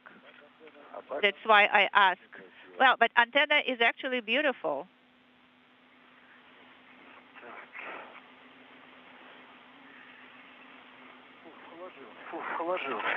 Okay, this is Petr. So the caps from 5 and 6 connectors are those. Before you close the MLI flap, could you please take picture of this location as well?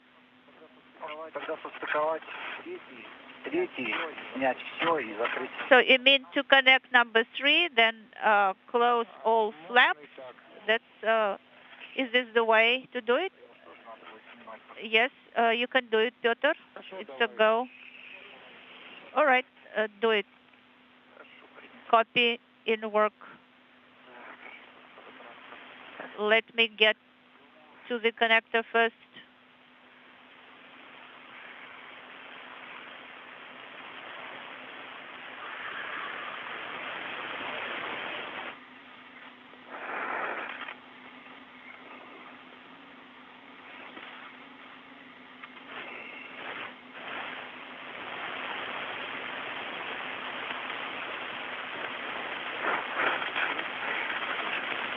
The cap is off. There is no Ford. Everything is fine.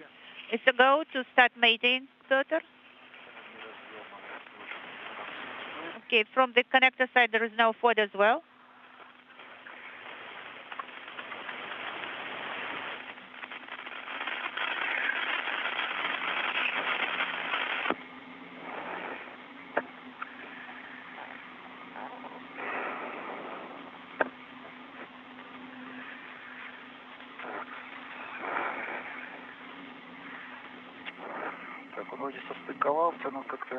I did made it here, but the arrows are not aligned here. Is the latch closed? Yes, the latch is closed. Peter, stow it for now, and we will test the cable and verify whether the mating has been successful. Artem, if you have time, do you mind if I take a few pictures here, because there is a really good view with the name of Gagarin there? Yes, we do have some free time now till we check out the cable connections. Copy.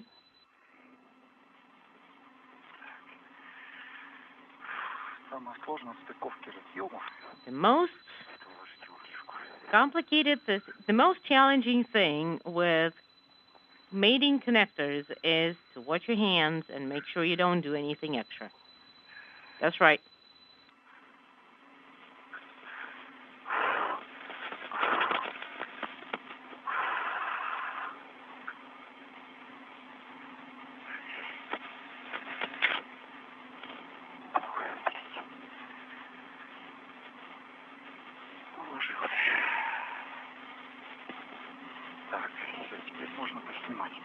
Okay, and now we can take pictures. Well, since you're taking pictures, can you turn around? Yes. I am counting for 5 seconds, standing by for the 5 seconds. Okay. How is the view from your camera?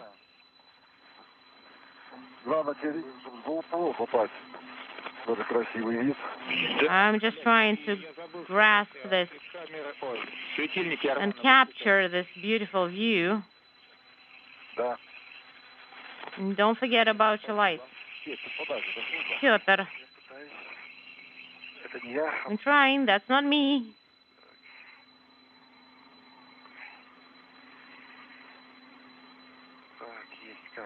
Okay, the camera is on.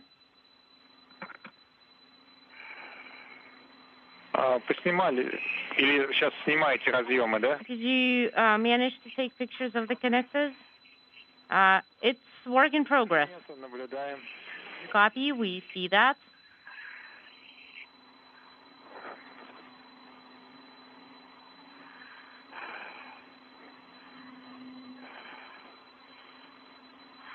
Петр. Петр. А мы твою картинку что-то с камеры. We stopped receiving video from both of your cameras. Well, for high definition camera, the LED is illuminated. Okay, good. We are seeing the video now.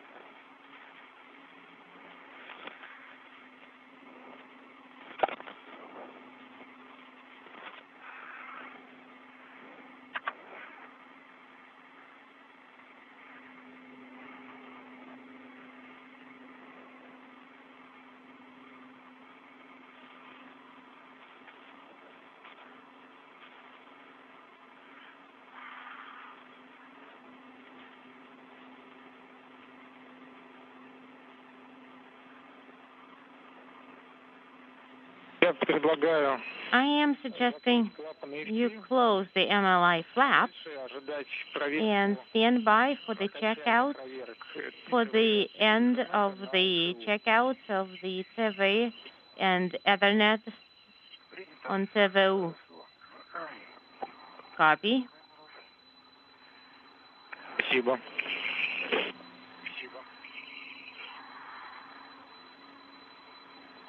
Thank you.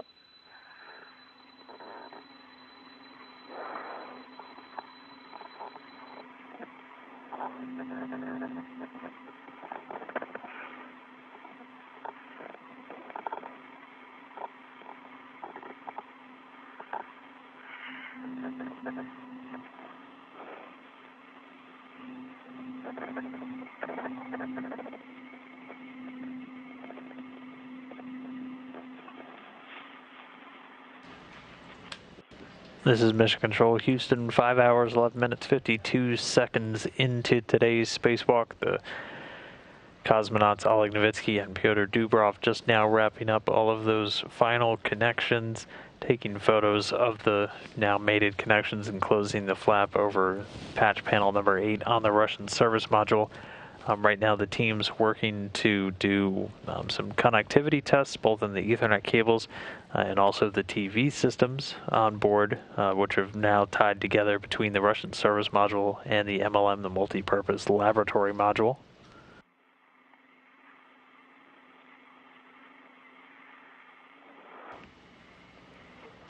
NASA astronaut Mark Vande Hei is inside the Russian segment still. He's going to be assisting with that Ethernet connectivity test. For now, though, the crew is getting a few minutes to rest before they get words from the flight controllers down on the ground in the Russian Mission Control Center in Koryov, just outside of Moscow, on what the next steps are. Per the nominal timeline, they were going to move off next and retrieve 2 items from inside of the airlock, the biorisk containers that'll be installed outside of the Poisk module, and also a platform with adapters eventually bound for installation on the MLM. Really secure it because it's too old. Today's spacewalk was originally slated to last about 6.5 hours, including these next few tasks.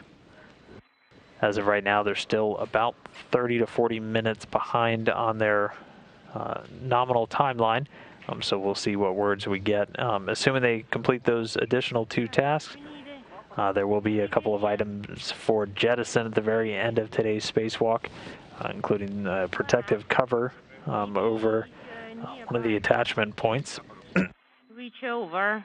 As well as the cover from the Ethernet cable reel that Oleg Novitsky had to disassemble when it proved stubborn and he was unable to release it from its stowage point on a handrail outside the Russian segment. So zealously.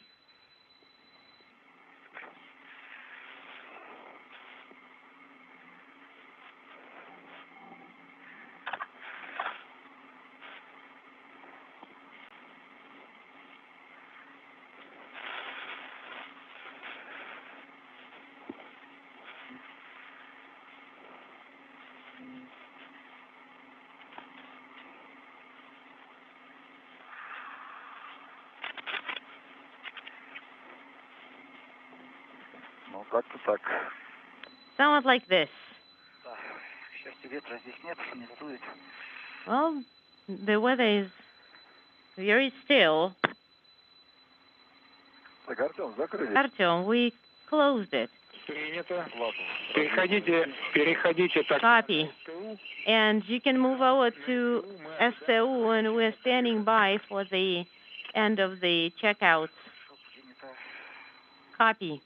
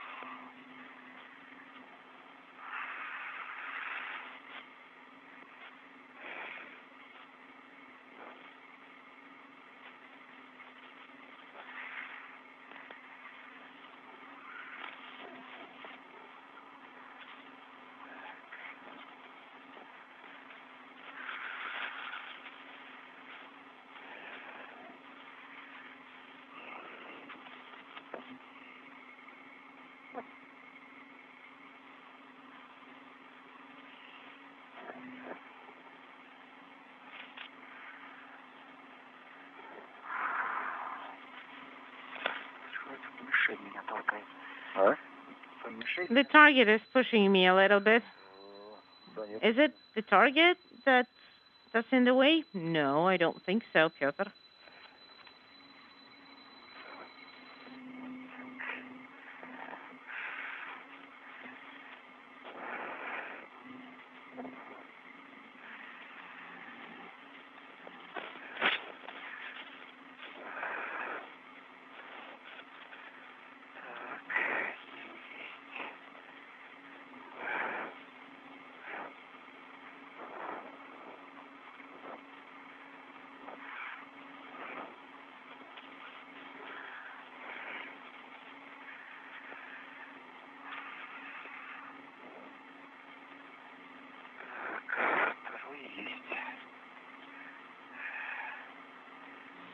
And I got the second one. Copy. So you are on STO. Right, I am on STO. And I'm trying to free up some space for Oleg and move to the side.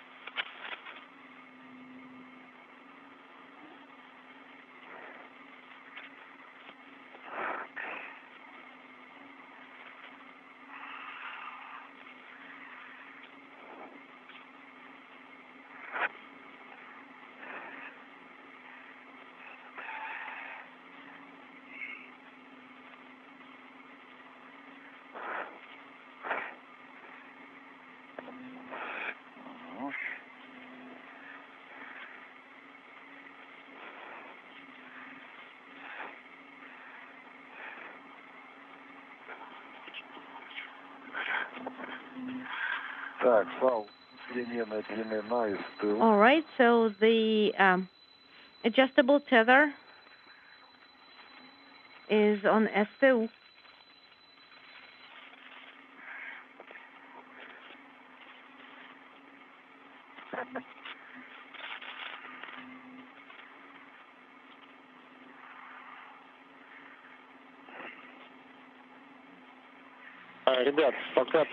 Guys, just FYI, the Ethernet cable is a success. One of the two TVS connectors and test was successful, and we're standing by for the results of the second connector test. Okay, we've been waiting for the results. And guys, that's like the last leg of our journey here. So take a break, get some rest. Artyom, how much light do we have left? Светлого времени у нас еще 40 минут. 40 minutes till the orbital night. Okay, copy.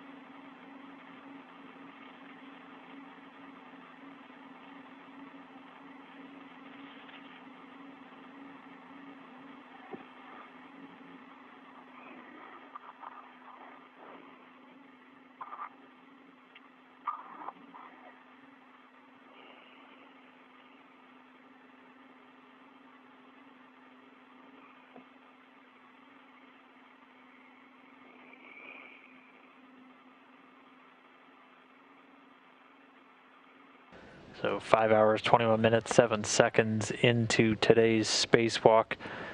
Both Oleg Novitsky and Petr Dubrov, whose helmet camera we're looking through right now, are taking just a breather as they have now completed all of the cable routing tasks for today.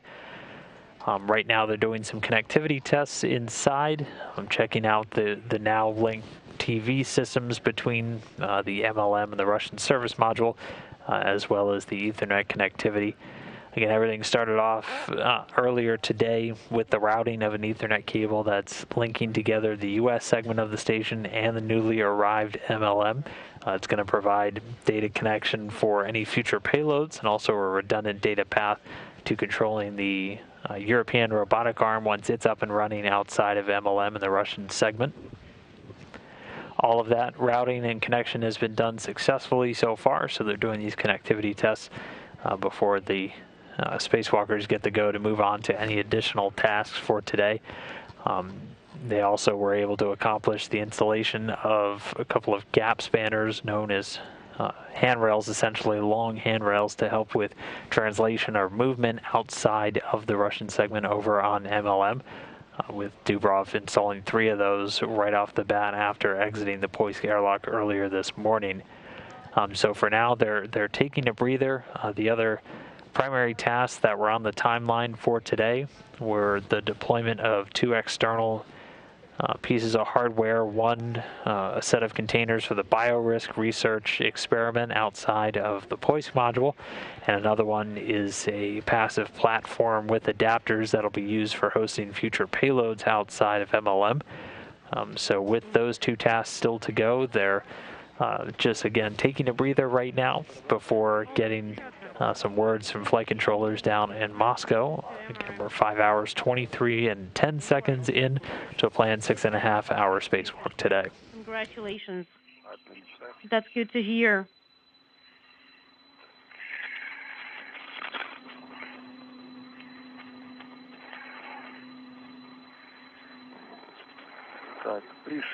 And we are here.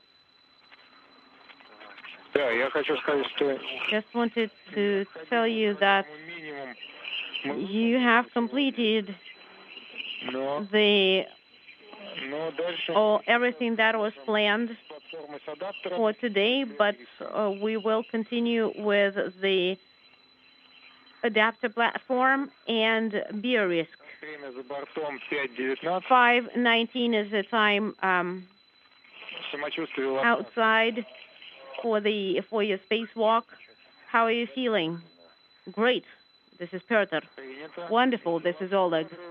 You sound really upbeat, guys. That's good to hear. Well, we got really excited, really early. So the night was pretty eventful. That's why we are so perky in the moment from early morning. I heard about that.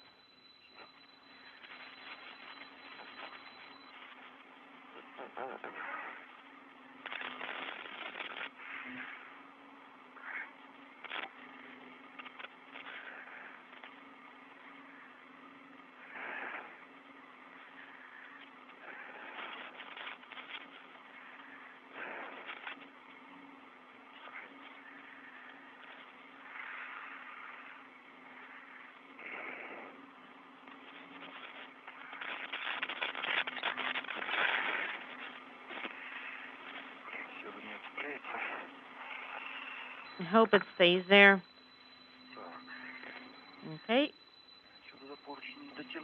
I can't really reach over the platform from here.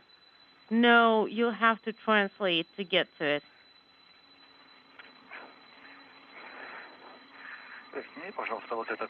Could you remove this layer and put it on the platform because it's a little bit in the way? Well, why do you need me to move it so that I don't have to bend, that I don't have to get it bent over the platform?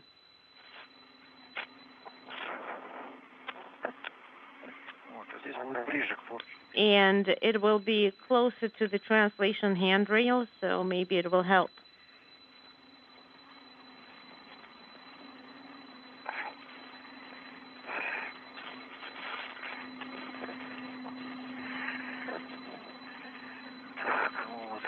Okay, so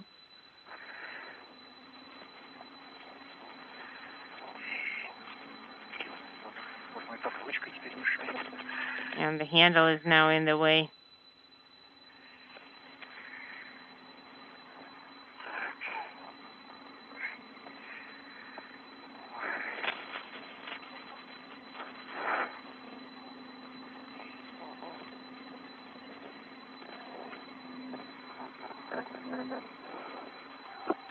And so 5 hours, 27 minutes into today's spacewalk, the two cosmonauts did get the go to continue on their nominal timeline to move back towards the Poisk airlock and retrieve the next two items that are going to get installed.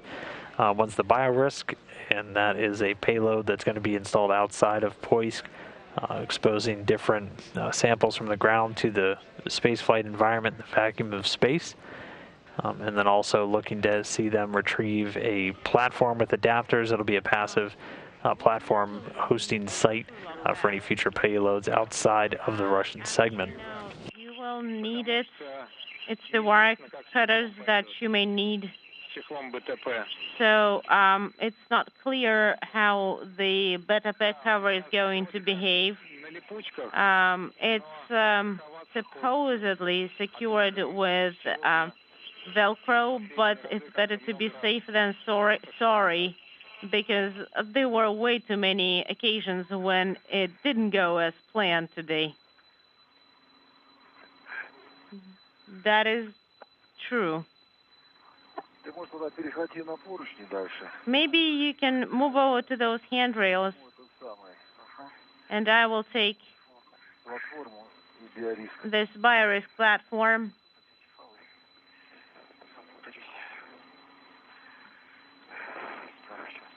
Trying to play around all those ruts.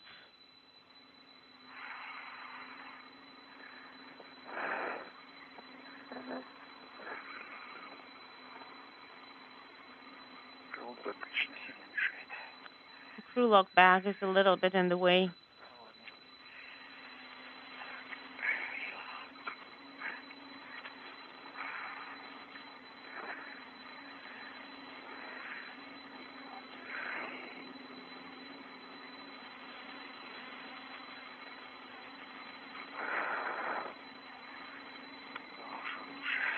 This is much better.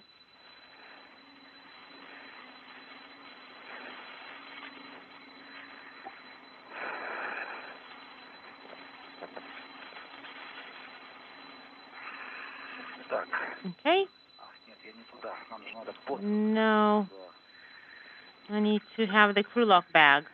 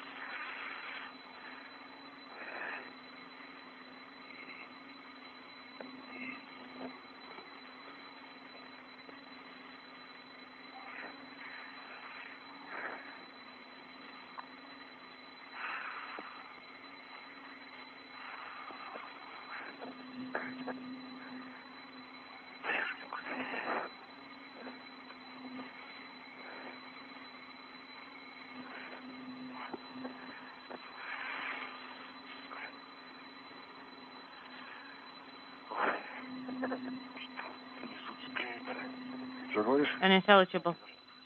What are you saying? My legs got caught on something. It's the cables. Cables. Copy.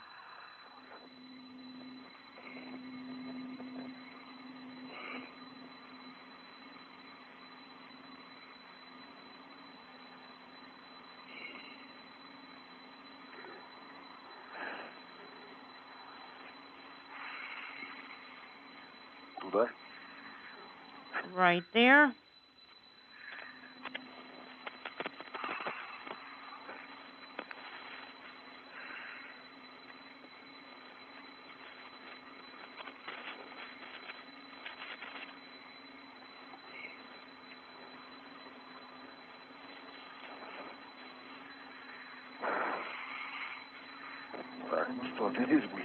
Hey, are you going to be here? Yes. Artyom. Go ahead.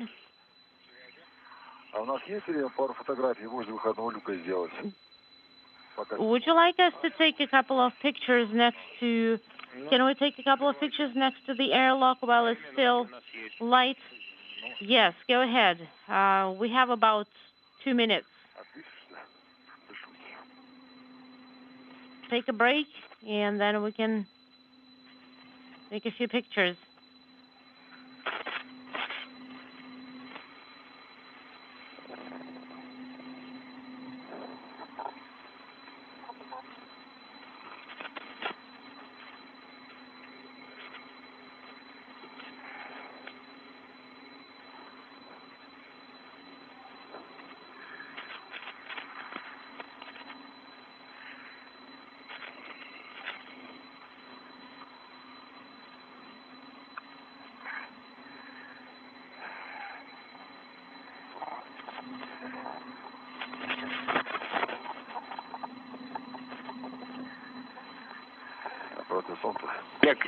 На данный момент очень сильно Винни-Пуха. You look like a Winnie the Pooh that got stuck after having too much honey. You mean stuck in trying to leave the rabbit's house? Yes. Нам еще, помните, надо оставить батарейку. Don't forget that you need to leave some juice left in the battery to take pictures of bear risk. I've been using it sparingly.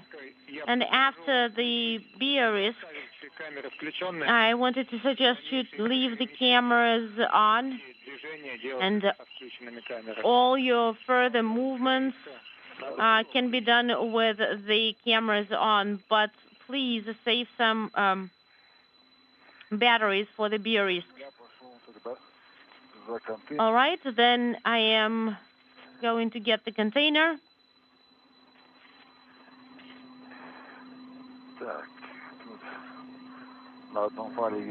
And it's probably going to be difficult to do it with just one tether.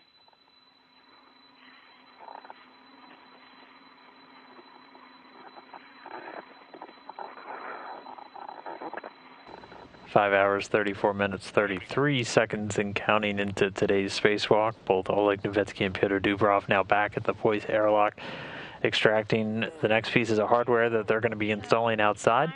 First up is the biorisk containers. These are part of a long-running experiment looking at obtaining data on any physical genetic changes in some microorganisms like bacteria, also fungi, things that have a chance to be found on spacecraft equipment, so exposing them to that vacuum of space, that harsh spaceflight environment in low Earth orbit. All of this being done to, again, not only understand the viability of these different organisms once they go into a very extreme environment like low Earth orbit, but also understanding the chances of any surfaces of spacecraft potentially being contaminated once they are sent up on missions.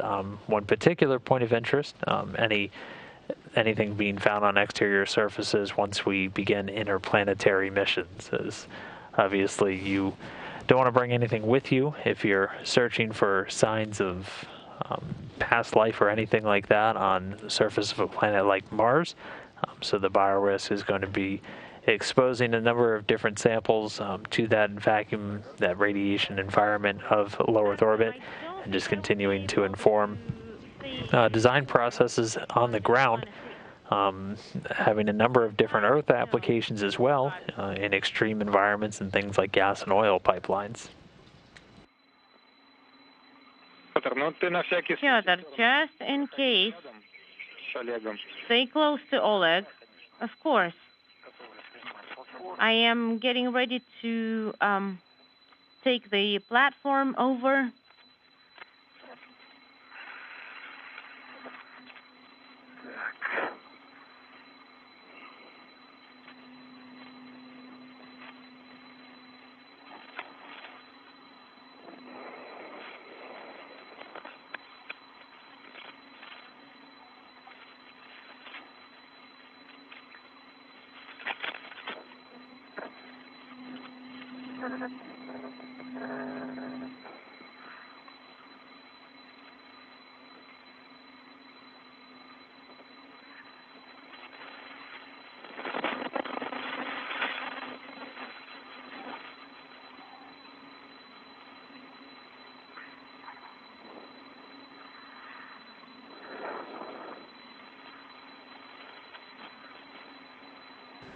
Right now we're continuing to get a view from the helmet cam of Petr Dubrov. He's EV2. He's in a suit with blue stripes on it. He's looking in at EV1 Oleg Novitsky in a suit with red stripes along it as he's inside the Poisk airlock working to remove the biorisk containers. Not really recommended to attach it to yourself.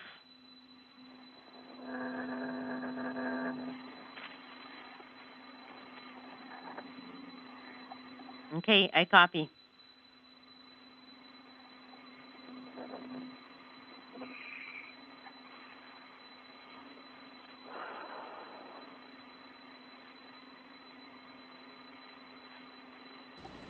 And while they continue to get this hardware out for its installation outside Poisk, we did hear on the ground that there was a successful checkout of the now linked TV systems between the Russian service module and the Russian multi-purpose laboratory module, the MLM.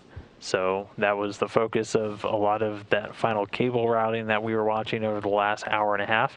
And so successful test has been confirmed.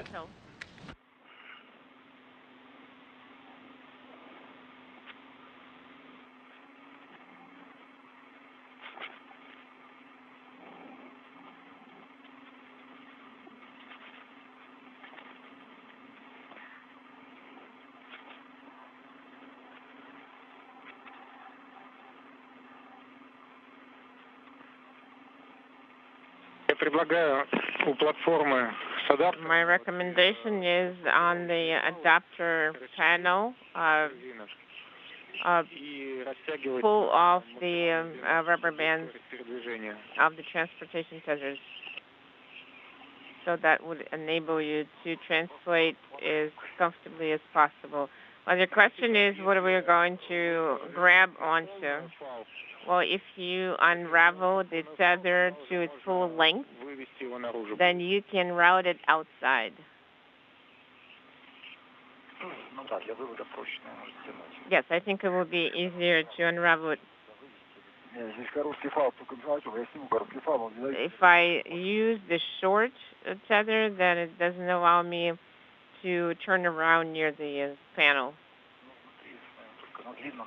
Inside, I can only work with the long tether. If both tethers, transportation tethers.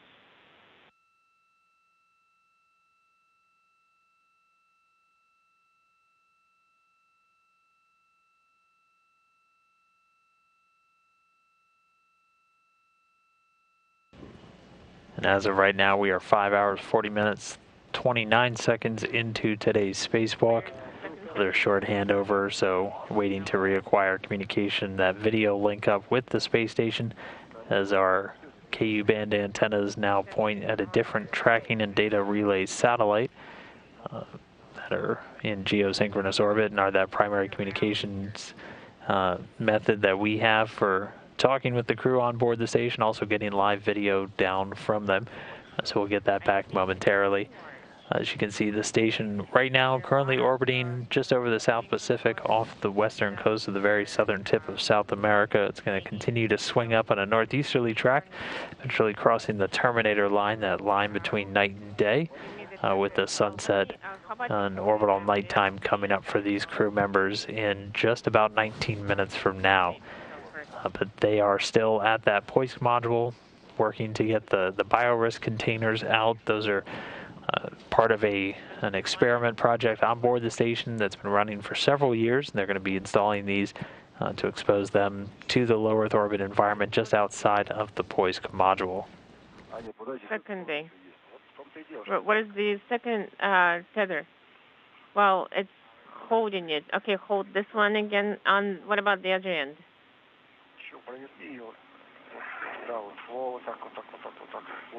Okay, here you go. Be careful, the hatch. Hold on, hold on.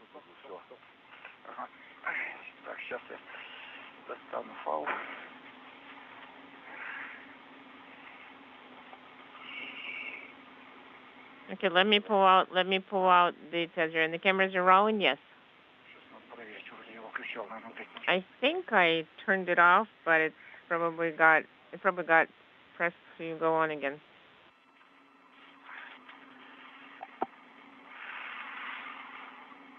МКС, сколько-то платформа весит.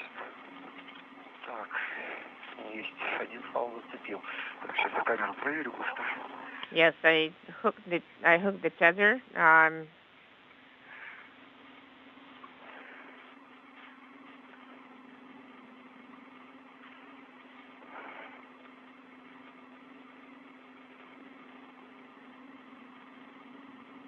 Сейчас точно выключусь.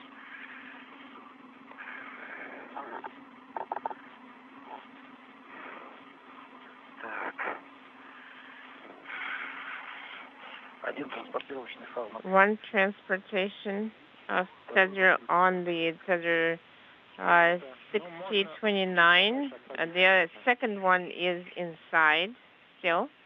Okay, you can probably take this out for now. You can probably egress with this particular tether, the one I handed to you. And I am going to follow you. Well, I need to reconnect the tethers because it's short, long is not going to be enough. So I'm going to grab it. I'm going to route it here. Let me take the entire bundle inside. No, you don't need to do that. I'll let it hang here and let it stay hooked over here.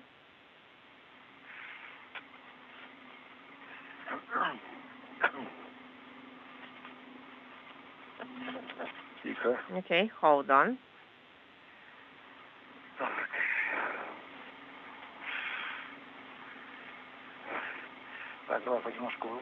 Let's take it outside slowly. Are you still holding on to it? Grab it. Grab the handle. Yes. Yes, I'm holding it in. I'm holding it by the handle. Okay. Okay. Now let me figure out my own.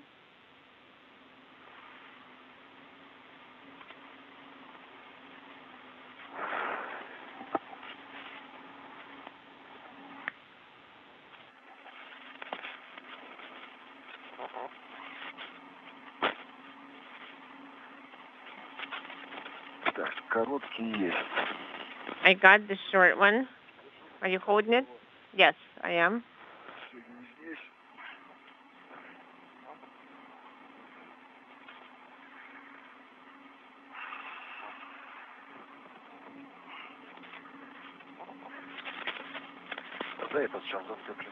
I'm going to hook the second one.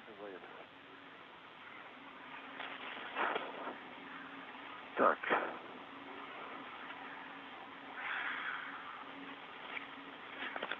Пока я побежу, ты освободишь место. So I'm going to hold on to it, and you're going to free up some space for me. I hope it will be long enough. Взял. So you are holding on to it? Yes. You can let go.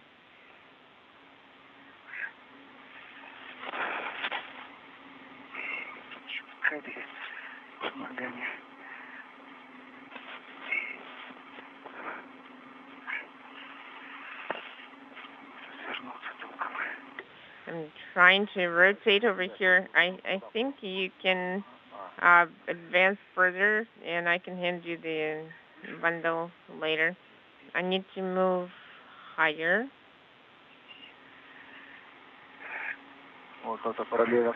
So this runs parallel to the handrail. Okay, let me try to egress feet first.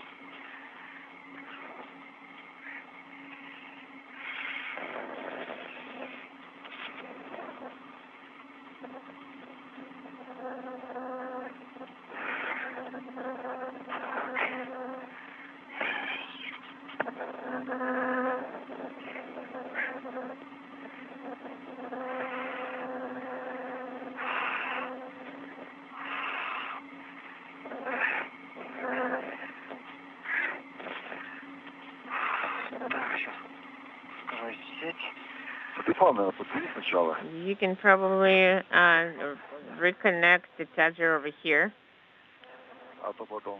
Otherwise, it will be inconvenient to do it later.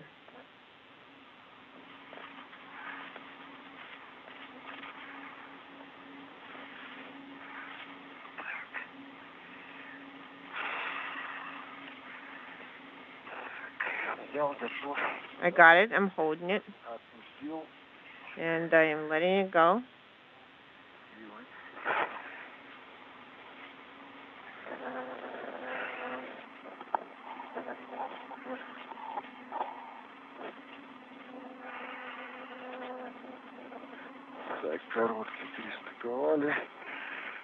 We reconnected the short one. You will need to translate along the EVA hatch in the direction of the cargo vehicle. So toward выхода.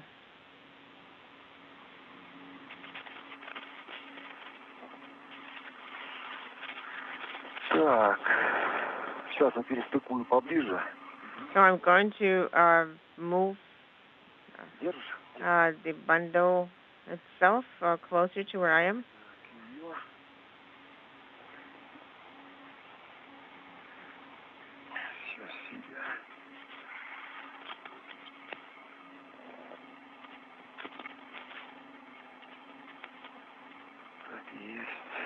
Okay, I got it.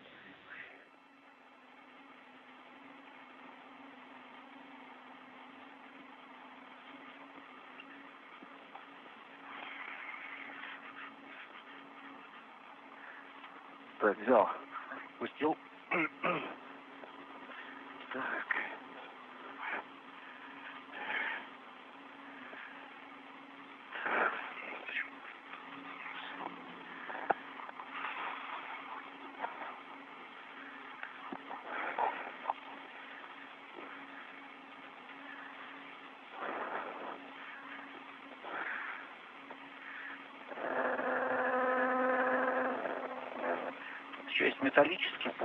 There is also a metal handrail. It looks like it's at an angle and secured safely.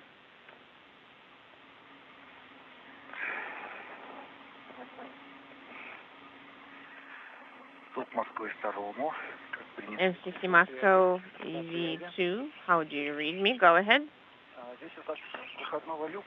Here from the EV hatch, there is a handrail that is a support like handrail. Yes, it is designed to serve as a handrail, so you can use it for translation. Copy. So is the length of your tether sufficient? Yes.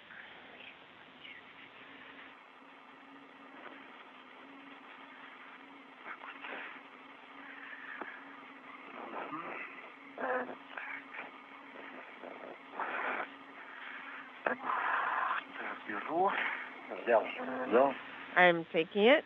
Okay, you got it? Okay, copy. Or rather, I hand it over to you.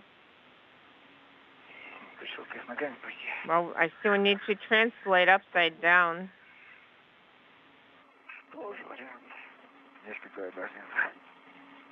That's an option as well.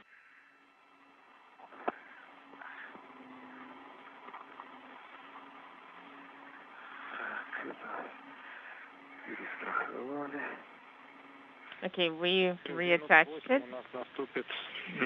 In about 8 minutes, there will be sunset. We're going to have sunset here as well. Copy. Well, I'm talking about you. I was talking about the orbital eclipse.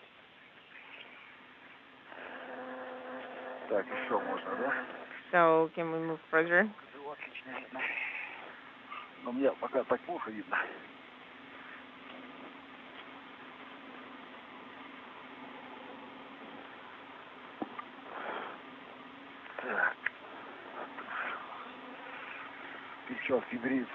The gloves are heating up here.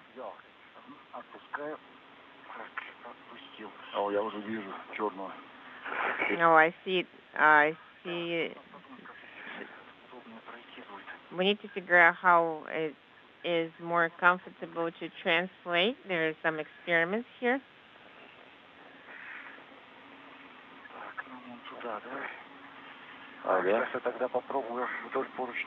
I'm going to try to translate along the handrails. Yes, you can use this particular metal handrail as well.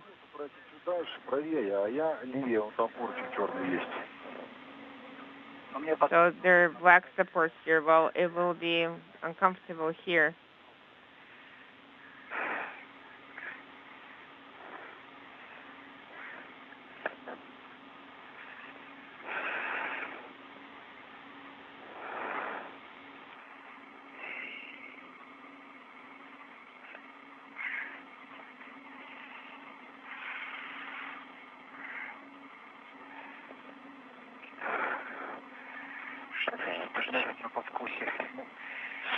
I'm here on the metal handrail.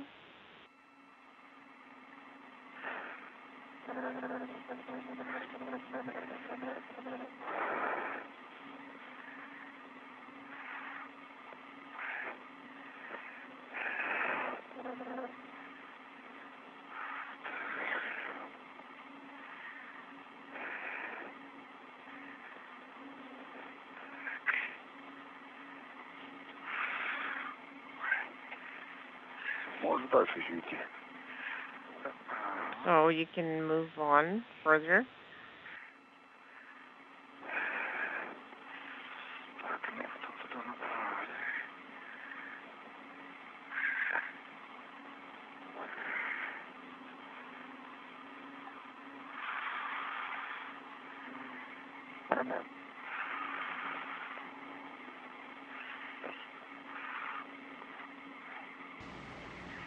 Five hours, 55 minutes, 18 seconds into today's spacewalk. Both cosmonauts, Oleg Novitsky and Petr Dubrov, right now working to transport the platform with 3 biorisk containers that they removed from the Poisk module that are going to be installed on a platform just outside on the module itself. So let me move this. Been a successful day for these spacewalkers so far, successfully routing and connecting all of the cables that were planned, including an Ethernet cable to provide a redundant path for commanding payloads, and the European robotic arm, once it's up and running outside the MLM. Also installing 3 gap spanners or long handrails to aid in future translation or movement around the multi-purpose laboratory module for future spacewalks. Also routing a number of other cables, tying together the core's automated rendezvous antenna feeder units on both the Russian service module and the MLM, along with tying together the service module and MLM TV systems, and we've gotten confirmation that those checkouts were done on that TV system connection, and that was done successfully. We also heard that they successfully checked out the Ethernet, the data connection, tying together the U.S. segment to MLM, again, for that redundant path for payloads and control the European robotic arm, and that was also successful. So for now, though, as we are coming up on the 6-hour mark, they're continuing to work with these biorisk containers to get them installed where they're going to remain outside, exposing different samples to the vacuum of space. Here's a graphic of what it's ultimately going to look like, and you'll see it in the helmet cameras, but there are 3 containers, each containing different samples. Again, biorisk, looking at different microorganisms, bacteria, fungi, other small microbes that might be found on the outside of a spacecraft before it goes into outer space, looking at the viability of these different organisms once they're exposed to that spaceflight environment, and then consequently any of the possibility of transferring Earth organisms on the exterior surfaces of any spacecraft, particularly those bound for interplanetary destinations.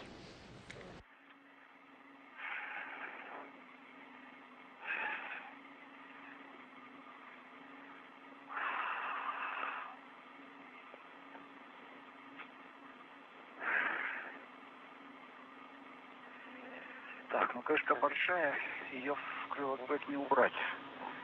This item is large, it won't fit into the crew bag. Петр, смотри, мы в конце... Peter, at the end of the EVA, we're going to gather everything into one bundle. The bed cover, MLI flap from panel 17, and the cover from the Ethernet reel, and we're going to bundle it together as one object, and we're going to push it away or jettison it. So you do not need to put it inside the crew bag. Okay, copy.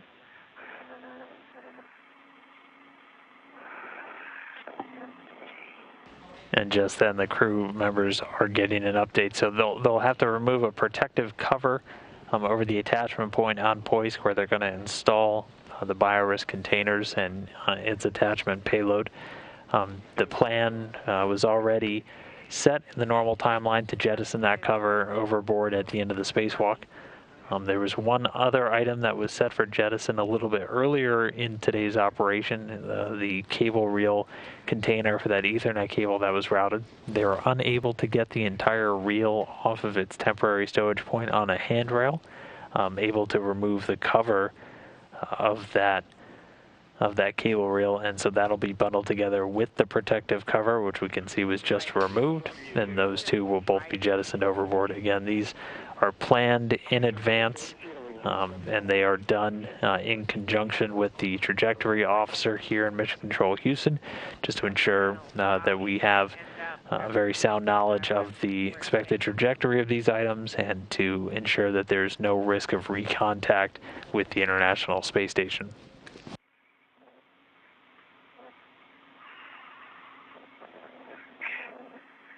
Но, тем не менее, получается, надо оказаться... But nevertheless, you should end up on the side of the cargo vehicle so you can cover that handle.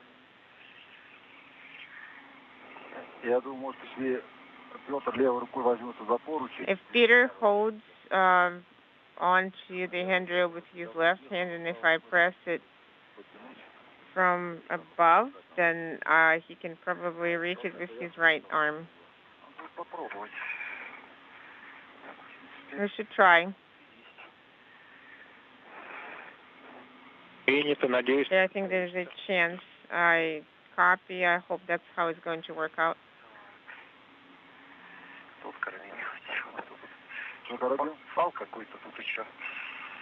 There's some sort of a tether here. I think it's... Нет, вот на поручне, к которому подкос крепится. Видишь, палочка? It's on the handrail that's attaching to the metal handrail. There's some sort of a tether. Okay, you got it? Ой, не торопись.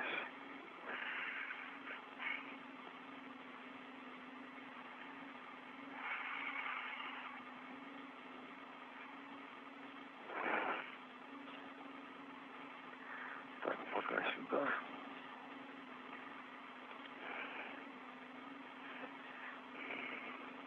Сюда.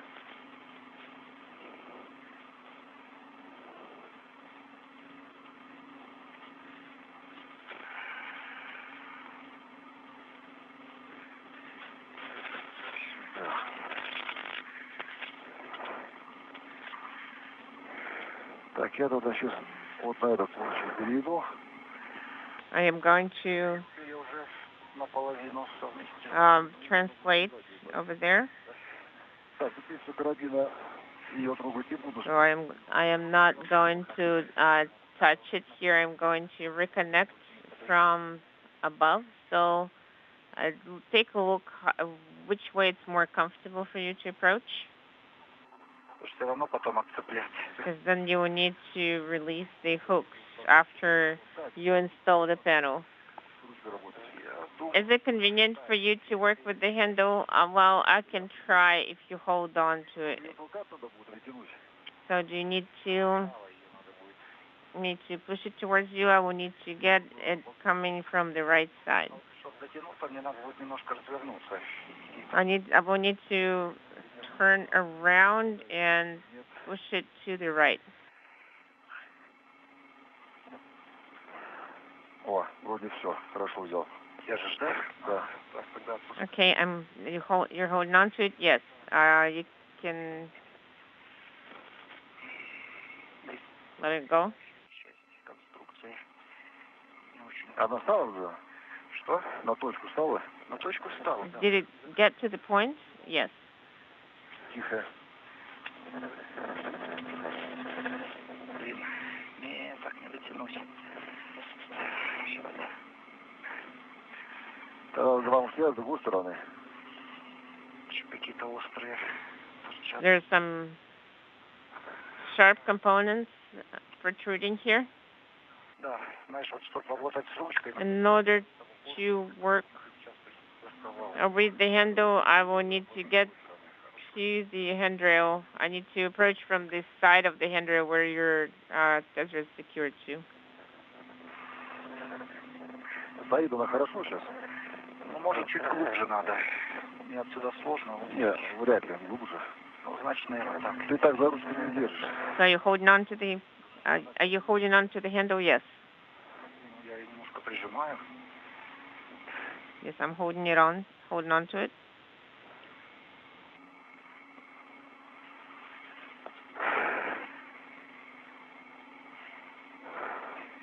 А я в нее сучусь. Так, сейчас.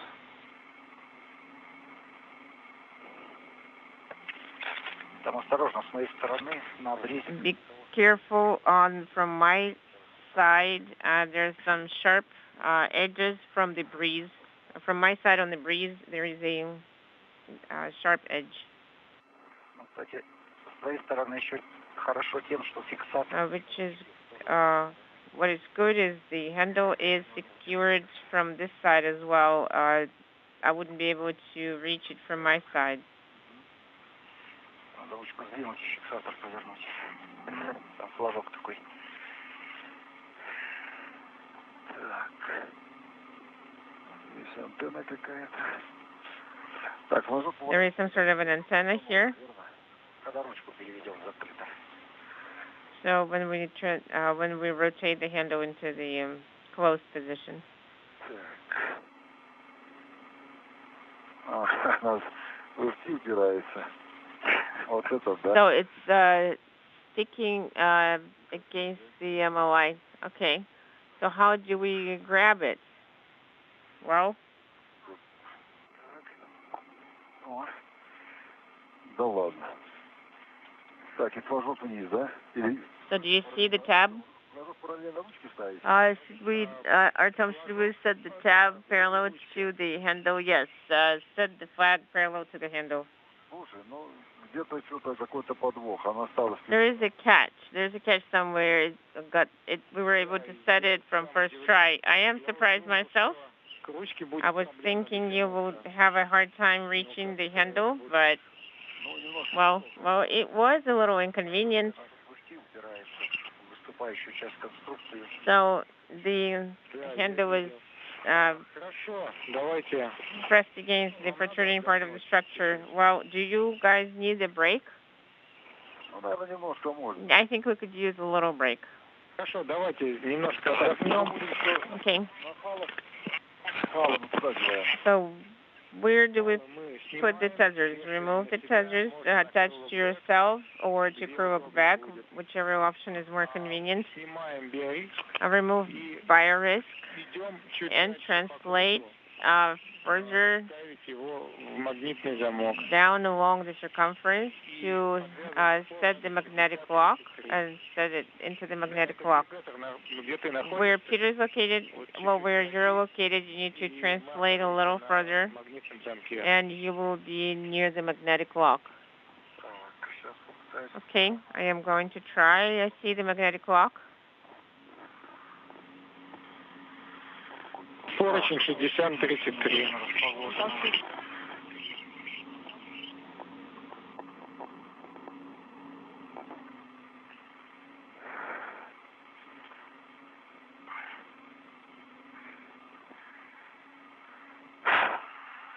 Так. А куда на крылок бэк? And where should I secure it on the crew lock bag exactly? Well, on the rail of the crew bag or on the hardware, maybe. Maybe on the swing arm. Yes, if you have enough space there, yes, it's a go to secure it there. Okay, let me see. I think it should be enough, should be sufficient space there. I think it will be easier to install the by risk, only using one pair of hands, not four. Yes, Oleg will remove the risk, will pass it on to you, and you will install it. That's a good idea.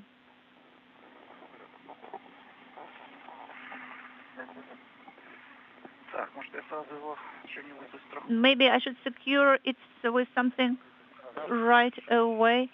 Maybe on that handrail here. Well, you should have a tether available there, Petr. You will have to retrieve it as well later on. Yes, I agree. Okay, so let us use this tether from the platform.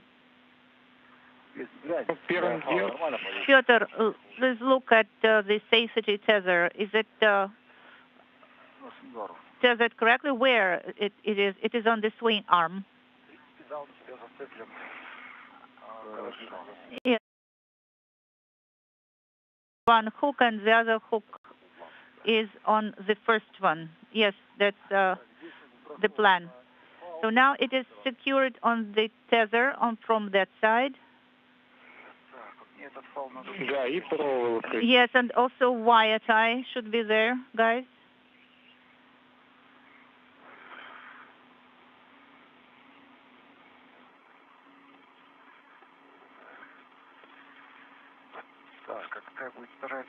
So what will be the second point of attachment? There's no need to have the second point of attachment, because you will hold it with your hand. But before I reach this installation point or location, I won't be able to hold it one hand because I need to translate first. Well, yes, once you are there, then you will hold it with one hand. Okay.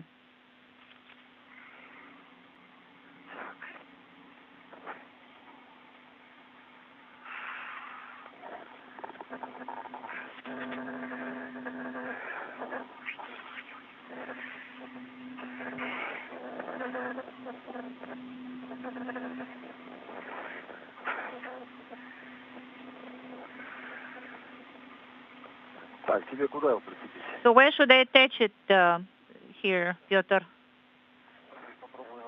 I will try to my short tether.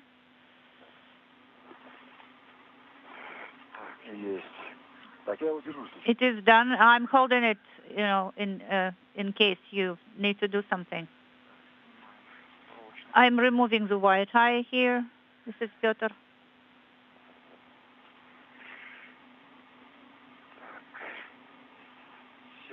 It is done. It is removed. No, it is not exactly actually removed. I will have to redo it. Now it is removed, and I'm holding the unit. Okay? Well, I will have to see whether I will be in a good position to take it from you.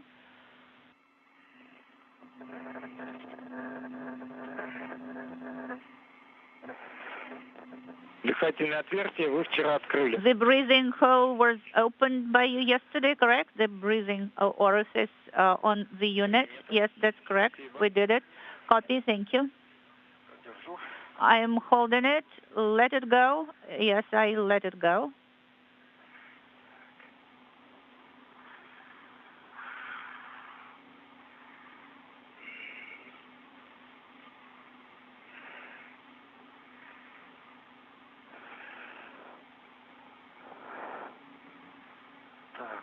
I installed it.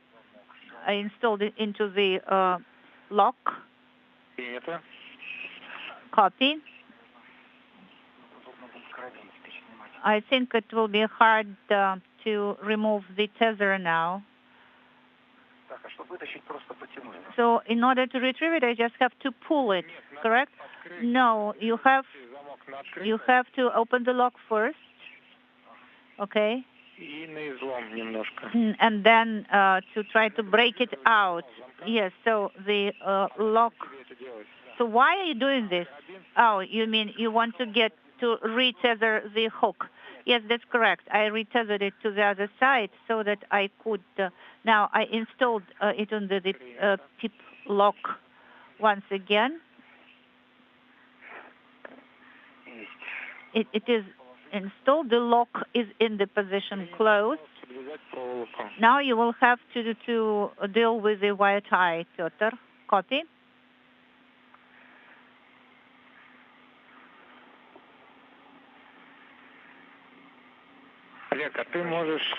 Олег, and you have a go to proceed to move towards Piotr. You will go over the circle, so to say, to the operator's post. Copy.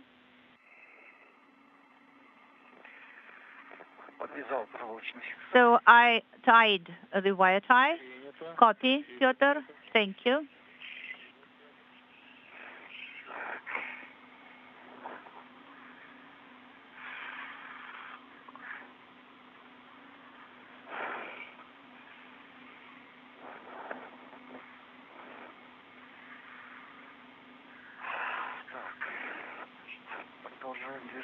So we continue translation. Yes, that's correct. Piotr, if you want to take a break, please go ahead.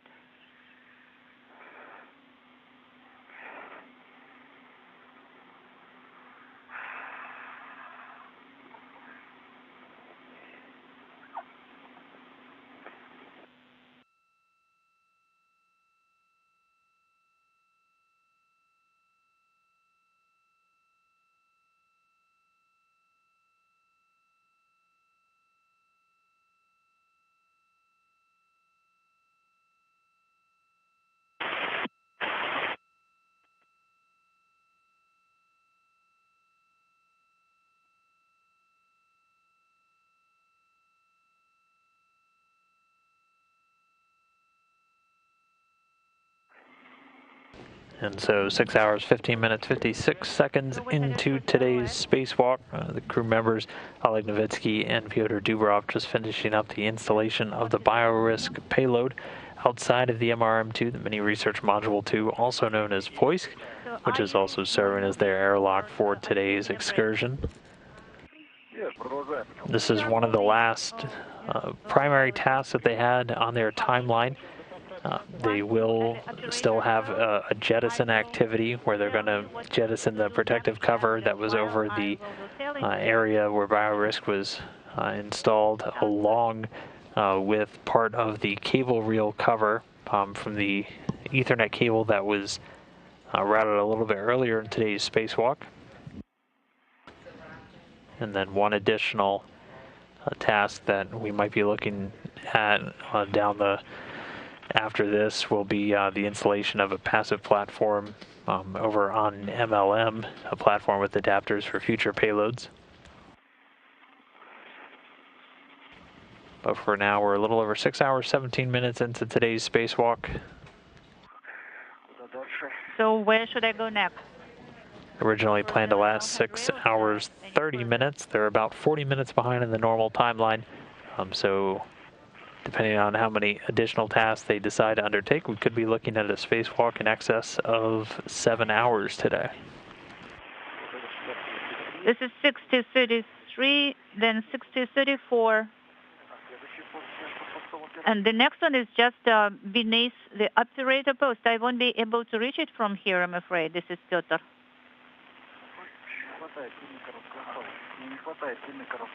I don't have the length of the short tether. So where, at what handrail you are now, Petr? Let me see.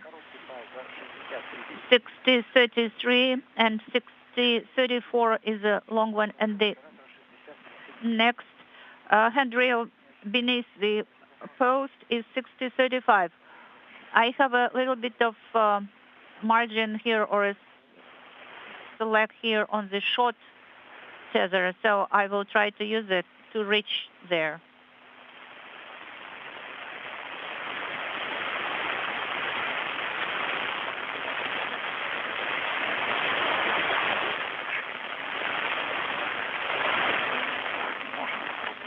Yes, I can give it a try.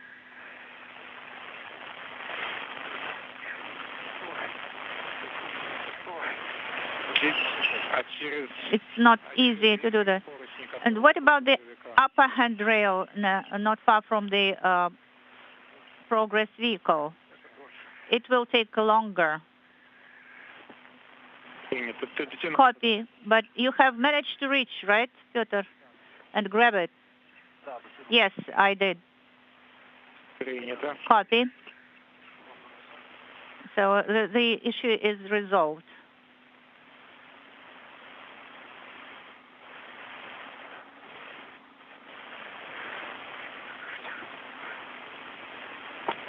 What is waiting for us there?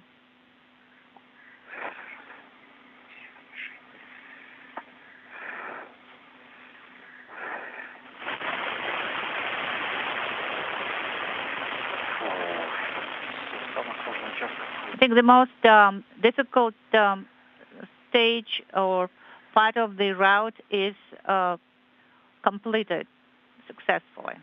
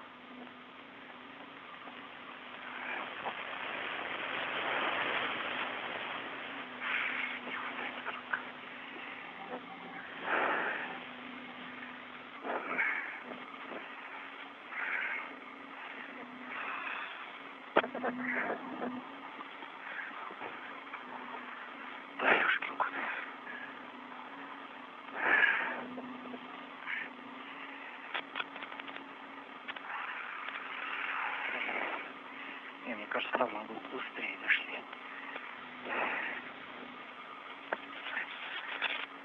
Как ты думаешь, быстрее было бы? So what do you think will be the best way, the fastest way to do it, Peter? Обратно. Well, if we had used the same route that we used to take before, yes, that's correct. So this is not a very convenient way because there are big gaps between the handrails and points of attachment.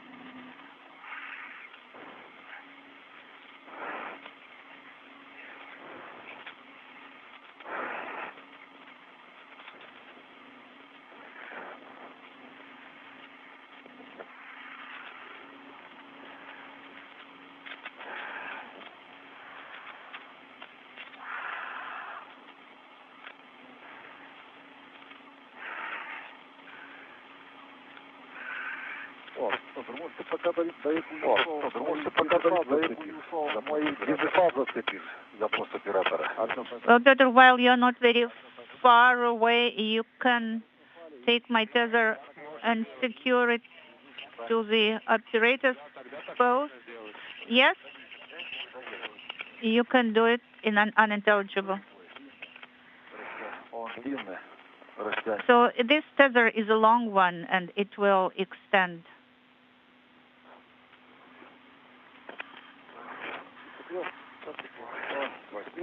Did you secure it? Yes, I did. Thank you so much, Peter.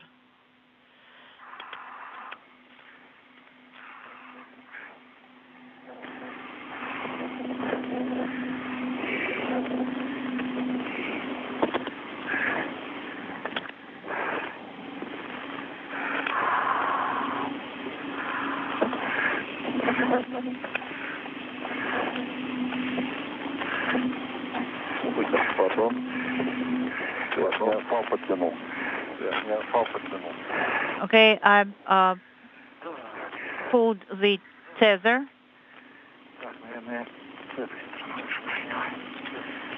I think I will try to translate from this side here. Yes, it is all right. I think I managed to translate here very well.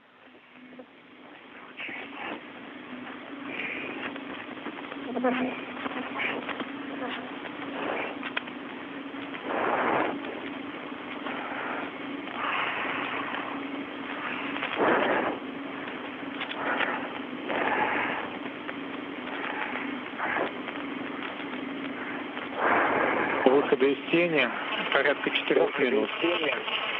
Until the sunrise, you have 4 minutes left, guys. Copy. Copy. EVA 1 and 2.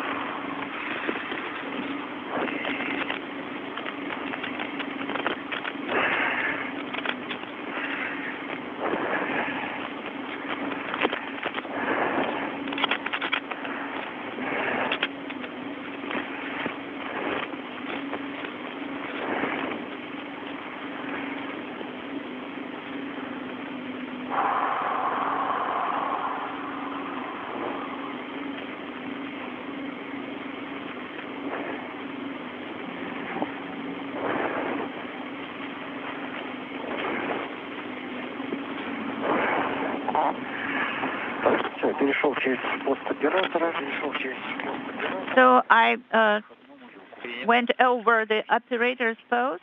Copy, Petr.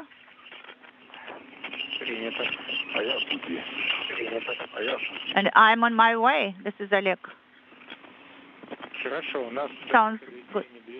So 2 minutes before the sunrise, guys. Well, you're practically at the end of the EVA. So we just need to tidy everything up. Oleg, for this, you will have to work at the plate number 9 with connector number 11. Then you will have to jettison the cover together with the MLI flaps. And after them, you will have to remove UKP, universal cable carrier, and to put it in MRM2. And after that, you will ingress. Copy. So what do I have to do at plate connector plate number 9? We have the connector, the 911 that you connected before. 9-11 will have to be tied with a wire tie. You will get the wire tie from Peter and put it in place and take a picture of this configuration. No. Может, тогда я пойду к 9-й плате, я же не ближе нахожусь. Maybe I will go to plate number 9. I will translate there, for this is Petr. Of course, I'm closer to it. Petr, do you have unintelligible? You know, I closed it with MLI flap, and it is just, there covered. But, there is a concern that during dynamic ops, this MLI flap can open up. All right, if you have a concern like that, then, of course, we will do what you ask. Thank you for understanding, guys. There are 3 connectors in parallel high-frequency connectors, and it's number 3 between them. So, it's not easy to wire tie it. To what should I wire tie to? To cable. Oleg?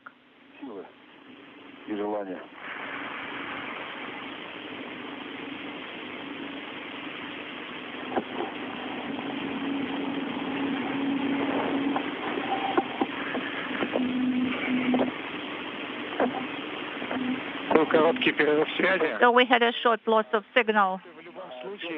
Petr, you will have to put the log back to MRM2. Well, actually, no. Leave it at the opening of the hatch. Of course, we will deal with the MLI. All right. The one that is from plate 17. Yes, that's correct. All right, so I will retether my... No, I won't waste time on that.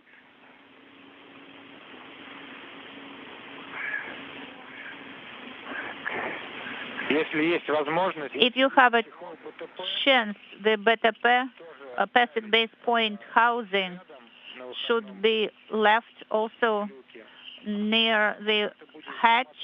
And while you deal with the plate number 9, Oleg will assemble the kit for jettisoning. Well, it's an option.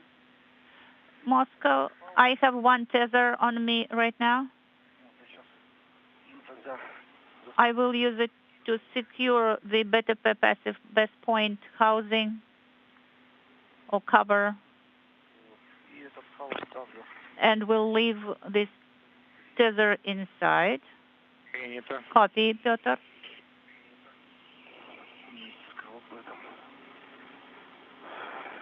Six hours, 31 minutes, 30 seconds into today's spacewalk. Both Novitsky and Dubroff have made their way back to the Poisk module, where they are just outside the hatchway. They've been discussing it with the flight controllers on the ground, but they're working now to move towards a jettison activity. So they will have some MLI, some multi-layer insulation that was removed during the installation of the biorisk containers. Activate. Oh, I forgot to tell you guys. I'm sorry. Oleg, you can activate and even take a picture of biorisk. Can you see it from here? Yes, but only from this side. Well, at least from this side. Thank you for reminding me. You are always welcome.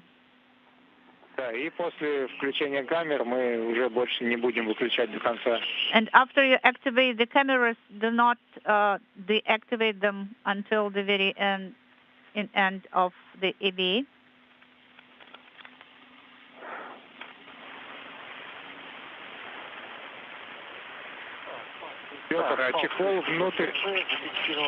So I tethered my tether on the handrail 6122. Well, you don't have to get it inside. Leave it there. Leave it there. Well, I can take it out again. Yes, it will be better. And to continue, it looks like the jettison will be the last task before all of the cleanup steps for today's spacewalk. Standing by to hear if they're going to be separate items or if they'll be bundled together. But again, the Russian flight controller is working with the trajectory officer here in Mission Control Houston as they pre-coordinate before any jettison activities off the station. Once they're through with that, they'll be able to start moving into some of their cleanup, which will consist of grabbing the cable carrier that brought out 2 of the bundles that were routed today and getting that back inside the POISC module, and then doing an inventory of all of their tools, making sure nothing got left outside before they start making their way back in, with Novitsky slated to go inside of POISC first, followed by Dubroff, and then the closing of the hatch, which would mark the official end of today's spacewalk. But for now, things continue. 6 hours, 34 minutes, 8 seconds, and counting. Standing by for an upcoming jettison activity, and then potentially wrapping up today's EVA activity.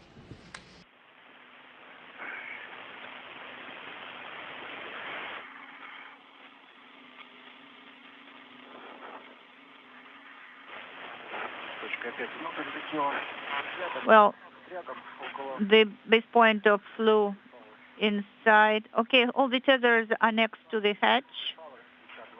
There are 2 tethers of the crew log bag and of the base point.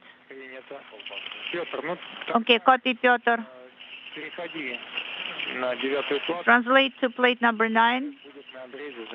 And Oleg will be at the edge of the EVA hatch and will deal with the bundling up the things for jettisoning.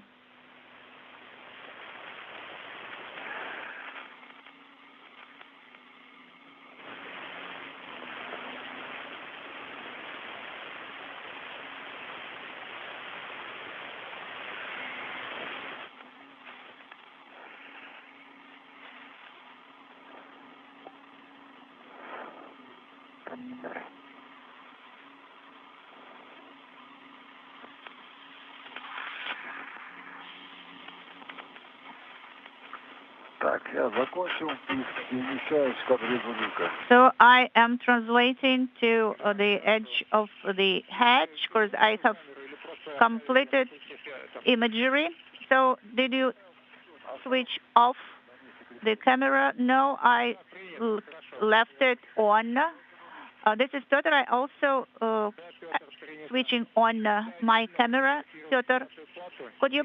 Then you don't have to take kind of separate pictures of plate number 9.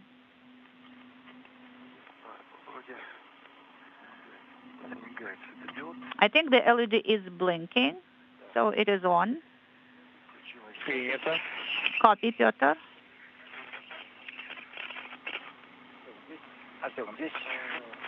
Artyom, there is some handrail, and it is taped with a tape. It is kind of looks like a nominal handrail. Can I tether it? Yes. It is taped with a tape. because it used to have targets installed on it before. And so there are targets close by, but you have a go to secure your tether on that one, on that handrail.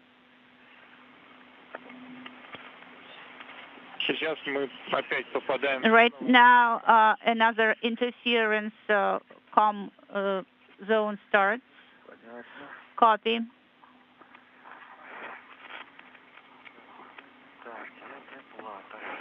Okay, the plate. It's familiar location.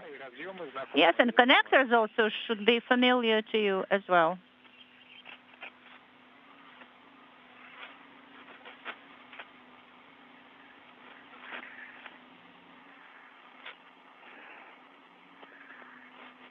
Вот этот кабель торчит. Okay, Oleg, Artyom, could you please give me some recommendations how to bundle up all these things? Oleg, on the cover of the hatch, you have a wire tied. So I suggest tie the BTP housing or cover that you have just removed from RM2. Okay. Where is the wire tie? It is on the cover of the rail. Oh, now I got it. Unintelligible.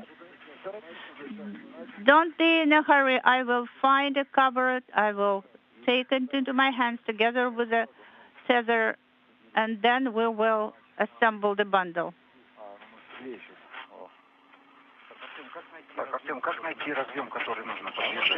Artyom, how can I find that connector that we need to secure? If you're looking at it, it's the cable that's above you right now. That one. Is it coming from the cable bay? Yes. And which one of them? Yes, this is exactly that one. Okay.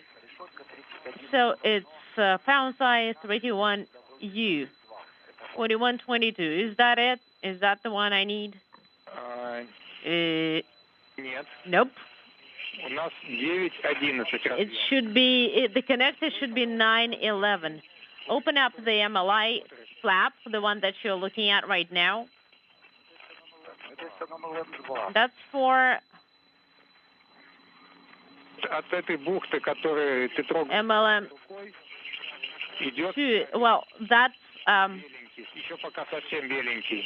cable bay that you are touching with your hand. There is a little white cable going away from it, connected to the connector, and that's what you need. All right. That's what we need then. And what if I attach it to the extension of the handrail?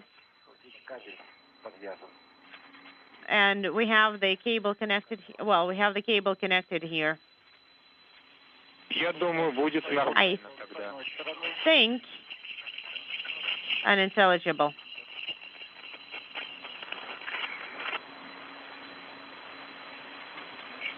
I think it's going to work.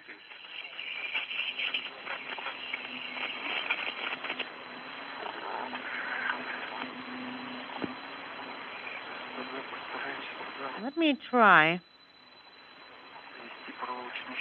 and move this wire tie there.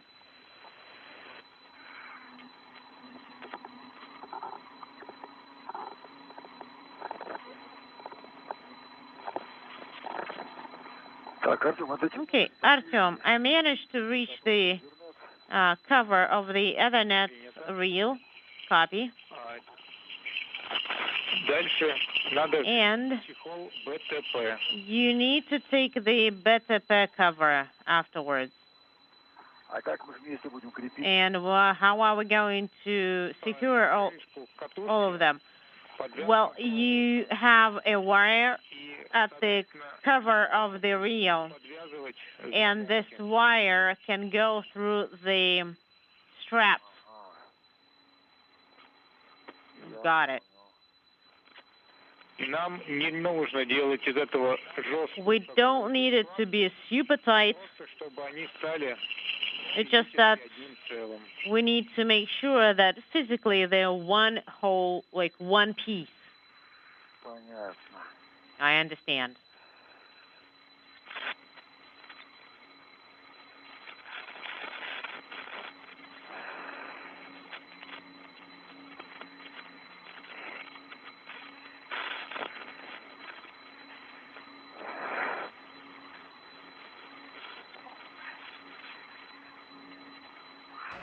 Six hours, 42 minutes, 43 seconds into today's spacewalk. Getting a live view in the helmet cam of Oleg Novitsky as he is now working with this metal disc. You saw this if you were watching a little bit earlier.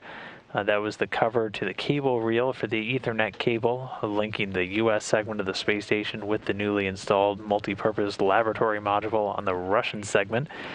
It was still attached to the reel itself, which proved a little bit stubborn, and they were not able to remove from its stowage point on a handrail. So Novitsky was able to remove the cover and the cable with it. The reel was originally slated to be jettisoned earlier in this spacewalk, but as they were not able to remove it completely, they put the cover temporarily inside the Poisk airlock and are now getting ready to jettison it along with a piece of MLI multi-layer insulation that's no longer needed. So the crew members are going to work to bundle the two together and then get ready to do this jettison. Again, all of these jettison activities always done in concert with the trajectory officer here in Mission Control Houston. They're controlled so the crew gets very specific instructions on how to push away. We have very good understandings of the drag characteristics, the expected time to re-entry for these, and obviously making absolute sure that there's not a risk of re-contact, so they will push these off in a very specific direction. But that jettison should be the final task of the day, and then they'll be able to do all of their cleanup steps, getting the cable carriers back inside the airlock, doing an EVA tool inventory, making sure they have everything they brought out with them, ready to go back in, and then they'll make their way back inside the Poisk module, close the hatch, and that will wrap up today's spacewalk. But for now, we're going to continue to watch, getting some pretty good lighting conditions now as we get ready for this jettison. Now, take out of the crew lock bag, and Mark, you can start closing the MLM SOSM hatch and work for radiogram 0078, and you start with the covered valve checkout. I copy all, Moscow. After you close the hatch, Mark, please let us know, because then we're going to switch to a different radiogram. It's the only one here? Yes. Okay, everything else is covers and ties and everything else.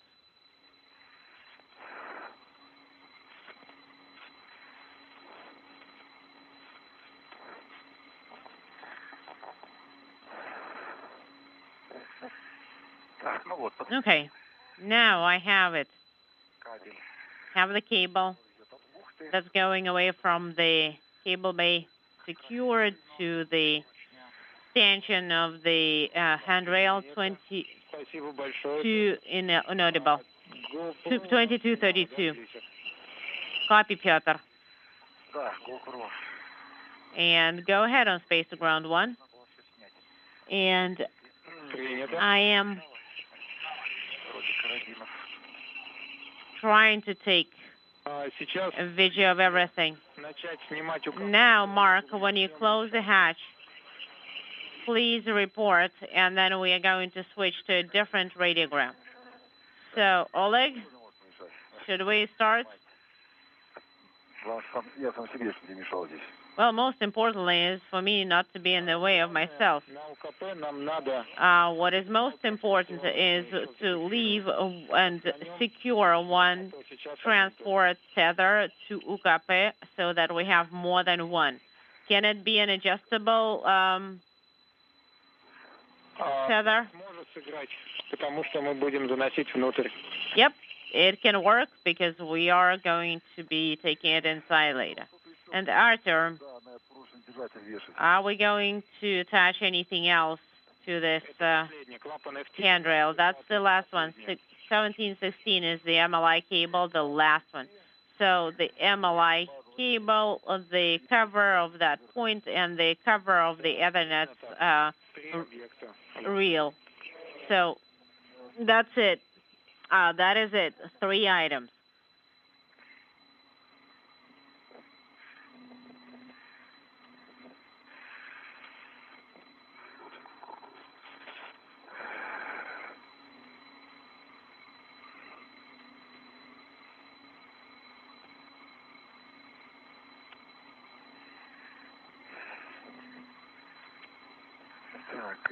Okay, we have put it all together, and now we have to figure out how to fit it all back into the crew lock bag. Yeah, that's quite a puzzle.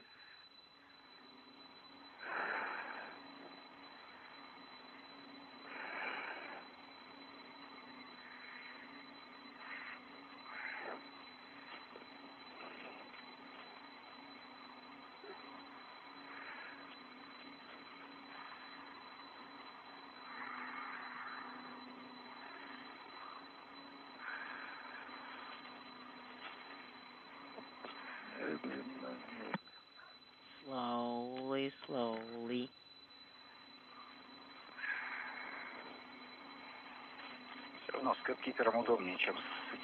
I think it's better to have the cap keeper rather than a trash bag. Well, cap keeper is the first. We've never used the cap keeper before, but I think it is a really, really convenient thing. I agree. It's awesome that it has hooks that you can use, because we were using French hooks during some other spacewalks. Right. Well, the French hooks was an old version of the cap keeper, and the new one has a more modern version of hooks, spring hooks.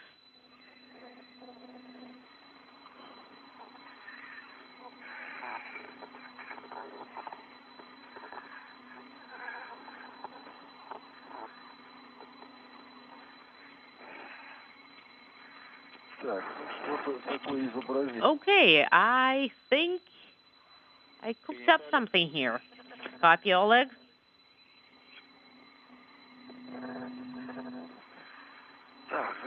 And I have it all secured.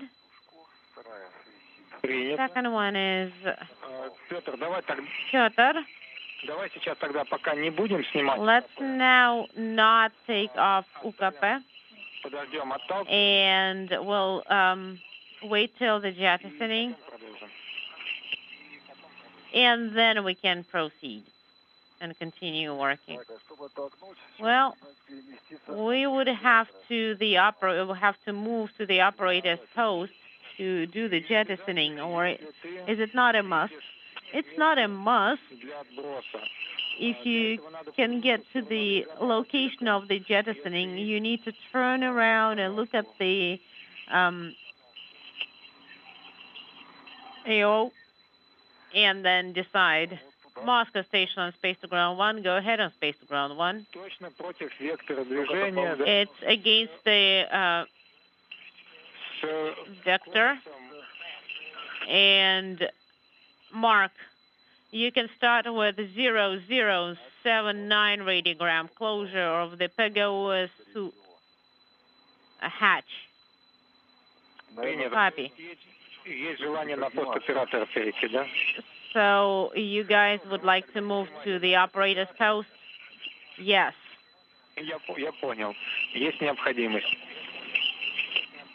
And, well, we may be able to do something here. Okay. Now, Petr, continue with UKP removal, and once you are done, push it into MLM. So would it be going after Oleg? Well, you go in, you position yourself, and I can hand it to you after you do the jettisoning.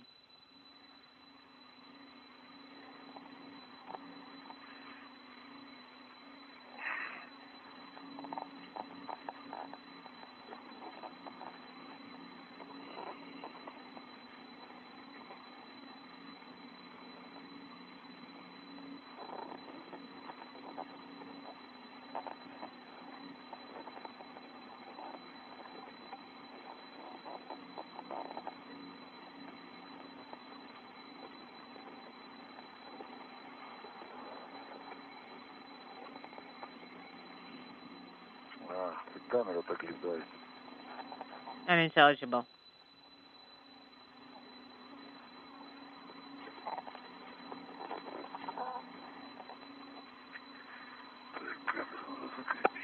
And we need to secure this one.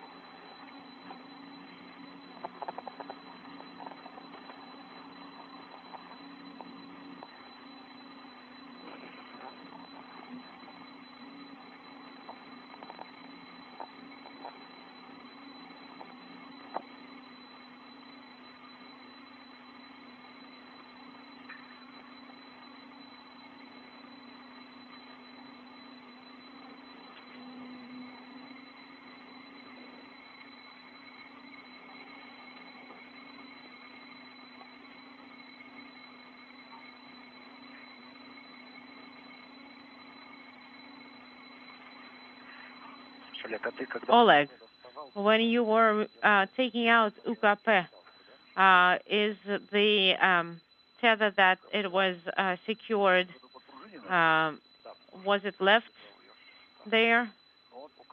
Is it the one with the spring? Well, I did take it off, and we can put it somewhere around our feet, and it's not going to be too much in the way. There we go. Take the hook. Got it. So, what's it for? It's just a red. Just attach it to the UKP. It's from the UKP. Copy. Nice. I figured it out, and I am going to the operator's post. Copy. Петр, ну УКП, мне кажется, в любом случае можно снять. UKP can be taken. UKP can be.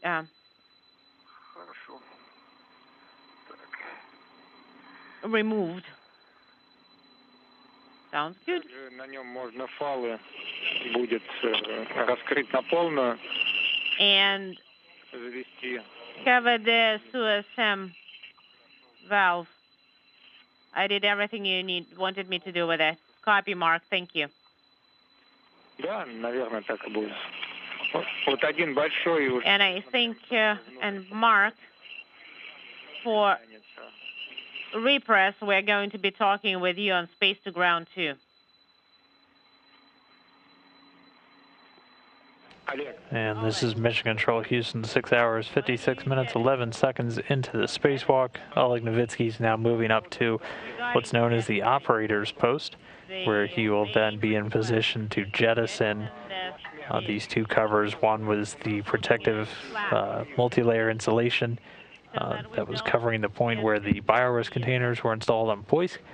The other is the piece of the cable reel that was removed when they were not able to remove the reel itself from a handrail. So these two items bundled together now will soon be jettisoned overboard. But I may be mistaken. Well, the movement when you push it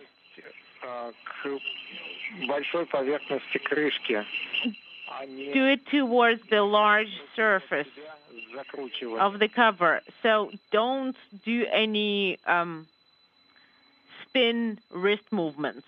Don't spin it.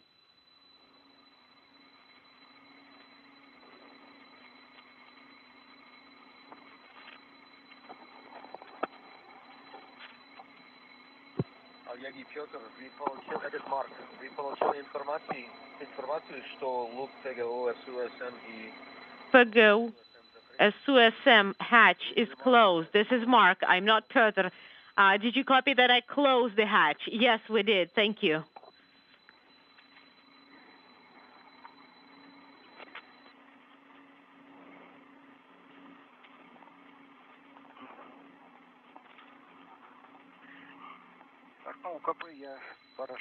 Well, I have removed the wing nuts from UKP, and all that's left is removing it, and I'll stand by for Oleg, and we can continue working. Copy. Thank you. Okay.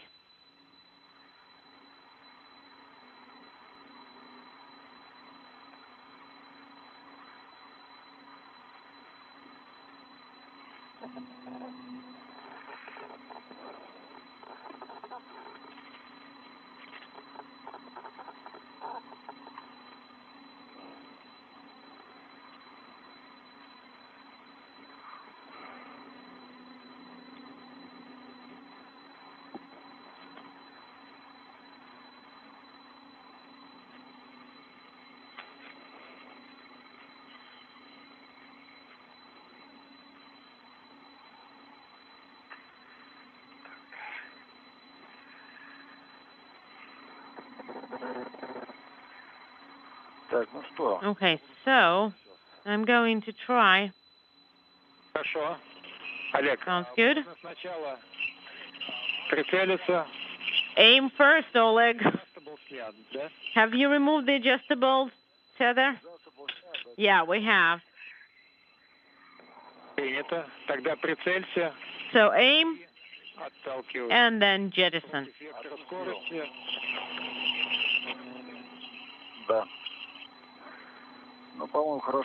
I think it's going pretty well. Copy, we see it. Just please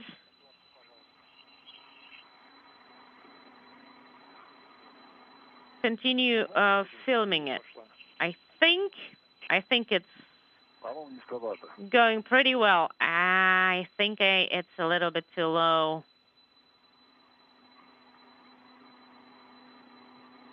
So it went behind AO, and you can start with egress into MRM. We are going to run to check that all add-on equipment is in place, and then we can egress.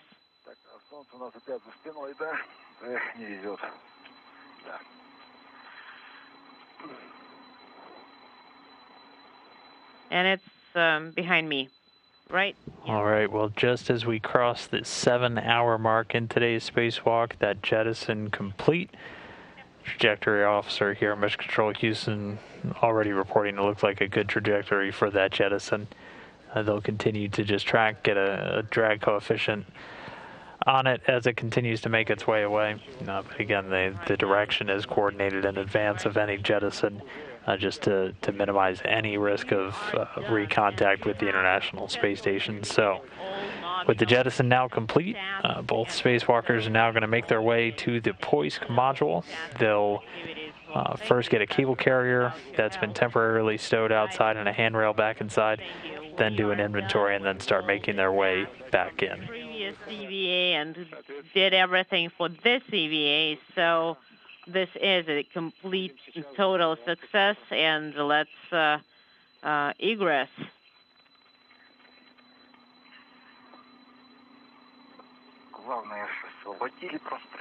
Well, we freed up the space, installed all the handrails. The handrails are the main goal, especially the ones that are named after people.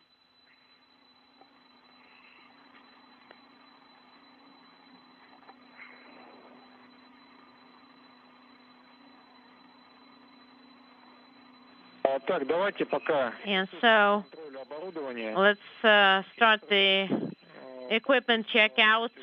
I'm going to go through it, and you check, then verify that everything's in place. And so, Piotr, since Oleg is moving, let's start with you. OTA with a swing arm and tool caddy are in place.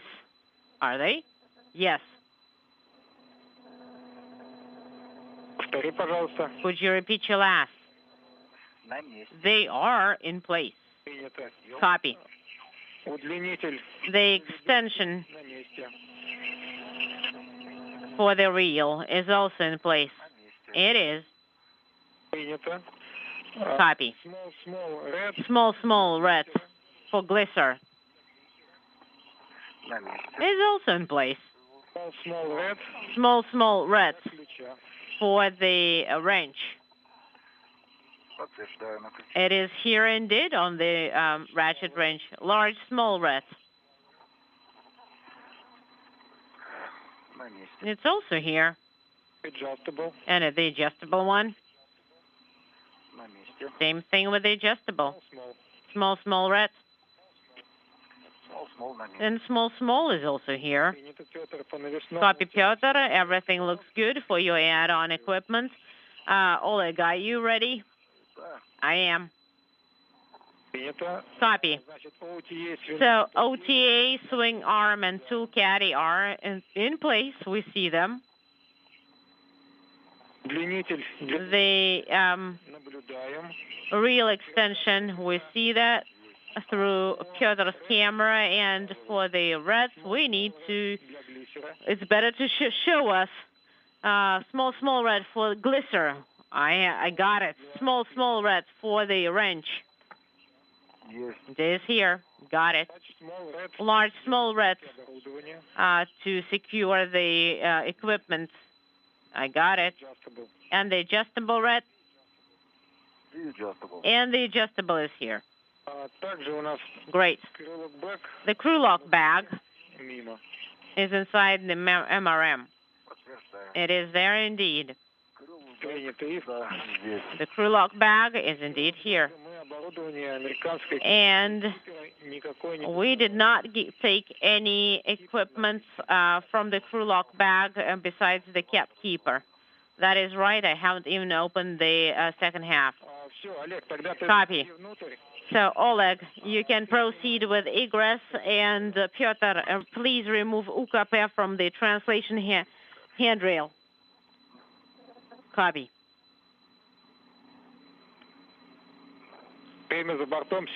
Time outside, guys, is 7 hours. So your EVA is lasted for 7 hours. That's awesome. So am I good to ingress?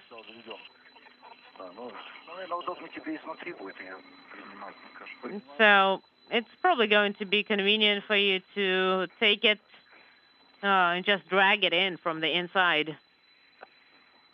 All right, sounds good. Okay, I have removed the UKP.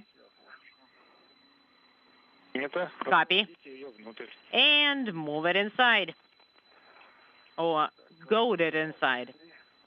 The short tether is inside. I copy, Oleg.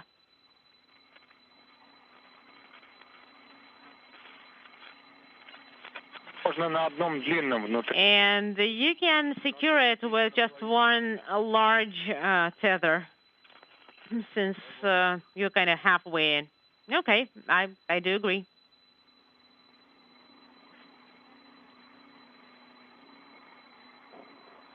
And right now, we just heard both crew members do a quick tool inventory, reporting everything looks good, and so now they're making their way inside. Oleg Novitsky, EV1 in the suit with the red stripes, is going in first.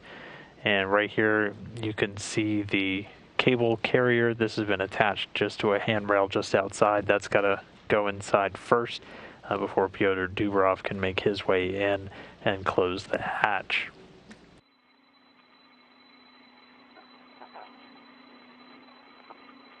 Okay, I'm inside. Copy. Now let me unhook the tether. Sounds good. Maybe we should move the crew lock bag out of there too, so it's not in the way. Well, let me try and clean up here. Maybe put the crew lock bag like somewhere around our feet.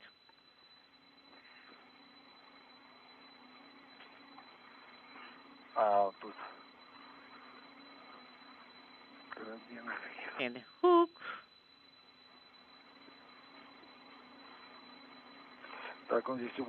Well, it's probably going to be in the way, right? Yeah, I think so. Yeah, it's going to be in the way when I'm closing the hatch.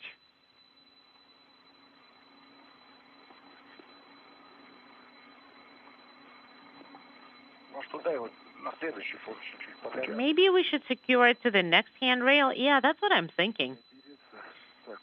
Because I can't really, there's no way I can prop myself up here. What's that?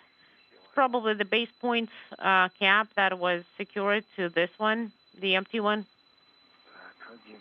Okay, got one. The cap, I'm going to move that cap away from here.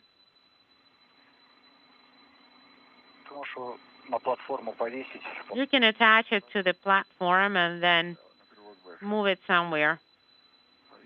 Yeah, I'll go and attach it to the crew lock bag.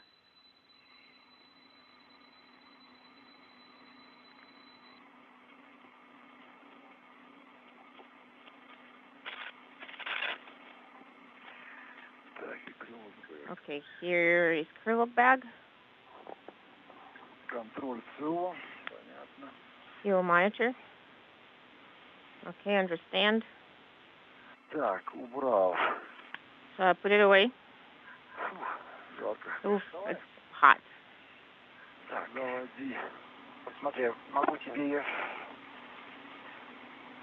I can hand it over to you like this. If you pull up this tether on the outside, there's a hook.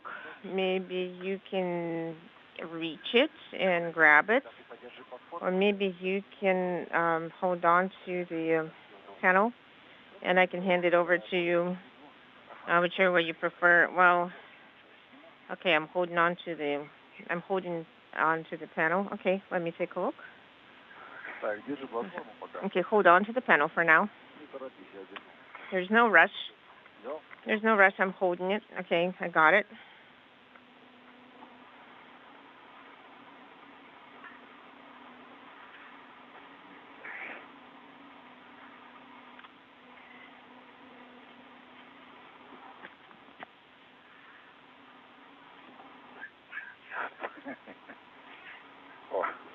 There we go. Okay, I'm going to secure it over here. You can pull it in all together.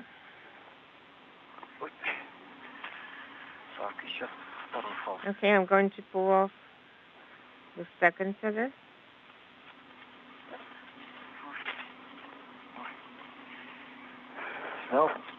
Okay, I got it. I don't think that's going to be in the way.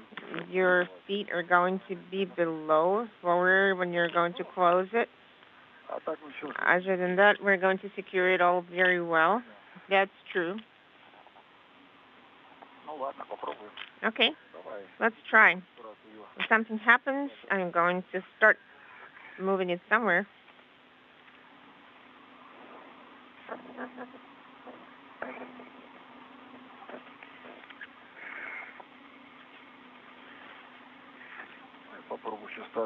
I am going to try to position myself where I was at the very beginning. I am ready to start the ingress.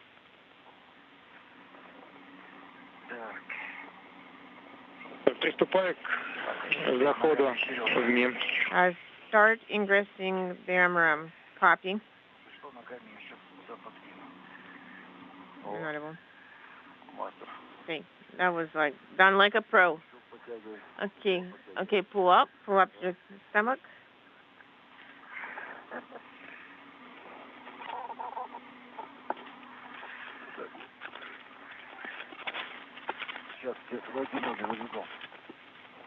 Inaudible.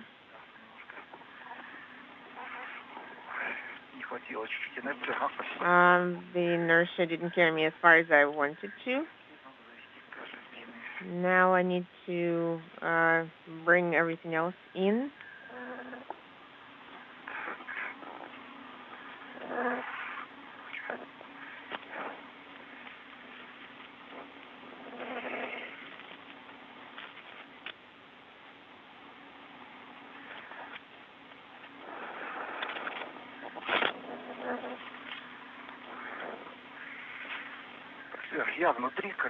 I am inside.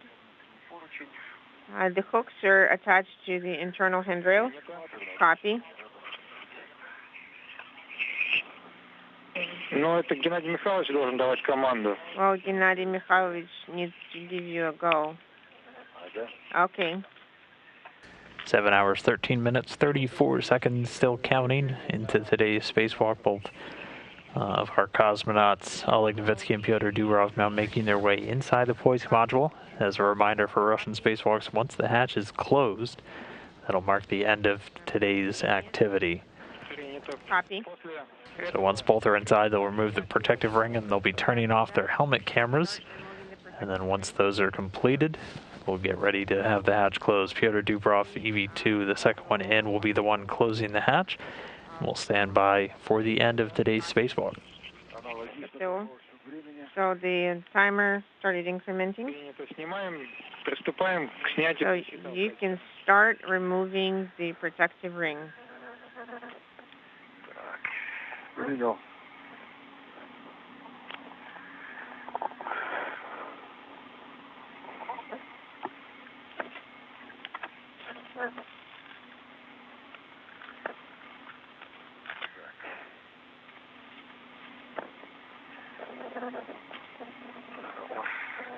What did you say? You can just fold that particular tab.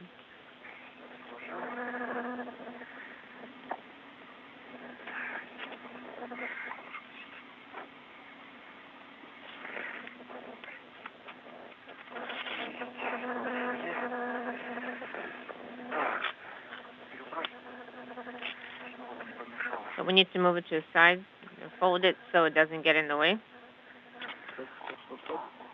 Hold on. Here we go.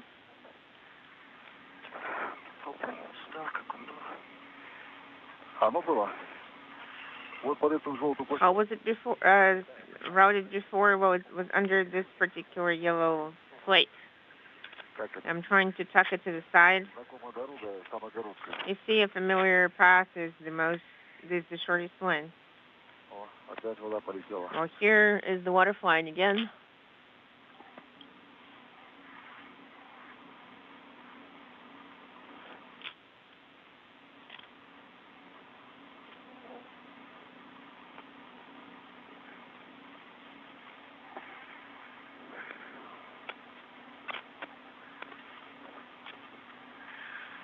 Петр, Олег.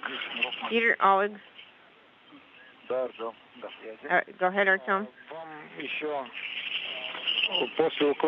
After you sew the protective ring, you need to inspect the interface of the EV hatch and to make sure there's no fog in the area where the hatch closes, and then you will need to turn off your helmet cams.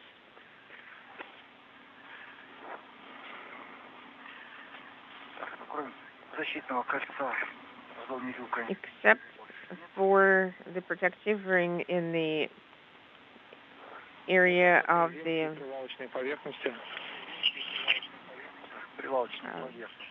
hatch, there's nothing else there. What about the interface? Everything looks fine.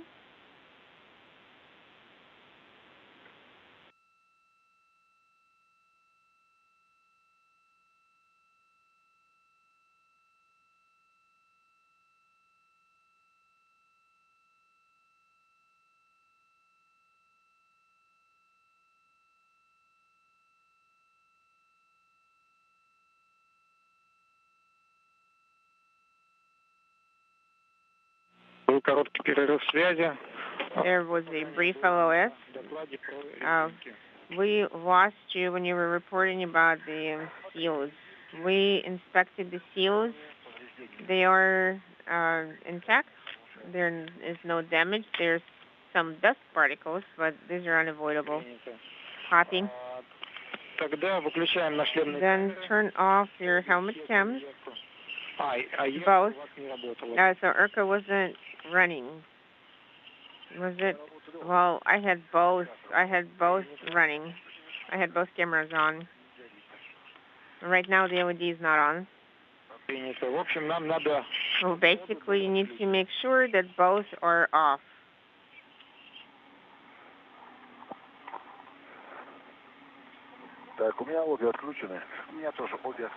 I have both off.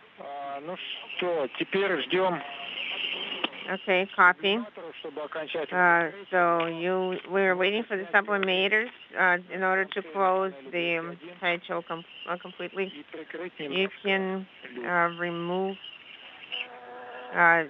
the bracket of the Q1 panel so you can close but not latch the hatch. Okay, Peter, always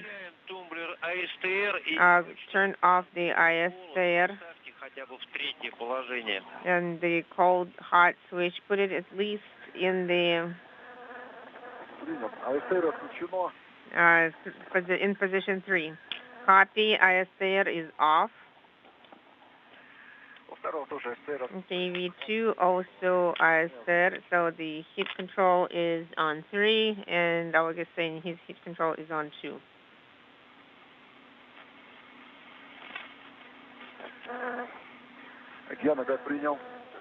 How copy?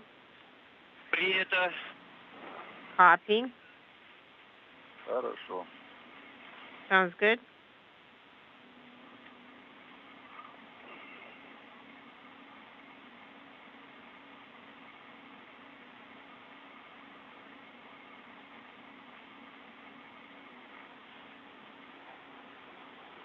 Так, 6 минут прошло.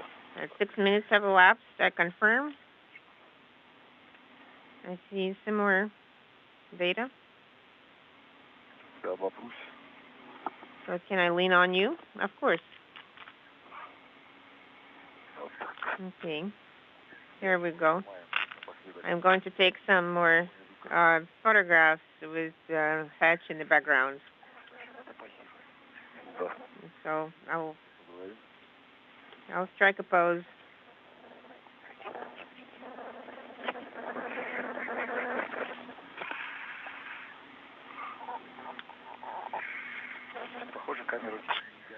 It looks like the LED on your camera is not blinking. I'm speaking simultaneously. And this is Mission Control Houston. So in the final steps now to complete this spacewalk today, we'll recap all the tasks completed, but for now, both of the cosmonauts inside of Poisk, their helmet cameras have been turned off. Now just waiting for confirmation that the hatch has been closed, and the EVA will be complete. Okay, so drying out is nominal. For Peter, let's wait for that message in all spacesuits. Oh, you see, you can tell right away who was doing the hard work. Оба работали. Сегодня вы молодцы. You were both working hard today. You did a great job today, guys. Theo drying out, nominal for E1. Copy. You can start closing the hatch. Copy. Starting.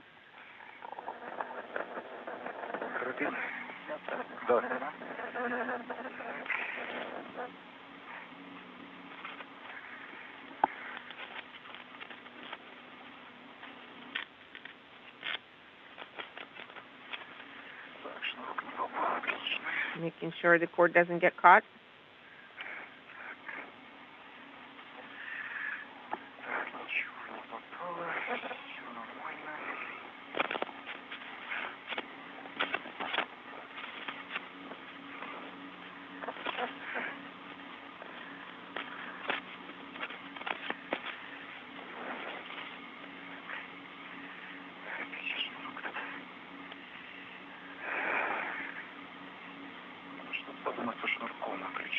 We need to do something with the cord on the wrench.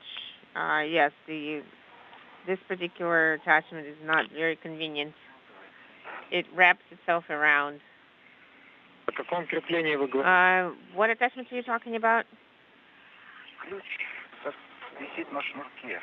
The key that's attached by a cord, and it is attached to the handle that's opposite the attachment point. So when we rotate it, so that particular cord wraps around the key. Well, you haven't done any rotation yet, have you? I started turning it. But you didn't get a go, though. Okay. Copy, standing by. Did your drying out complete? Gennady gave us a go. Okay, copy. Okay, I got it. Okay, Peter, continue hatch closing. And after the rowers are in the closed position.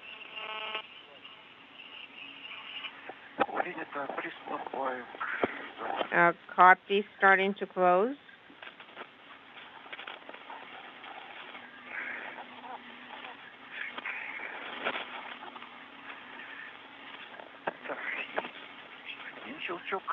One click.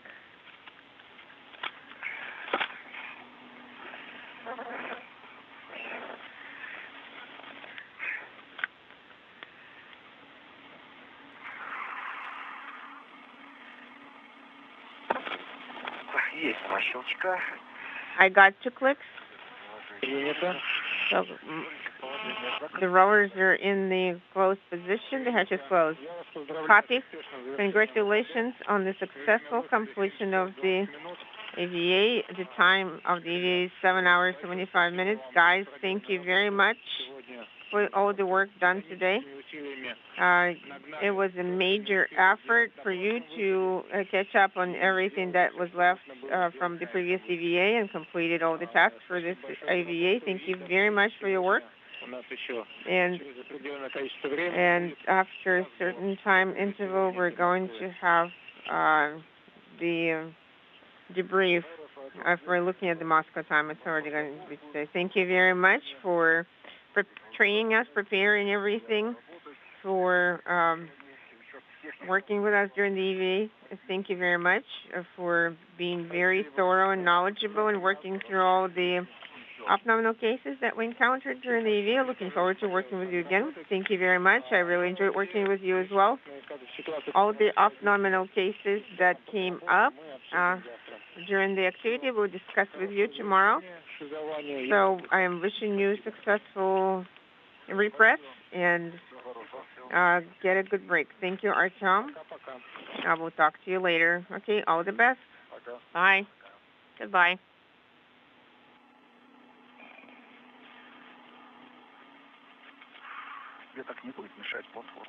Is this panel? All right, well, this is Mission Control Houston. We did get confirmation the hatch was closed. That hatch closed coming at 5:16 p.m. Central Time, 6:16 p.m. Eastern Time, 22:16 GMT.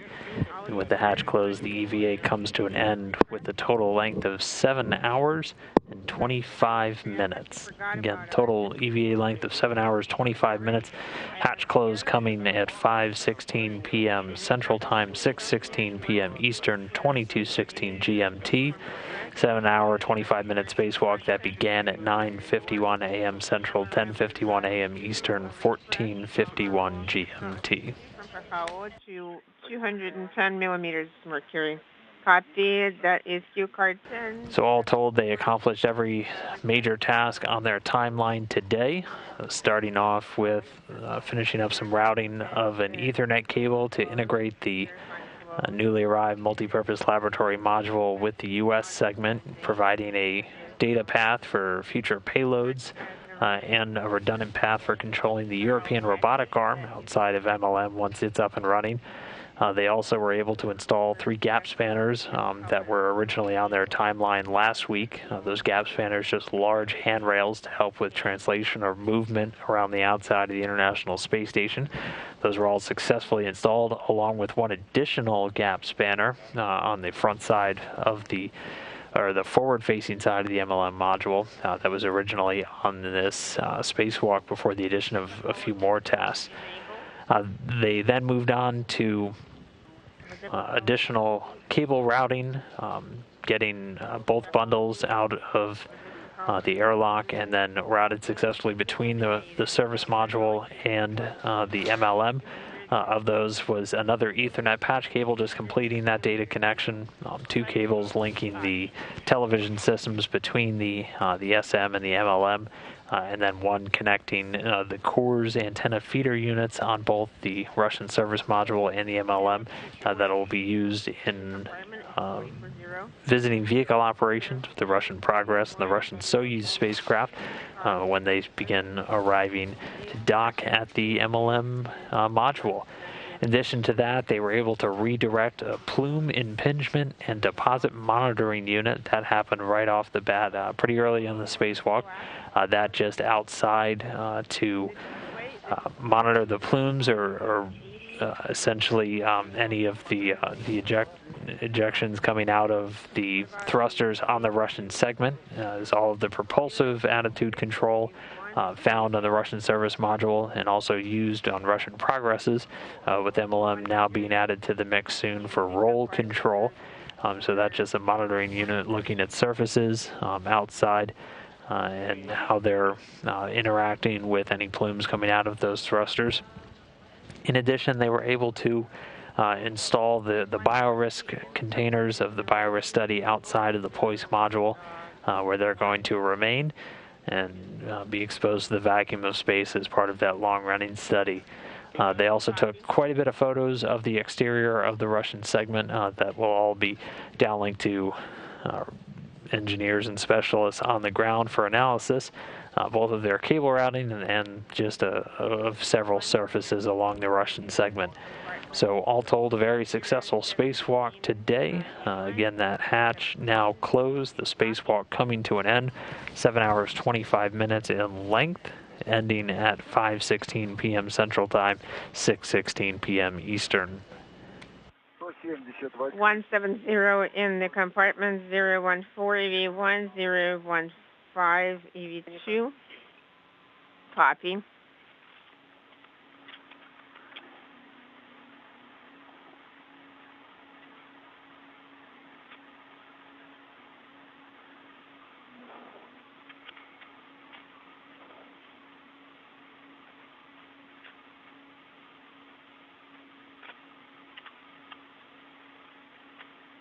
В отсеке. 200 in the compartments, 014 EV1 and 011 for EV2. Copy.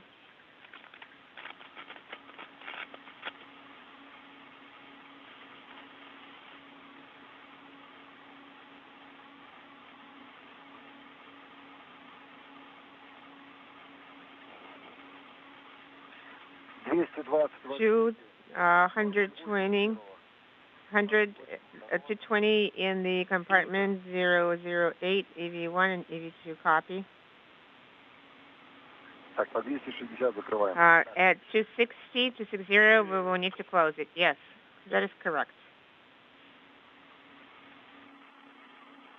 Okay, so a couple of numbers for you with Russian spacewalk number 50 now in the books. This was the 243rd spacewalk in support of International Space Station assembly, maintenance, and upgrades, the 11th for the station just this calendar year, the 6th of which coming during Expedition 65. This was the third spacewalk for both Novitsky and Dubroff, with a total spacewalking time of both of their resumes now of 22 hours and 38 minutes.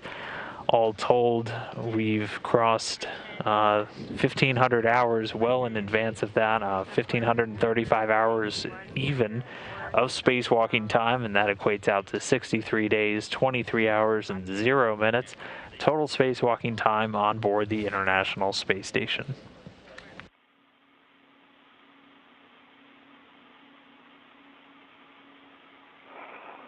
Так, 260. 260. Закрыт. Closing. Транспарант погас. The message is no longer illuminated and inhibit. Начало стабилизации 5 минут. Starting stabilization 5 minutes. Could you tell us the RM2 pressure per manual pressure gauge? We started the timer. 1 by 1. Let me turn around. All right, well, with the hatch closed and the spacewalk now complete, the repress has already begun inside of Poisk. Once they get it back up to the same atmospheric pressure as the rest of station, right around 14.7 psi, they'll be able to start getting out of their spacesuits, and NASA astronaut Mark Vande Hei standing by in the Russian segment to assist. But that will wrap up all the coverage for today's spacewalk. We do have another one coming up in just a few days, though, and we're going to be previewing that, U.S. spacewalk number 77, tomorrow on Friday, September 10th, with a briefing with members of the International Space Station program and our flight control team. It'll be coming to you live here from the Johnson Space Center at 2 p.m. Eastern, 1 p.m. Central, so be sure to tune in. And that's all setting up for the spacewalk itself coming up this weekend on Sunday, September 12th. Our coverage will start at 7 a.m. Eastern Time, 6 a.m. Central, for a planned spacewalk by Space Station Commander Aki Hoshide and Flight Engineer Thomas Pesquet out of the Quest airlock to install an adapter section that is going to hold one of the new rollout solar arrays as we continue to upgrade the power generation capability on board the International Space Station. Also of note, this will be the first spacewalk ever out of the Quest airlock with 2 international partners, astronauts going at the same time, so be sure to tune in. So we'll be back with you tomorrow to preview that spacewalk and back for more spacewalk marathon coverage on Sunday. For now, thank you for joining us for this, the 50th Russian EVA outside of the International Space Station. A successful day, 7 hours, 25 minutes, all primary tasks complete. Novitsky and Dubroff back inside the station, getting the airlock repressurized, soon out of their suits, and then off to bed for the rest of Expedition 65. So thanks for joining. That'll do it for us from here in Mission Control Houston. So we will go ahead and sign off.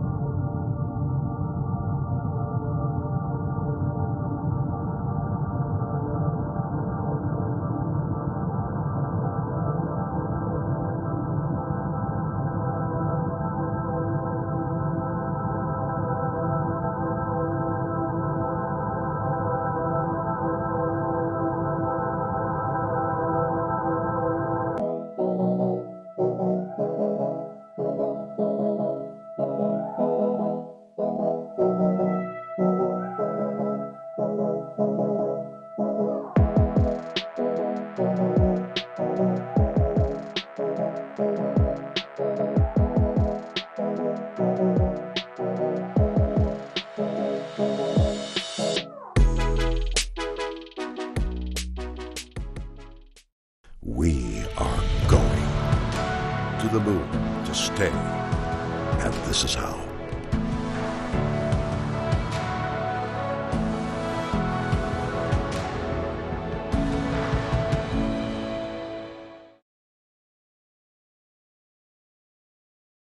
Hey, you're watching NASA TV, on the air and online every day, on this planet and beyond.